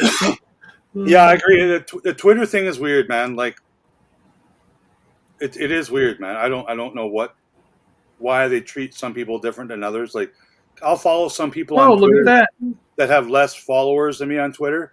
They'll tweet something and there'll be 82,000 people commenting on it. $54. Yeah. Yeah. It just makes no sense, man. Like, so yeah, I will wait. They're not going to sell out at that price. Yeah, even those Willow figures, I think those were more than $10 US. They were like $18 US at Disney parks or something. I never saw them. I just know they're not in stores. One with a figure after 14 bids went to $71, $52, $79, $84, $84. Actually, all of Super 7 stuff is stupid expensive. All of their reaction figures, I believe, are $20 US. Yeah, they're $18.99 down here. So yeah, they're $19. And in Canada, they're like $29 if I can find them because they're not available at any retail spots in Canada except Toys R Us, who carry those reaction GI Joes, and they're like $30, and no one buys them. So they have a whole wall full of them that no one buys because I've been buying them when they go on clearance because our Targets clearance them at around. Some of them are like, some of them they do at $6 or $7, and then a lot of them they do around $10, and that's when I've been buying them is when they're on clearance. And Super 7 Ultimates, so they're 7-inch scale of figures. I believe those are all like $50 to $80 US, you're crazy. Which is like $150 Canadian. So I saw and they look good. I saw a bunch of new G.I. Joe cartoon, Super 7 Ultimates, and Ninja Turtles, and trench coats, and all these things. But they're like $150 in Canada, and I'm sure the toy dealers who had them at their show and set them up still have them now because nobody fucking pays $150 for a $20 toy. It makes no sense. Whoops. I'm not a Super 7 hater because I'm a fan of the reaction line that they bought from Funko, but I'm just the pricing. They're all, the guy who owns Super 7 he's already owns a house and car, I'm sure. Lower the prices a little bit, man. Like, come on, man. You're killing me. Well, they claim that they don't make enough to justify a lower cost yet. You know what I mean? But they have to be making enough by now, you know? Yeah, I agree. Like, some of the prices I don't get. So, many of you may know of this toy company called Ramen Toys. No. Ramen Toys is making the Hellblazer, a 6-inch scale. Well, if you don't follow, I might as well show it to you because it's Hellblazer? What is this? It's a car. Oh, not the comic book? No, the one that Hasbro's not making. Oh, I know what you're saying for Ghost Rider. Yeah. Or the General Lee, or Yeah. or just a black family. Because there's 3 properties that this car is used in, right? The Fast and the Furious. Yeah. Fast and Furious, yeah. So And it's 200. You could even get away. You could even get away with using it on for oh, what the crap? Sam and what's his face? Sam and Dean, right? The Supernatural guys, didn't they? I know theirs was an Impala. So. Oh, okay, yeah. I don't watch Supernatural because I'm a man, John. Sorry, I didn't. Yes. Well, yeah. So on the screen now, here's a couple of pictures of the Ramen Toys. Fern, are you going to get this? But how much is that? $250. Oh my gosh! And then it costs. It's actually quite reasonable. So it's the car. So it's basically the same as It's the same as if because didn't that HasLab get canceled? It's not coming, right? Yes, but the HasLab one was $495, wasn't it? No, I thought it was $250. No, there's no HasLab that's less than $400. That's. What are you talking about? All right, it was $400. Galactus and the Sentinel were like 300 or whatever. Yeah, which turns into 600 Canadian. Oh, okay. You're talking Canadian. Well, I wasn't really talking Canadian, but this is half the price. This is less than half the price of what Hasbro was offering. I don't think so. I thought HasLab was like $250 or something like that. I don't know. Maybe it wasn't. Well, I think for $15 you can get the General Lee stickers as well, which they can't really advertise that, but it is an option to get the General Lee sticker, so to speak. But yeah, Ramen Toys, he's an unlicensed toy producer, but he's making and breaking some ground with some unlicensed toys, which include Mask, but not Mask. Oh no, it was $350. You're right. Yeah, it was $350 because he doesn't have the license for Mask. But so it's $100 less than the one. Yeah. But the car looks pretty cool. Like, and they got top. Does it light up? Does it have lights? Yeah. It has lights up. It has the horns. Yeah, sound effects. Look at that. Yeah.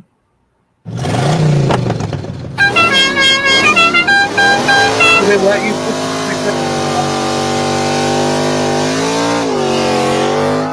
So you can make those sounds with your mouth if you want, or you can push a button.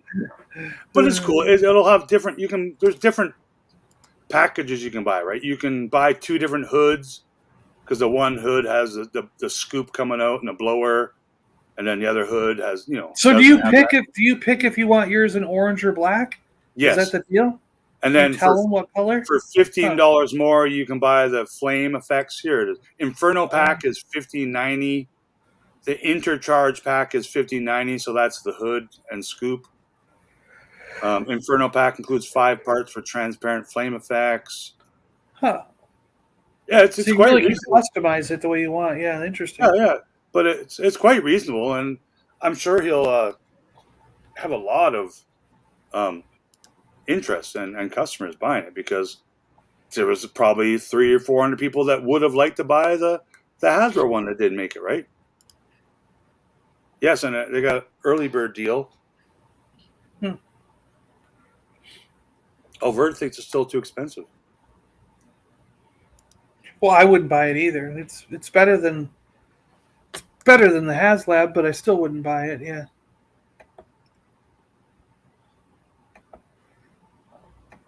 Does he do a payment plan? I'm sure if you emailed him, you could. He seems like a nice. I've seen him pop up on a few live streams. Jonathan mentioned he saw them on the 3.8, whatever that says. I tend to not watch those guys because that also makes a big difference. You know what I mean? Like when you buy a hot toy, you can pay $50 a month. You know, so that, and there's no real interest on it if you just do the. You can extend the plan to a longer plan and then they charge interest, but if you just take their initial deal, you don't really have to pay interest on it. You know. Yeah, no, it's why Hasbro and their what do you call it? Yeah, the HasLab, whatever their marketing more things. The HasLab thing. Why a payment plan? Yeah, was not even a thought of idea. To me, means they would sell a lot more. They would sell a lot more if there was a payment plan. Exactly. They would have sold every item they've ever asked to make. Probably, you're probably right. Guaranteed it. Yeah. Even if they did something where it's like $100 down, and then $50 a month for the rest, they still would have sold a hell of a lot more. You know? Yep. Yeah. Absolutely. Yeah, but we also know that it can be done for $25 because McFarlane released same size Batmobile for $20 Canadian. Yeah. $20 Canadian is like $15 American. So that means he paid $8 to produce it in China to make a profit. What was it? The Bat monster truck thing they did? That thing is amazing, and it was $25. I think it was also $25 in Canada, which it was crazy, right? McFarlane toys are the same price in Canada as you guys play in the States. So you guys in the States are getting ripped off because McFarlane toys are cheaper here. It might be because no one buys them and they're always marked down, or McFarlane just, I don't know, he can produce toys for cheaper. The Batmobeast, the Bat Beast, that's the one. Yeah. Yeah, and they re-released that like twice now. Yeah. Like once with the shell and then once without the shell to make it look more like an off-road Mad Max looking thing. Oh, did they? There was two different styles? Yeah. I think both the same price, but I think they released it a year later to go with something. Or maybe it was radio control. I don't know what the difference was.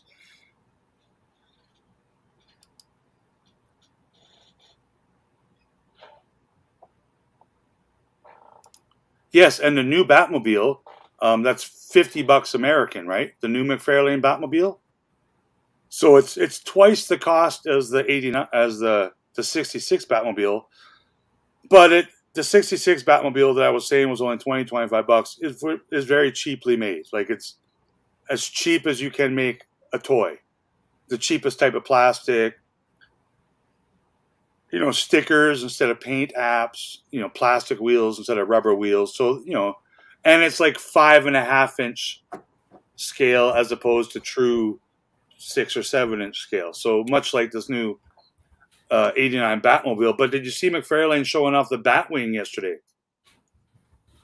Yeah, that thing was awesome. That does look pretty badass and pretty big too. So what McFarlane's doing is they're selling that Batwing. I think it's $250 on McFarlane's website only. So it's not a crowd fund. It's not a Todd Lab or, Indiegogo or, Kickstarter Batwing. It's just Todd McFarlane selling the Batwing for $250. But it's not going to be at Walmart or Target or GameStop. You have to buy it from his website, which is weird, what Hasbro should have done for a lot of their toys. You can't buy the Batmobile. I'm looking for the 89 Batmobile. You can't buy that on his website at McFarlane.com. It says order now at Amazon, GameStop, Target, Entertainment Earth, Big Bad Toy Store, or click to find a retailer around. Unavailable for purchase on this website. Yeah, I don't think McFarlane sells most of his toys on his website because the retailers buy look at so the bat much. boat. They buy so much crap from the retailers. Have you seen the bat boat? Oh my God, this looks awesome. McFarlane? Yeah. Yeah, I think there's a boat and a cycle, isn't there? Yeah, the boat looks cool. It's from the old TV show though, but it's, The yeah, 66? it's neat. Yeah. But Yeah, I it's think neat. those are in stores, or not here, but I haven't seen the boat yet in a store. I've just seen a bike. I think the Batgirl. Yeah, the bike. motorcycle I've seen. Yeah, but It looks pretty cool. so do they have the did they call it the Batwing? Is that what he called it? Yeah, I think that is what it's called. Oh, here it is, the gold label Batwing. Here it is. Oh, look at that. It looks beautiful. Can you get that? It looks pretty good. That's good paint. And because I saw Adam Savage reveal the, I don't know, Iron Studios or Sideshow or Hot Toys version of the Batwing. Like the one. That you can pre-order. Huge. But it's cool, man. Wow, it's $250. Yeah, but look at the size of it, man. It's still half the price of Razor Crest and a sail barge. Wow. Someone's making lots of profits. Hey, Gerard. It says it's expected to ship in May. Wow, it's already going to ship? Well, it's out now. McFarlane, as you know, he'll reveal toys and that people found in the store yesterday. Do you know what I mean? Yeah, I'll wait and see if this shows up in store because it'll sit there and then go on sale for like $100. The Batmobile? No, the Batwing. No, it's sold at McFarlane.com exclusive. But there is a Jada Toys Batwing coming out for 3 3/4 scale, and a Jada Toys '89 Batmobile, which I saw today went on for sale, and I think it was $130. So it's not cheap. So it must be have some electronics and stuff for it to be that price, because that's Jada Toys. They're like cheap toy company. Well, not cheap, but a newer, lower cost toy company on the market, competing with Hasbro and Mattel and McFarlane. So, be interesting to see. Those are I think they're $2 in the States now. Those Jada Toy figures. Is it Jada Toys? Who's the 3 3/4 Batman figures that are shelf warming? Spin Master. Spin Masters. So sorry, Spin Master, Batmobile, and Batwing have been put up for sale today. I believe on Amazon and other stuff. Gotcha. Here did the 12-inch '89 Batman Unmasked and Spin Master 12. Oh, very cool. Yeah, I love '89 Batman. That's my. I don't know. I guess the '66 Batman is my favorite because it's extra retro. Like it's retro with retro hot sauce on top. Like it's super retro, and I love it. But '89 Batman was, the first big Batman that we all saw in the theaters and stuff. So I got a soft spot for '89 Batman, of course. Not my favorite Batman, no. My favorite would be, the other ones, the Dark Knight trilogy. Yeah, I think that's the Spin Master one, Jonathan. Oh, there's the Batwing Spin Master. Okay. Is it like $40? $34.99. Yeah. And then the Batmobile, I think that one was more than $100 today, if I remember. There's a remote control Batmobile for $150, but that's the one. There's got to be one that's not remote control, right? They usually do both options. It's a lot of money.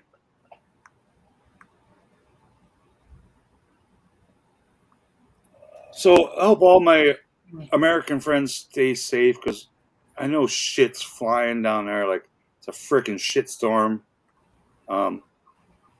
Hopefully it'll all be over soon. As Orange Clown gets fucking thrown behind bars and what shit not. But yeah, no politics. Fuck all that shit. It's like Superman when Lex Luthor got voted president. He's a freaking criminal. Hello, people. I don't like people calling him even the word president in the same sentence as him, because ex-president. Yeah, somewhere it'll show up on Amazon or on. It just showed up on Amazon Canada yesterday, and it was been out in Amazon US for like 2 weeks. I mean, like for cheaper, because I can't spend those prices on it, Just don't buy Batman McFarlane shit, and everything will be cool. Buy a hot toy. Actually, I've been seeing everyone's getting their Mezco 89 Batman. That's a cool looking toy. Yeah. I can't afford Mezcos at $399 Canadian. Or is that what whatever. they are? I don't know. They're more than $100 US, which is $80 too much if you ask me. But they look good. They look good. How they can cost more than a hot toy? Or, I guess they don't if John says they're $400. But I see hot toys. I can go buy hot toys right now for $200 Canadian. They're just not the coolest ones. Sideshow. The Sideshow brand is a lot cheaper than it is. Sideshow brand is cheaper than a hot toy. But it's the same shit. It's all made in the same fucking factory in Taiwan or wherever they're made. Same people are sewing together the robes and putting them into boxes. It's cool. I'm still a hot toy virgin, John. I looked at when I had a bunch of Toy Trader bucks. Still got them. All this fake money. I was looking at Hot Toy Boba Fett with the throne. It looks so badass, but yeah, it just wasn't worth half a month's rent.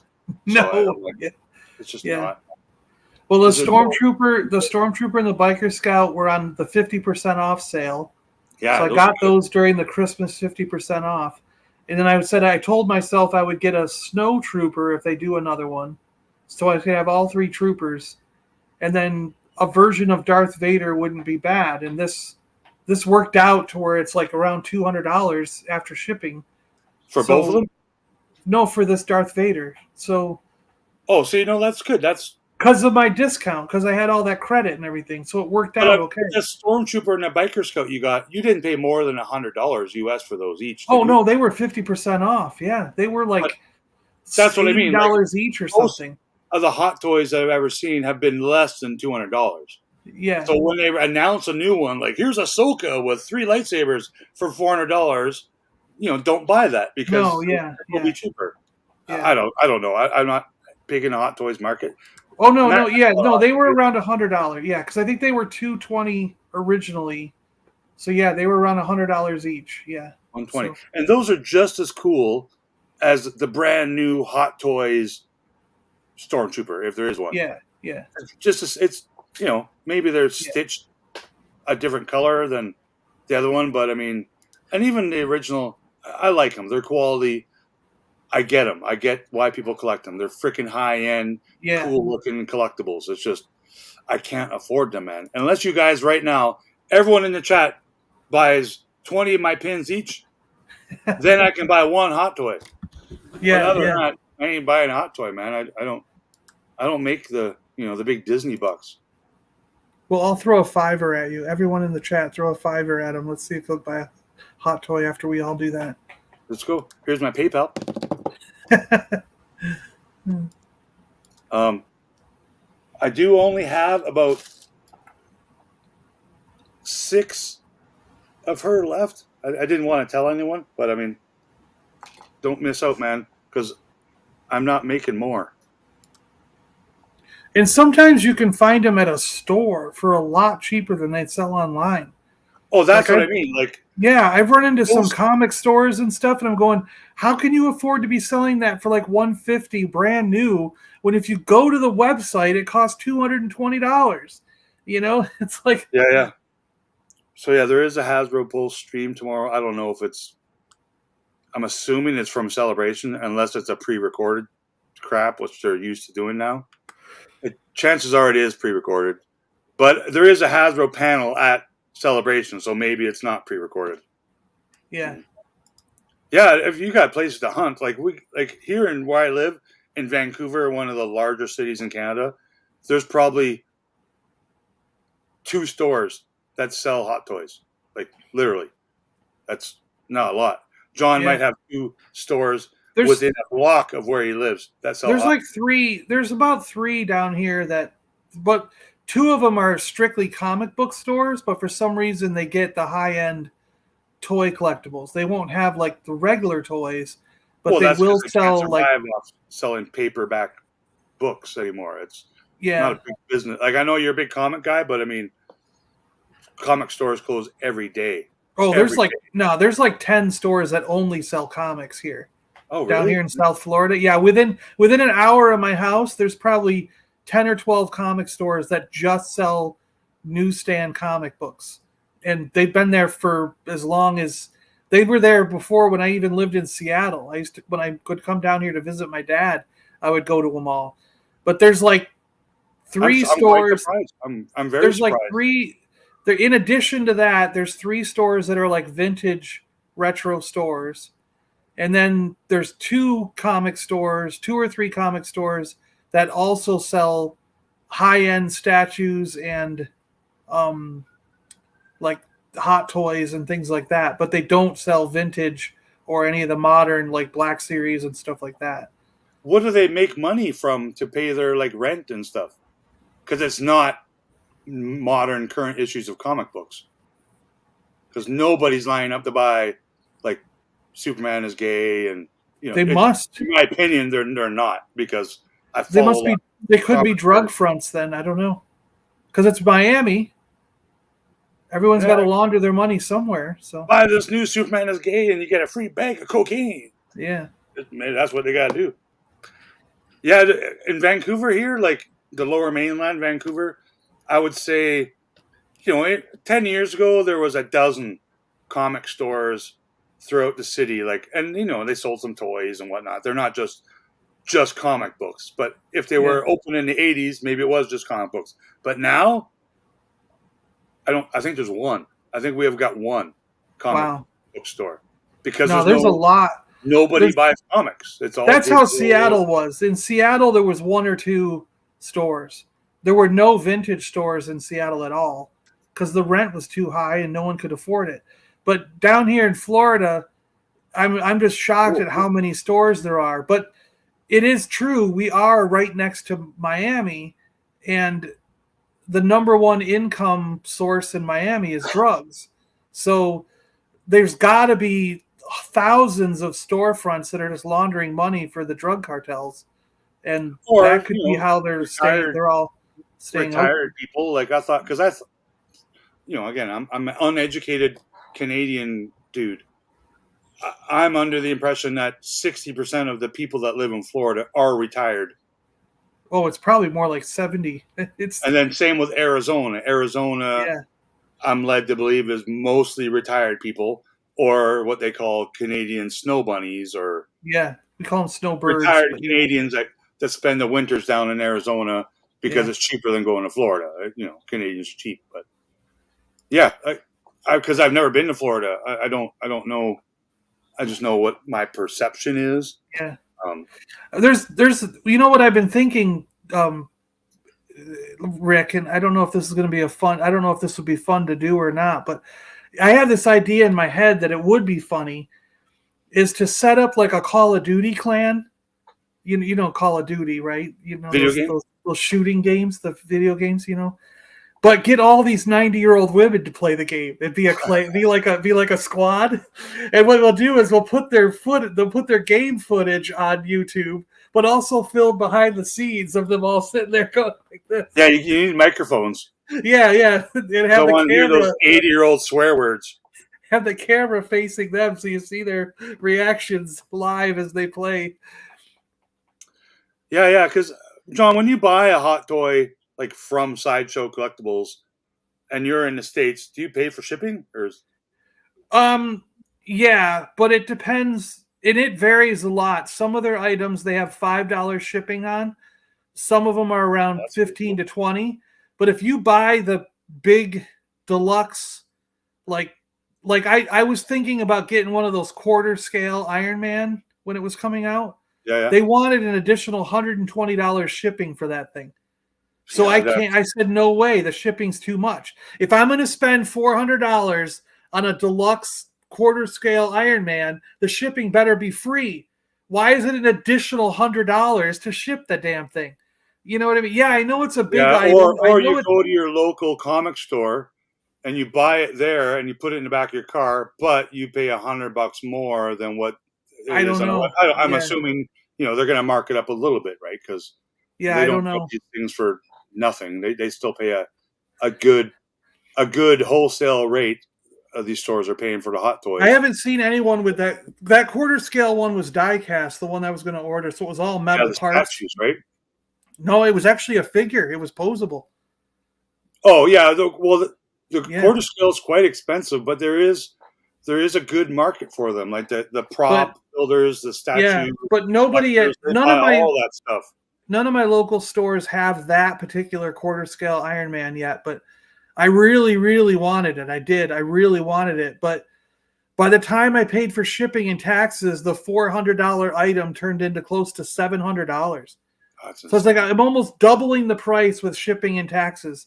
And I said, no, I went, no, I'm not going to get it. They actually sent me a feedback form saying, why'd you cancel that order? Yeah. And I was like, well, because it was going to be twice as much money almost. If I'm going to pay that much for this thing, you should do free shipping. I was like, freaking Walmart gives me free shipping on a $50 item. You know what I mean? I was like, Target's free shipping, Amazon's free shipping. You can't do free shipping on something that's $400? I'm like, come on. So I really ripped them a new asshole because I was like, you guys are just scamming the crap out of us, The only place I can get any kind of free shipping in Canada is from Amazon Canada. That's it. Hasbro Pulse does not offer free Walmart, shipping. like Target. I guess you don't have Target. Yeah, you but don't have Target. I can order from Target online. I just have to pay taxes and duties and fees and shipping. And to me, that's twice as much money again. Well, right? it's also I don't think it's illegal. Like I don't get the whole tax shit. Like I sell stuff on my website, my pins and stuff. And if you're in a state that charges sales tax, my website will charge that sales tax to you. It won't charge you that sales tax plus my sales tax in Canada. Yeah. But when I shop online as a Canadian and I say I buy from Target.com, yeah, I've got to pay your tax and my fucking tax. And then I got to pay a duty fee or a brokerage fee or some other invented way of making income that I'm not legally allowed to ask for. So it's tough. International shipping, always a pain in the ass.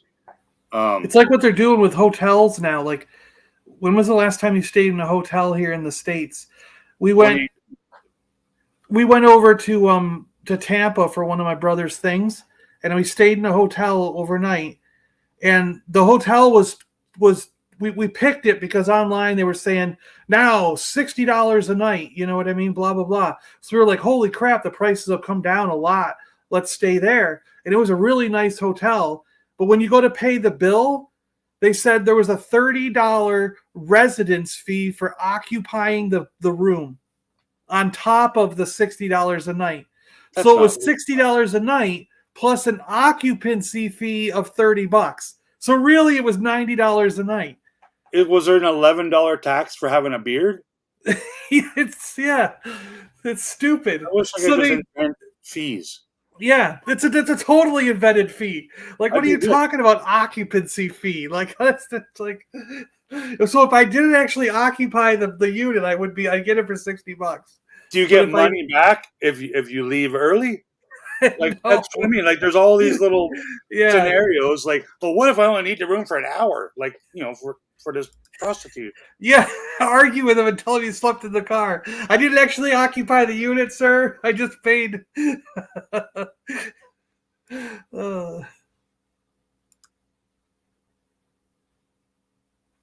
If you do this, subtract the $30. I pay extra because they have to clean up my beard hair. Yeah. Clog that shower drain. I got to pay those beard taxes. So it's almost a weekend. You got any plans for this weekend, John? I'm working on a variant video right now. I'm doing my first of doing the Kenner variants is going to be on Blue Snaggletooth. So of the two variants, how long a video you got? Oh, it's only like 9 minutes or so. It's not that long. Spoiler alert: there's only two variants of Blue Snaggletooth. No. I'm talking about blue versus red. Oh, okay. So yeah. 3 variants.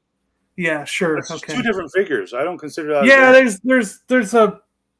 What does he have? A nub on his toe and a not a nub or something? A toe dent and a not toe dent. Not dent. Yeah, whatever. Now you have a blue snag, right? Because you've completed them all. Yeah, I've had them since the '90s. Yeah. Yeah, I see. Collecting with Cool Brett is working on his collect them all now too, so that's pretty cool. Yeah. I'm glad to see more people. Well, I'm going to be helping Rolando out as soon as I can get to the rest of my loose figures. They're in that stack of boxes that are in my room that people have seen. It's on the bottom of there's a box full of loose figures, and I'm going to try to help Rolando out with one or two. The blue one has eluded me, and I can't find my Hoth Leia. The blue one. Vintage Star Wars? Are we talking the blue one? Yeah, of course he is. That's what we're talking about. So, as Gab, but I'm going to do some of the bigger variant, like the blue versus red Snaggletooth, the smiley face Lando versus non-smiling, big head, small head Han. Some of the ones that everybody goes for. When you get to the nitpicky, like Leia with a collar, Leia without a collar, I don't think I'm going to do those because there's so many variants in that Leia collar, no collar stuff that it's like you could sit there for ages. I'm not going to do the Biker Scouts variants that has the dent here and not the dent, the small helmet, the big helmet. It's like those are just too hard to see. I want to do the ones that are obvious. Like big head, small head Han is obvious. So it looks like you can pre-order Omega and the rest of the Bad Batch April 11th, according to Yak Face. Oh, okay. I'm out. I don't need. I think I might just get the Omega because it's not a child action figure and her character is a little more important. I think, and and they're showing pictures of the boxes, and they're not window boxes. They're the cardboard ones we don't like, but we're going to see that for the rest of the year, though. Yeah, probably. I'm waiting. I didn't get an email yet from an artist. I'm doing a new collaboration with one of my favorite artists. His name is Tim Barron. So if we don't follow Tim Barron on Instagram, please do so, and you might get a sneak peek of something. Tim Barron? Tim Barron.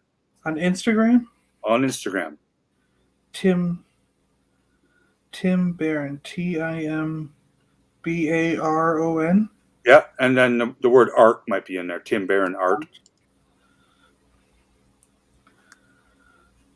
Does he do the Skeletor and Darth Vader colored thing? Yeah, he's just a super, super talented artist, and I reached out to him and asked. Basically, I asked him to do a collaboration, and it worked out to be more of a commission. So it didn't work out the way I wanted it to, but I'm super stoked to work with Tim Barron on a project. It's because it's an enamel pin that maybe not everyone loves or wants, but I figure if I get Tim Barron involved with the artwork. He does those skateboard bottoms, which look cool. Yeah. Yeah, he's very talented. Yeah. I'm going to post a link here because I want you guys to follow him.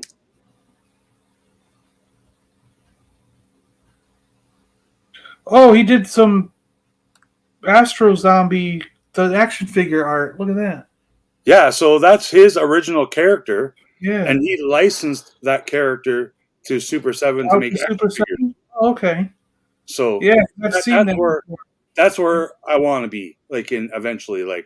So I get paid to do some artwork for Gentle Giant Limited, another company which I can't mention yet, but that's a little different. He licensed his original drawing character to Super 7 to make. So Super 7 previously did that with Phantom Star Killer, which is Killer Bootleg's original character that he made. And same thing, he licensed that character to Super 7 to make toys and products. So that's that's good. That's it's like you're renting your character. It's like It's like if I had to pay a licensing fee to Disney to do something, they're paying a licensing fee to the artist to do something, and that's cat's ass. So I'm very happy to not reveal quite yet, but something with Tim Barron coming in a very near future. It's cool. You know what I just found out? So I was looking up Babylon 5 figures because there's still one or two that I need. And I was like, I wouldn't mind getting the one or two I need before I do the video on the Babylon 5 figures so I could have them all. And the Shadow figure, which I have the Shadow action figure. I think I bought him for like $9.99. Look how much he sold for recently. $244.99. And here's something I'll tell you, John. I did not know they made fucking Babylon 5 toys.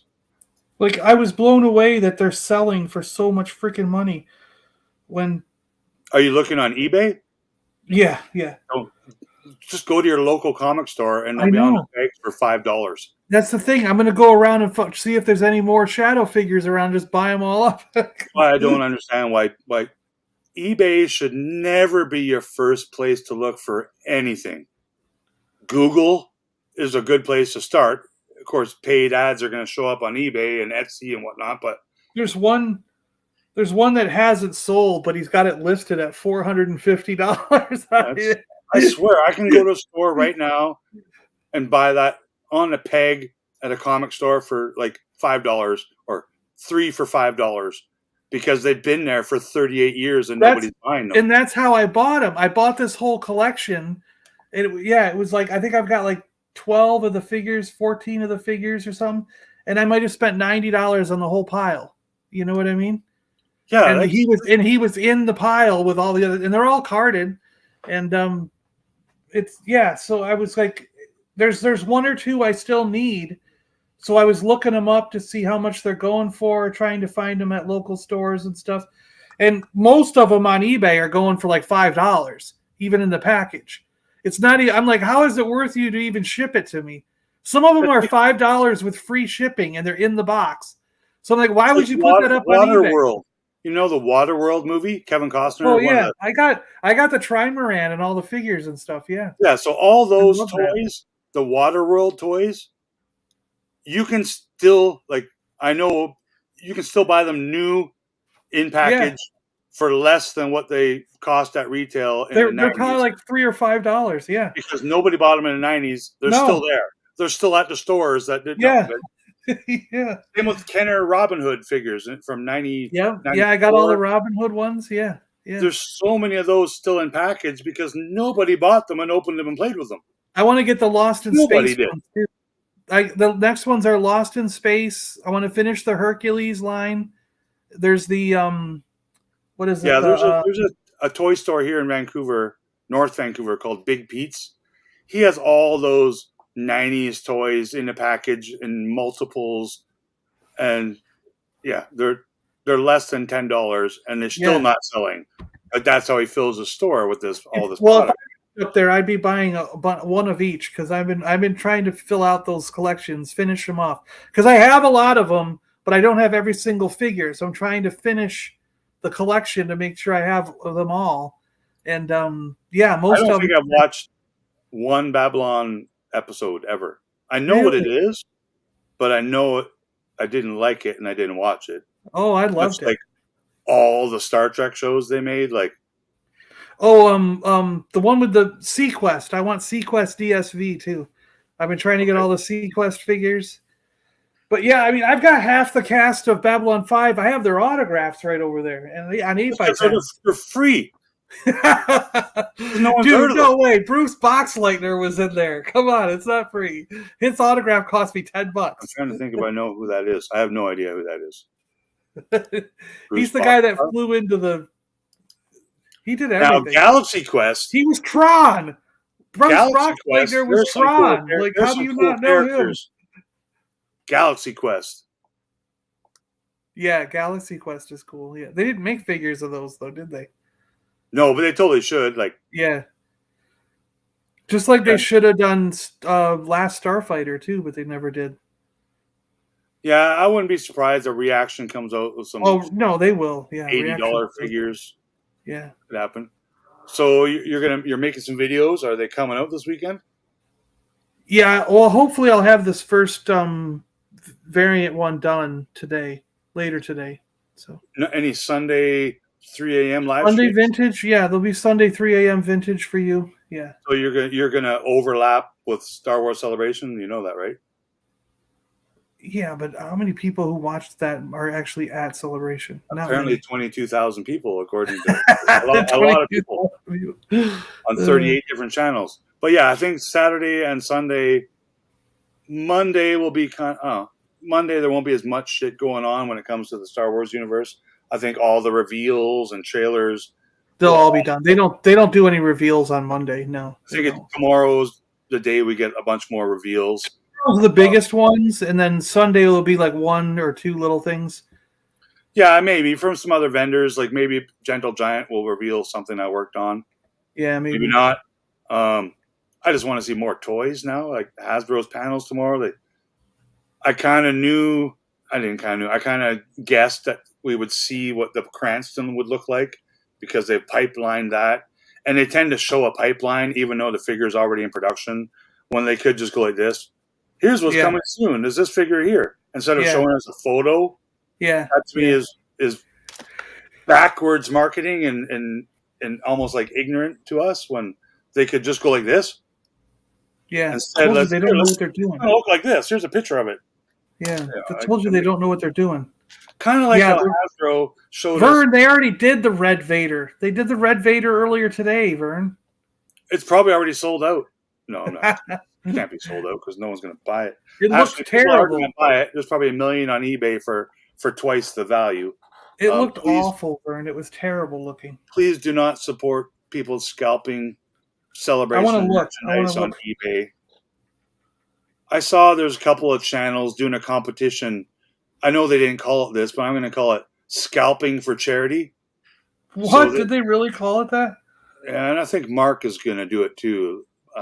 So a couple of toy stores or collectors / dealers in the UK are going to buy some $100 worth of merch at Celebration and then flip it on eBay for profit to give to charity. And if they asked me for my opinion, I would say that's the stupidest fucking thing anyone's ever thought of or done. Just donate money to charity. Yeah. Don't make someone pay an overinflated price for something. That's scalping, and we don't like scalping. Just take your $100 one thing, and donate it to charity. Done. I guess what it is, though, is it's different if you auction it off. Because, like, if you put it up for $1 and say we're going to start the auction at $1, this is all going to charity, and the buyers bid it up over $100, then they're different. idiots. They should get locked up and have their wallets taken away. Fucking clowns. It's clown shoe business. Don't do that. Don't support scalping. Don't support No, but that's not scalping. That's an auction.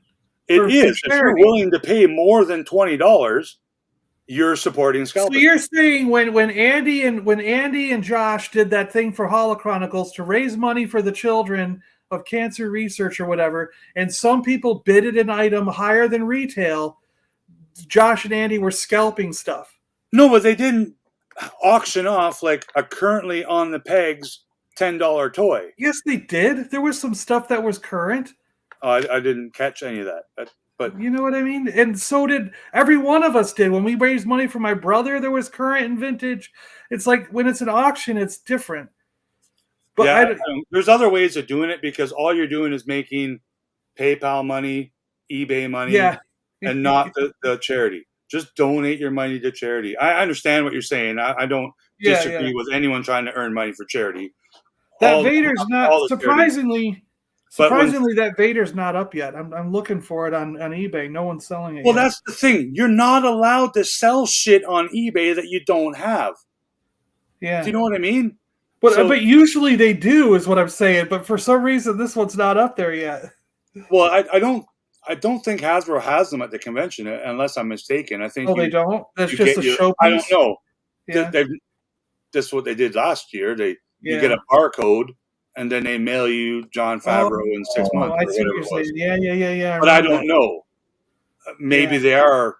No, you're right. They did that in the past. Where, It It's weird. I don't know why they do that. People buying nothing, and people then travel from all over the world to pick up cool souvenirs from the convention, and you're sometimes not able to get them, which is, I don't know. You can buy a T-shirt. Like I saw something cool in the Star Wars store. It was a stuffed Max Rebo band. It's 3 different plushies, and they looked awesome. But yeah, the plushie was 75 cool. pounds. I know, no, that's too much. Man. Yeah. Those things are like $11 at the Hallmark store. Like, why would?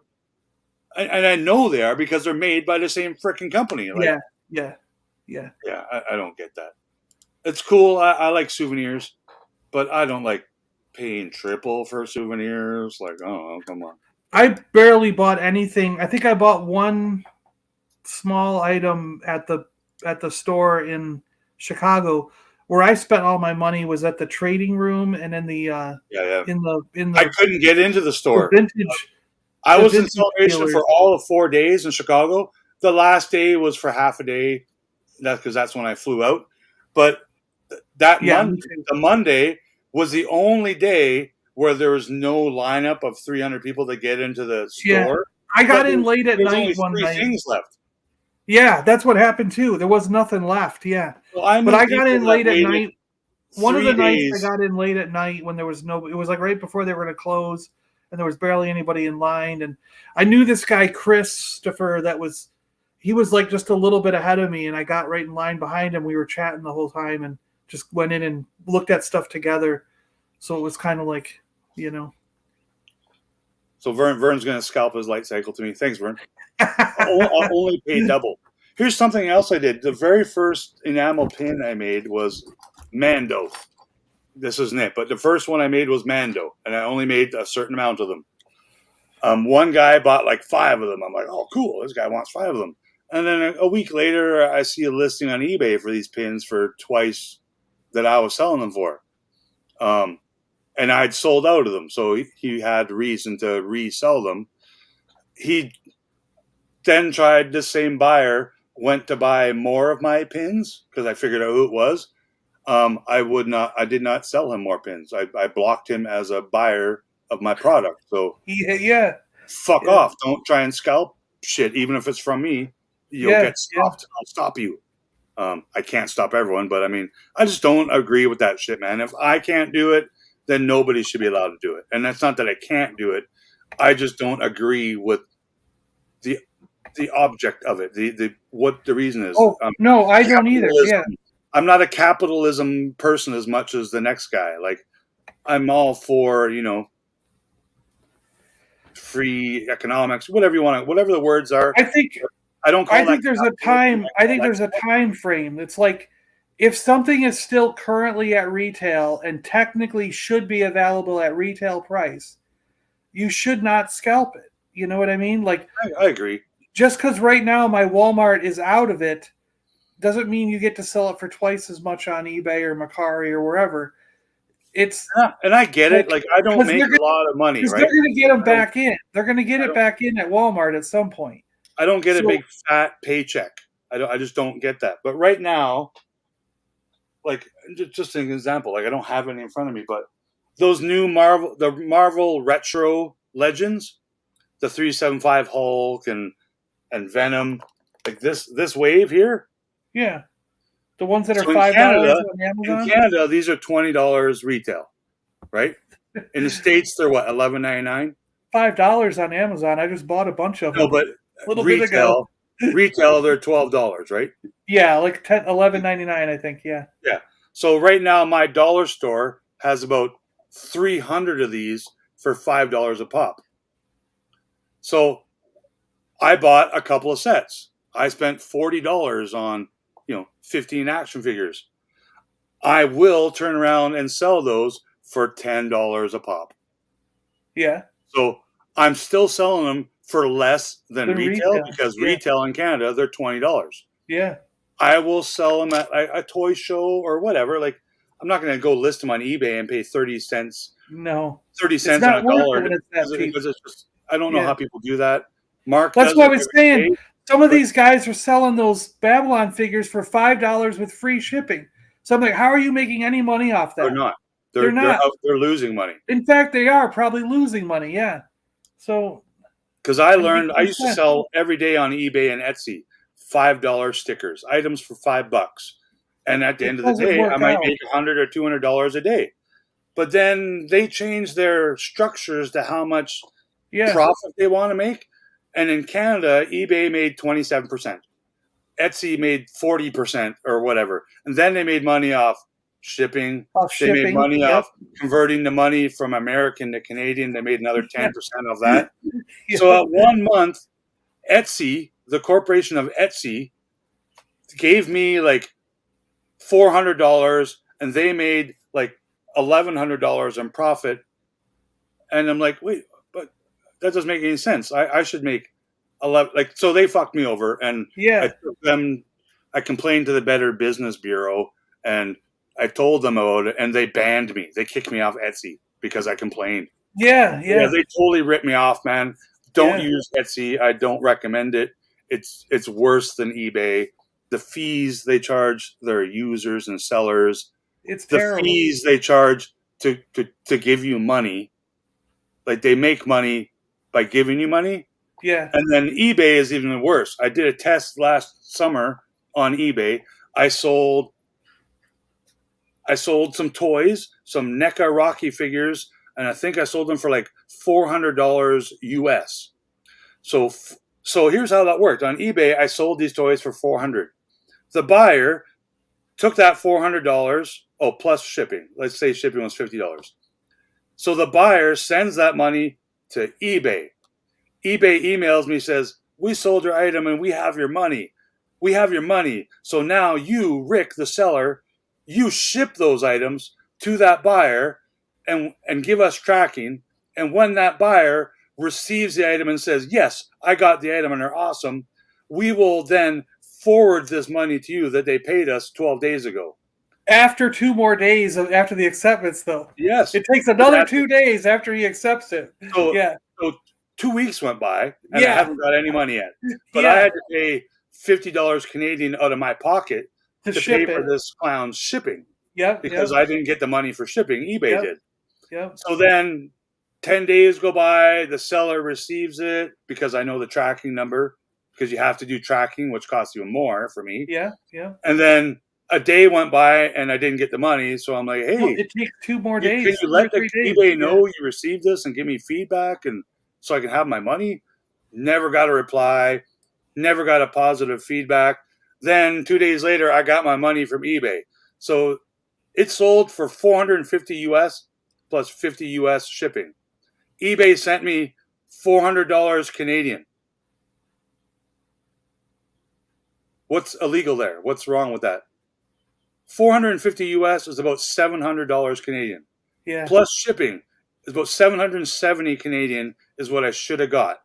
So the law is eBay Canada has to pay me in Canadian dollars. That's, for whatever reason, that's eBay's law. So eBay made about 120% commission off my $450 US sale, and I actually made less money in Canadian dollars. Does anyone understand? I know what you mean. Yeah, I'm just spewing all this garbage out, but it's all 100% true. eBay is 100% a fucking scam. They take half your money now. Different for Americans. I don't know. No, they take half your money now. I think they treat Mark in the UK differently because he only sells to people that live within like 11 miles of him for some reason. Like in the UK only. Well, if there's no shipping, and shipping's free or something. Yeah, if you do local pickup and free shipping and stuff, they do give you breaks. Yeah, but it's absolutely ridiculous, and it's not set up for Canadians or I don't think international. If the U.S. dollar was the staple or the main line that everyone was to sell on. Well, think about this, Rick. Like, I remember when they switched over from not using PayPal and eBay went to their thing. That whole system where eBay gets the money and holds it for 2 or 3 days, but you have to pay for shipping within 1 day of the item selling. You have to ship it before 24 hours. Yes. So like for small people, it only was like screwing us for like $50 to $100 in shipping. But there were guys who sell 10,000 items a day. They have huge stores.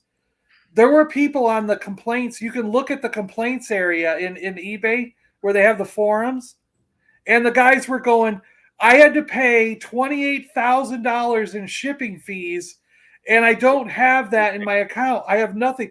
But in the money that I made from selling the items won't show up until 2 days from now. Yeah. They were like, we're going only if bankrupt. they say, yes, I got it, and it's not broken. Yeah. Like all these eBay sellers who had been doing eBay for like 20 years were going, we are now going bankrupt because of your stupid system, because we have to pay all this shipping on 10,000 items we sold the last couple of days, but we can't get the money because you guys are hanging on to it.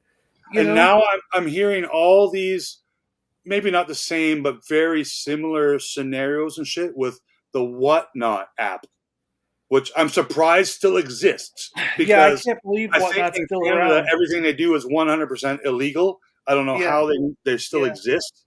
And also, why I think it's really bad is when Whatnot contacts me and asks me to sell shit on it.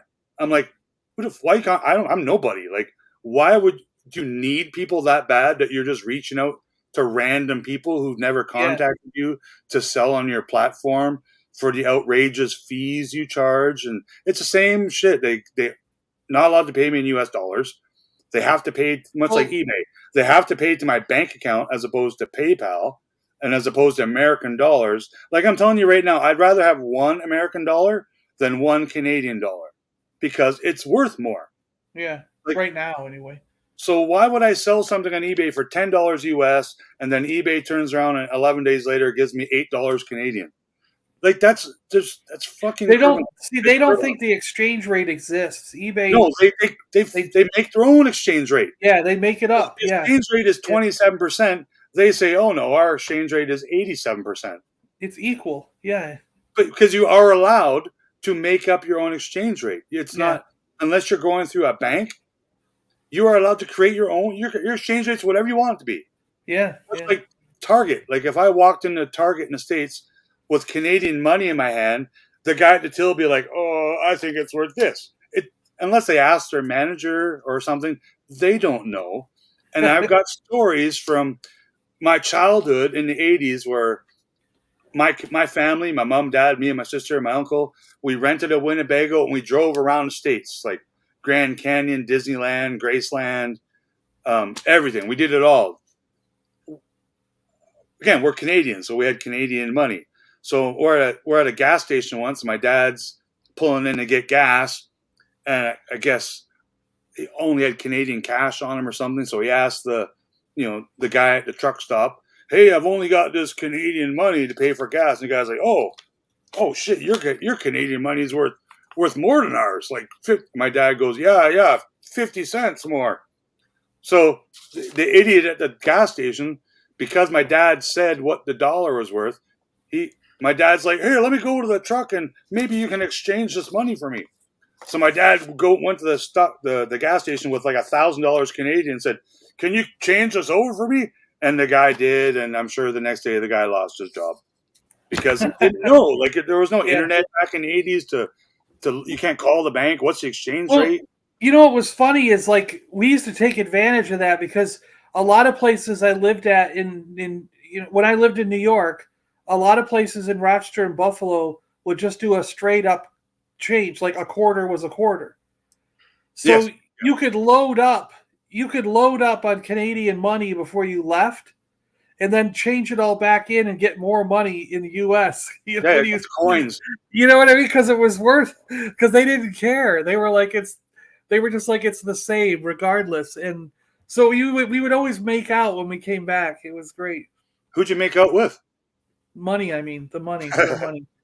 Yeah. So going here more than several hours, and yes, it's just for the view hours. We're just getting watch hours. Yeah. I need those watch hours, or I'm just a guy talking on YouTube, but which I am. I don't really care, man. It'll be a good year, I think. Christmas time, maybe I'll be going, yay, I'm finally monetized. Like Dino's about to hit 2,000 subscribers and he still can't get the view hours. Yeah, He's it depends, okay man. Like, viewing I think hours. the next video I upload, I'm just going to upload a picture with huge knockers on it, and I'm going to get 8,000 views for the first 3 minutes until they realize it's not a video about knockers. And maybe they get a thumbs down. I don't know, but I don't care. I'm going to fuck around and I'm going to beat the algorithm. There you go. There you go. Because I just watch my Vancouver Toy Show video, everyone, because I had fun editing that. So there's like, let's say 4 people in all of the world will upload a video from the Vancouver Toy Show. All of them have like 8 times more views than me, and that's the shit I don't get. But it is what it is. Well, that new Spider-Man's already got 600 views. It's been less than a day. Spider-Man what? Trailer? No, the little 4-inch figure I put up. Yeah. Oh yeah, I got the which one? The new Spider-Man action figure. Yeah, I got Venom. Venom will post tomorrow. I got this one because you can do this. Oh, the Van Damme. Yeah. So this was... That's a good figure. It is. I think I paid 14 Canadian for this. They're $10.99 here. 11. Yeah, that's about right. So that was 14, right? This was 5. Well, when I bought it, it was 20. But this was 5, right? Yep. And then I just sent Vern a Hulk. That's a whole another line of Hasbro 3.75-inch retro figures. And it was $2 Canadian. Wow. But yet they're all made in the same fucking factory. Yeah. Same, from the same materials.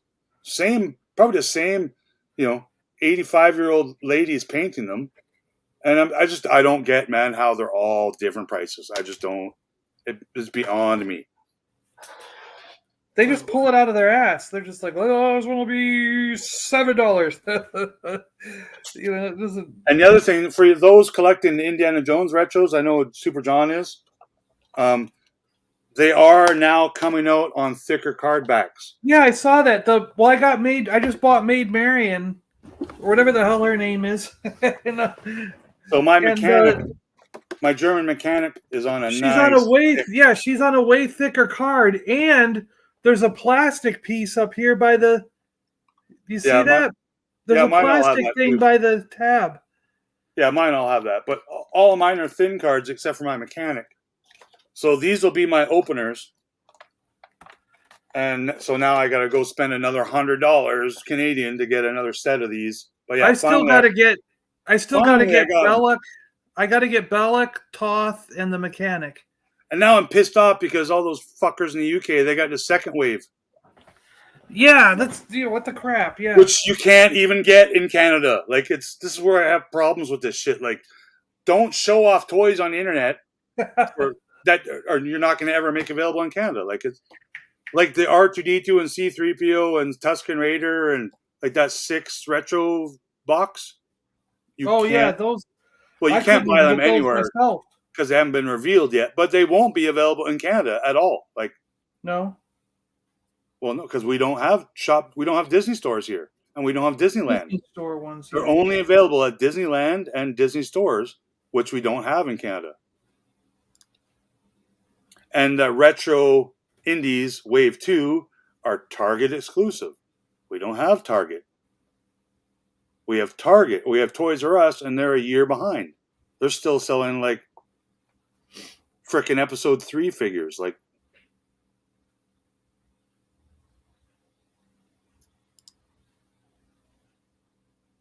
G4 says, yeah, each summer I spent in Canada, I came back and felt rich when I exchanged my money. Yeah, you take out your pocket change and it turns into $40. All 5 minor flimsy cards. Yeah, I didn't even notice G4 till I was making a little video of my, my pickups from the toy show, and I was handling the mechanic guy, and I'm like, hey, this card is way thicker. Oh, that first run, like the first ones that I found at Target, they were literally on a piece of paper. I thought they were fake. Like you could hold the card up and it would droop from the weight of its own, because it was like it was printer paper. It was basically on paper you get out of your printer. Yeah, you know what I mean? It was so flat. Matt, did you order them from like UKToystore.com or whatever? Like, because I saw Blue Harvest picked them up at Celebration from a vendor for 15 pounds each. So that's like 20 US dollars each. Like I don't see. I'm surprised he bought them because the mark's cheap. No, Like it's the other way around. well, no, a pound is worth more than $1. 15 pounds is probably 20 US. Oh no, yeah, you're right. 20 US. No, you're right. Sorry. I'm much smarter than you look, Don. Yeah. I'm just kidding. Oh, I saw a guy. He did a bunch of 3D sculpts of all the Babu Fricksters. It looked like kind of like those Yoda things where they made 38 different Yodas that don't sell in the store. He just made a whole bunch of different Babus in different shapes and forms, and they look fantastic. Like those, I think would sell. In demand toys. And are they like 15 pounds, Matt, or 10 pounds, or euros, or 11 bags of tea? I don't know what. It's so many different currencies. Can you just trade tea bags for shit in the UK? Yeah. And here's another question: If England and London are not part of Europe, right? They're not part of Europe, right? That's what I'm told by Londoners. Why is this called Celebration Europe? They're in Europe. They're not part of the European Union. Then that means they're part of Europe. Maybe they didn't sign the papers. They're in they're on the continent of Europe, but they are not. Because that's the argument I've made so many times on freaking YouTube. I'm like, yes, they didn't teach me wrong in school. You people that live in London are on the continent of Europe. Like they're just not in the European Union. You can't vote to not be in the continent of Europe. You'll lose that vote. $14.95. Wow, that's expensive, dude. That's more than we pay in Canada then.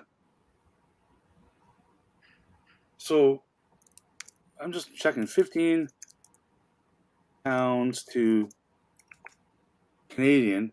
That's $25 Canadian. So you guys are actually paying more than what I pay in Canada, because these actually I think I got these for $14.95 Canadian because I get a discount at GameStop. Thank you, GameStop, for my discount. But they're cool figures, man. It's well worth. I'd rather have a $15 or $20 retro cool figure like this than the $50 Black Series figure I pre-ordered yesterday. I'm such a fool, but I have to have that Cranston. What is it? The Cranston, the black K.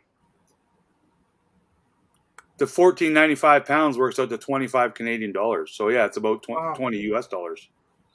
My favorite movie scene related to Canada is from Canadian Bacon, when they get fined for not having the English and the French. Yes, that's a good movie.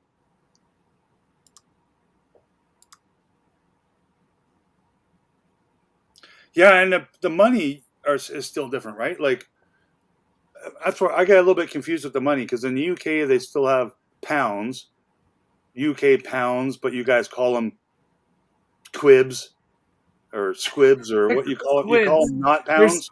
Quids. 20 squids. Yeah. And then Europe has the new currency that got invented, I don't know how many years ago, 10, 20 years ago, the euro. And the euro, you can spend euros in London, can't you? Or do they say, we don't take euros?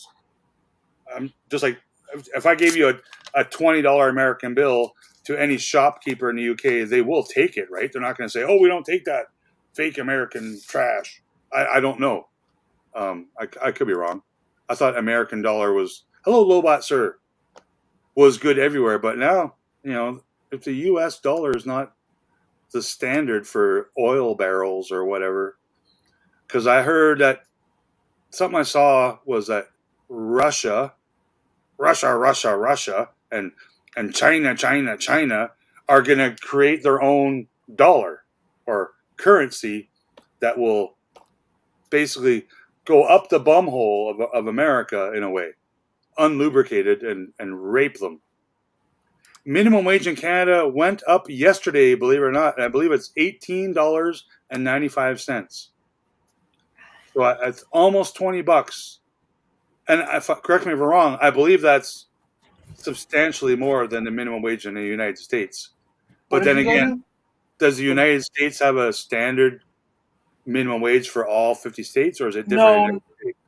not all 50 states have agreed to it yet, but on average, I think most 15 major bucks? cities area are around $15, or it's climbing to 15. They have a plan to get it to 15 over the next year or two or something. But it's not a federal thing, right? Not a federal. No, it's not a federal thing. So I there's a could be lot of wrong. places. There are places in the United States where the minimum wage is still like $7. GBP, Great British Pounds. What's so great about them? Yeah, there are places, Rick, where the minimum wage is probably like $7 in like the Midwest and other areas where it's just they're so behind the times, you know. Yeah, where it kind of changed here a couple of years ago because our service industry is I think much different than it is in the States. So like people that work as waiters, waitresses, Oh yeah, they bartenders- have a different minimum wage also. Yeah, because Yeah, they're but- supposed to get tips. But that they changed that recently in Canada because they did get less than what the regular. So if the minimum wage was 15, those servers and wait staff and service industry people would get paid like $10 an hour, and then the rest would be their tips and stuff. Yeah, But not everyone gets tips. Like some people are cheap. Tips are not a requirement like by law. You don't have to pay them like tax. So I think people, argued and fought that, but now I think that minimum wage is close to similar as what minimum wage is in general. Yeah. And they work the tips a little Well, different. the other Some problem, places I know they want to pool change and that. share tips, and some places don't pool and share tips. Yeah, they want to change that here in the States because what happened is less and less people are leaving a cash tip and they're leaving the tip on their credit card. So now the store, the Yes, they gotta restaurant pay has that. to report how much the tips are, and they split the tips with the cleaning staff and stuff. Where before it was up to the waiter or waitress That's if they insane. wanted to give some money. Because basically what would often happen is if like my dad does this around Christmas time, he'll pick a restaurant where he knows there's someone that he likes as a waitress, and he will tip her like $300 cash on the table. Yeah, You know what I mean? And That's that's the best way. That's the best way. Cash. that's his way of donating to people who need it. And he knows because he'll have talked to her throughout the year, and he'll know that we're going to this restaurant because this lady has 2 kids. She's on her own. She doesn't have a husband or boyfriend. She's on her own. She's got 2 kids. She's trying to pay for one to go to this musical school and stuff. So he knows that she needs the money, and then he'll surprise her at Christmas with a $300 tip. Well, Wow. those people will pocket that tip and say the guy only gave $10. You know what I mean? That's When they report it to their boss, they tell their boss he tipped me $10 cash.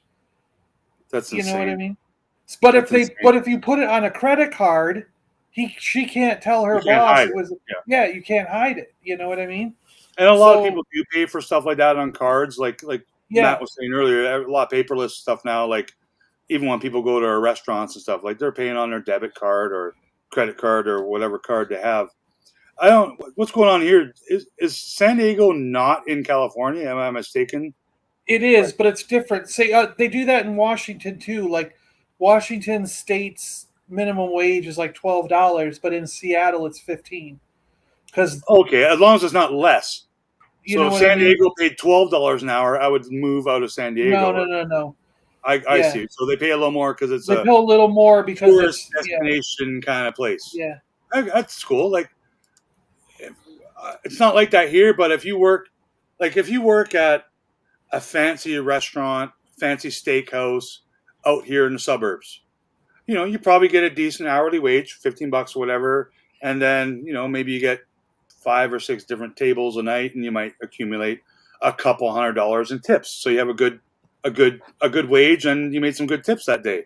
But if you work in that same franchise restaurant, like downtown and bustling, tourist industry areas, your hourly wage might not be the same, but you're gonna make double or triple on tips. Yeah. Like I've lived with many people who are in the service industry, and an ex of mine. She was a waitress at a big fancy hotel downtown, which is where all the pro athletes and celebrities and stuff stayed when they, had concerts and sporting events here. They would stay at this big fancy hotel. And in the big fancy hotel was the big fancy restaurant and bar downstairs. And yeah, she would come home on a Sunday, like work from 6 a.m. till 3 p.m. and come home with like $700 cash and tips. Wow. And there's like hardly any liquor sold. It's just a fancy restaurant getting these fancy clientele, and they're just tipping. They're just tipping away, right? It's weird. It's different. In the same restaurant in a different city, you might make more money. Yeah. Based on how rich the clientele might be, right? So all you young kids that want to be a waiter or a waitress, go to the fanciest freaking restaurant in your town and do it, because that's where you're going to make the good tips. And if you're really attractive, you're going to make even more tips. Yeah. Yeah. Because if you're ugly like me, they don't even hire you. No. Oh, you're ugly. You go wash dishes in the back, right? Yeah, you're a cook. Yeah. I'm going to wash dishes I or can't flip cook 'cause burgers. I'll get all my beard and the food. Yeah.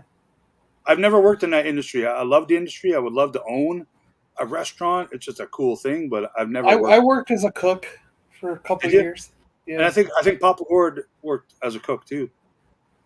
When I was working in restaurants, it was up to them how the tips got divided. Some would go all to the servers, others would split between the busboys and dishwashers. Yeah, it's similar up to like that up here. But again, if it depends. I don't think it's a rule here. I could be wrong because I'm not in the service industry, but they used to pool it all and give it to the busboys and the dishwashers and the cooks and all that. But I think it's now you keep 50% and then the other 50% you pool. I think it's different in every place you work. So yeah, props to those in the service industry. I couldn't do it because I ain't cleaning up other people's shit. Yeah, I will never work in a restaurant I don't even again. clean up my own shit. You can't pay me anything to clean up your plate with half-eaten fucking macaroni. I will never work in a restaurant again. That is no way. I worked there and I worked at McDonald's. My first job technically was at McDonald's. And after those experiences, I'm like, no way. No way. But I do hold all of the everything I learned. I can still crack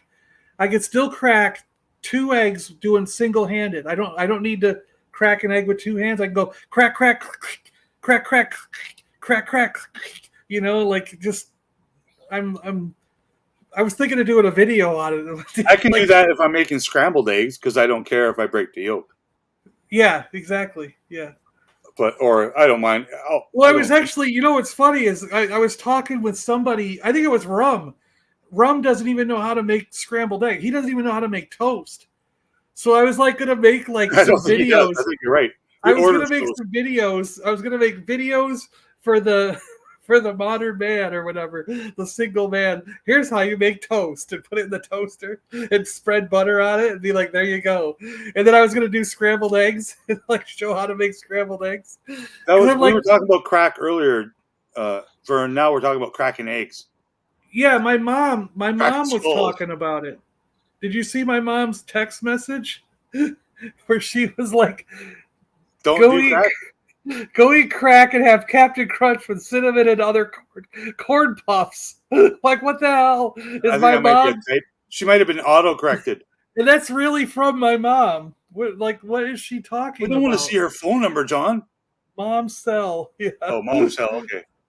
So what the heck is she talking about? I don't know. I think I'm scared to ask, but Vern, whatever happened to that monkey lizard statue, and where is it? Yeah, did that ever get to him? Hey, shut up, Rick. It's none of your business. Is that still it? But because I've never By the way, there should be a Rum. Did they announce the Jabba the Hutt Lego playset with the Salacious Rum minifigure? Oh, I don't know. You might have just spoiled it, Lego John. You told me they announced all these Lego sets today, so I'm trying to remember all the. No, I don't think they announced any Lego sets today. They leaked. Somebody leaked, like LegoLeaks.com or something leaked some Ahsoka ghost shit. I'm trying to think of all the Lego sets. I'm kidding, John. They announced them all today. What did I miss? Here I am spoiling it for Lego. They're going to be like, "Oh crap, this Look at guy that, just John.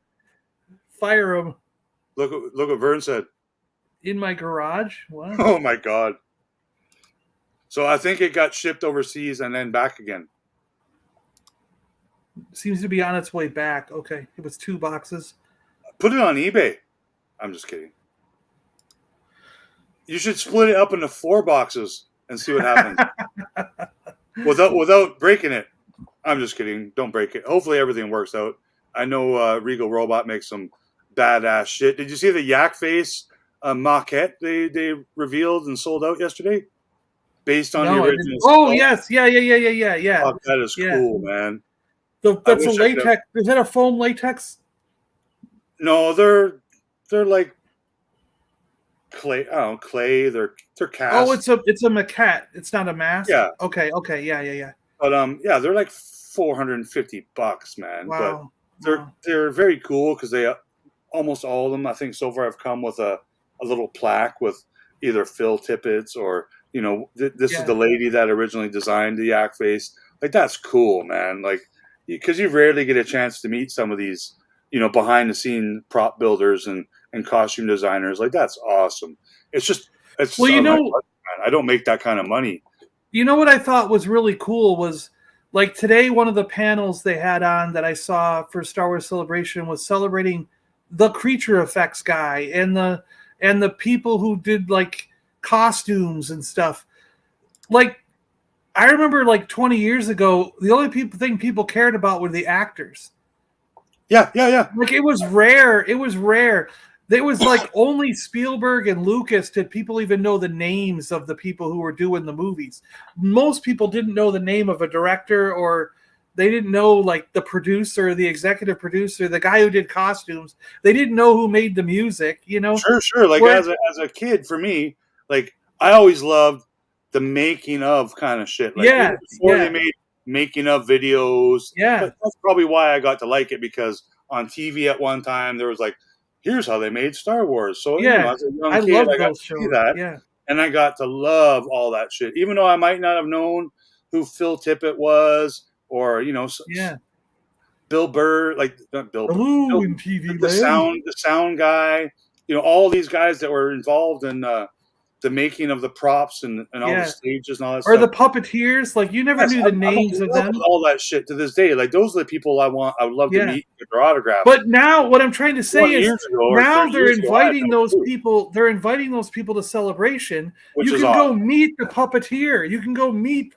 you know what I mean? Like one of the writers came out and he was like, you didn't see this even 5 years ago. No one knew who the writer was. Yeah. No one would cheer and celebrate the writer. And here I am on stage and everyone's yelling my name. Like, how is this possible? Yeah, like I follow Jabba on Jabba the Hutt on YouTube. I know he's not called Jabba the Hutt. He's called Jabba something. He's probably the only guy called Jabba something on the YouTube. Is that the backwards and forwards guy? Backwards and forwards. Backwards Jabba. And forwards with the tail. Who did the tail? No, a YouTuber. What's his name? Jabba's Palace? I don't know. The Mighty Jabba. So I'm going to share his channel because I do recommend his channel. The Mighty Jabba's collection. He basically collects everything to do with Jabba's palace and stuff. But he did a little video right at 9:00 yesterday when Regal Robot announced his Yak Face. He got it a little early to do a little review, and he showed like some behind the scenes footage of the lady who was sculpting it and putting each of the hairs in the cheekbones and how they came up with this final design, and George Lucas approved or disapproved. It's fucking awesome, man. And people that go through this kind of trouble to make cool YouTube videos deserve to get subscribers and people like you to watch the videos. Yeah. So if you don't, he also likes to share a lot of my cool product too. So he does good reviews. And I don't have it on. Wait, if I have it, I'm going to do it, Vern. I was blessed to get do I have it here? To get a commercial made by the one and only Oakhurst Studios. Oh, Hey, now Vern. Oakhurst has done a commercial? Yes, but so now I have to play it. Open with. Okay, it's very, very complicated. StreamYard is getting worse and worse. Okay, what am I sharing? I'm sharing this. Is that showing up? Oh, look at that. Luke and Leia, and they run around and you can play with them. Unless your parents tell you you're too old to play with toys, and you ask them, well, why did you buy me these in 1977 if you don't want me playing with them still? Anyways, there's a solution. If you're all grown up and toys are not for you, here's some enamel pins from Left Coast Graphics. They remind you of those vintage figures of back in the day. And you know what? When nobody's looking, you can pull them off your jacket and go, hey, Leia, let's go. And the ships come in these fantastic boxes that you can fold out. And here's the one for Boba Fett's infamous enamel spaceship. This is the pin. It looks fantastic. You could put it on your jacket. But like I said, when nobody's looking, you could fly those ships around. He's flying the slave one backwards. Ends with these awesome card backs and these fantastic pins that double as toys, but don't tell your parents. From Left Coast Graphics. That's great.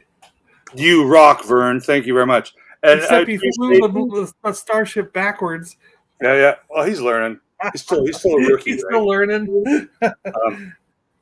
Between you and Vern and anyone that does anything fun and Dino creative like that, Geekstrong did a great commercial in the middle of one of his videos. awesome, man. Like I love all that stuff, and you all get free bonus points. Proofs of purchases are added to your collection, which means you get free shit for doing stuff like that, man. Like I appreciate it, and I love the YouTube family that we have. We're having fun doing stuff like that. Like when you make Bagman Part 2, I want to be in it. I need a cameo. And when Dino makes Don't Scream Part 2, I want a cameo. Like I love all you guys. Being creative. Like I'm creative my own way, where I make my stickers and pins and shit. But if Dino can make a fucking video and edit it in his phone, I know, in a fucking cave with the lights out, I have to give you props, man, because I can't do that shit. And he's getting really creative and good with it. Too big.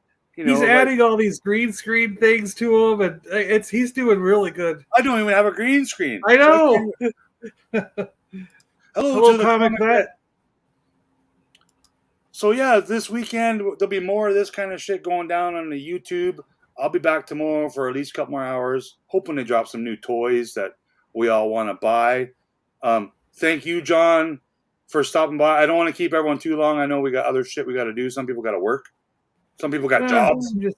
Some people got to go to post offices and mail shit. I'm just chatting till dinner. All this crap. Oh, geez. Yeah. Well, I'm at the point where they only take so much a day for me, man. It's a small little post office. But thank you, everyone. Do you pre-purchase, or do you have to stand in line and pay for it all there? Not for these ones. The stuff that I ship in boxes, like I do ship a lot of things in little boxes. I use a different company called Chit Chats for my shipping because, again, most of my customers are in the U.S. But all these ones, when people just buy one or two pins, I bubble mailer it because it's 50% cheaper. But I do have to go to the post office for those because it's cheaper there. Yeah. Well, it's not that it's cheaper. I don't know. I've never had one returned. Sometimes if I buy shit online, they're like, "Oh, you didn't buy the proper postage." Oh, I know what you mean. Yeah. I go to the post office. They can't tell me I'm wrong because they sold it. They waited and did it. Yeah. Yes, yeah. 6 more hours. 6 more hours. 6 more hours. No, I can't do that. I gotta eat, sleep, shit, smoke, eat again, pee, drink. Not in that order, but I gotta do all those things. But yeah, thanks everyone for stopping by today.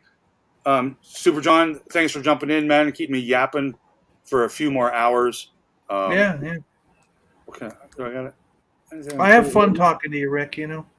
Yeah, man. If we were nearby each other, I'd get you out of the house and we'd could sit down and have a drink and be there for 8 hours just talking. Yes, absolutely, dude. I would be all over that, man. I need more Star Wars nerds in my life. So thanks everybody, and don't forget, Left coast is the best coast.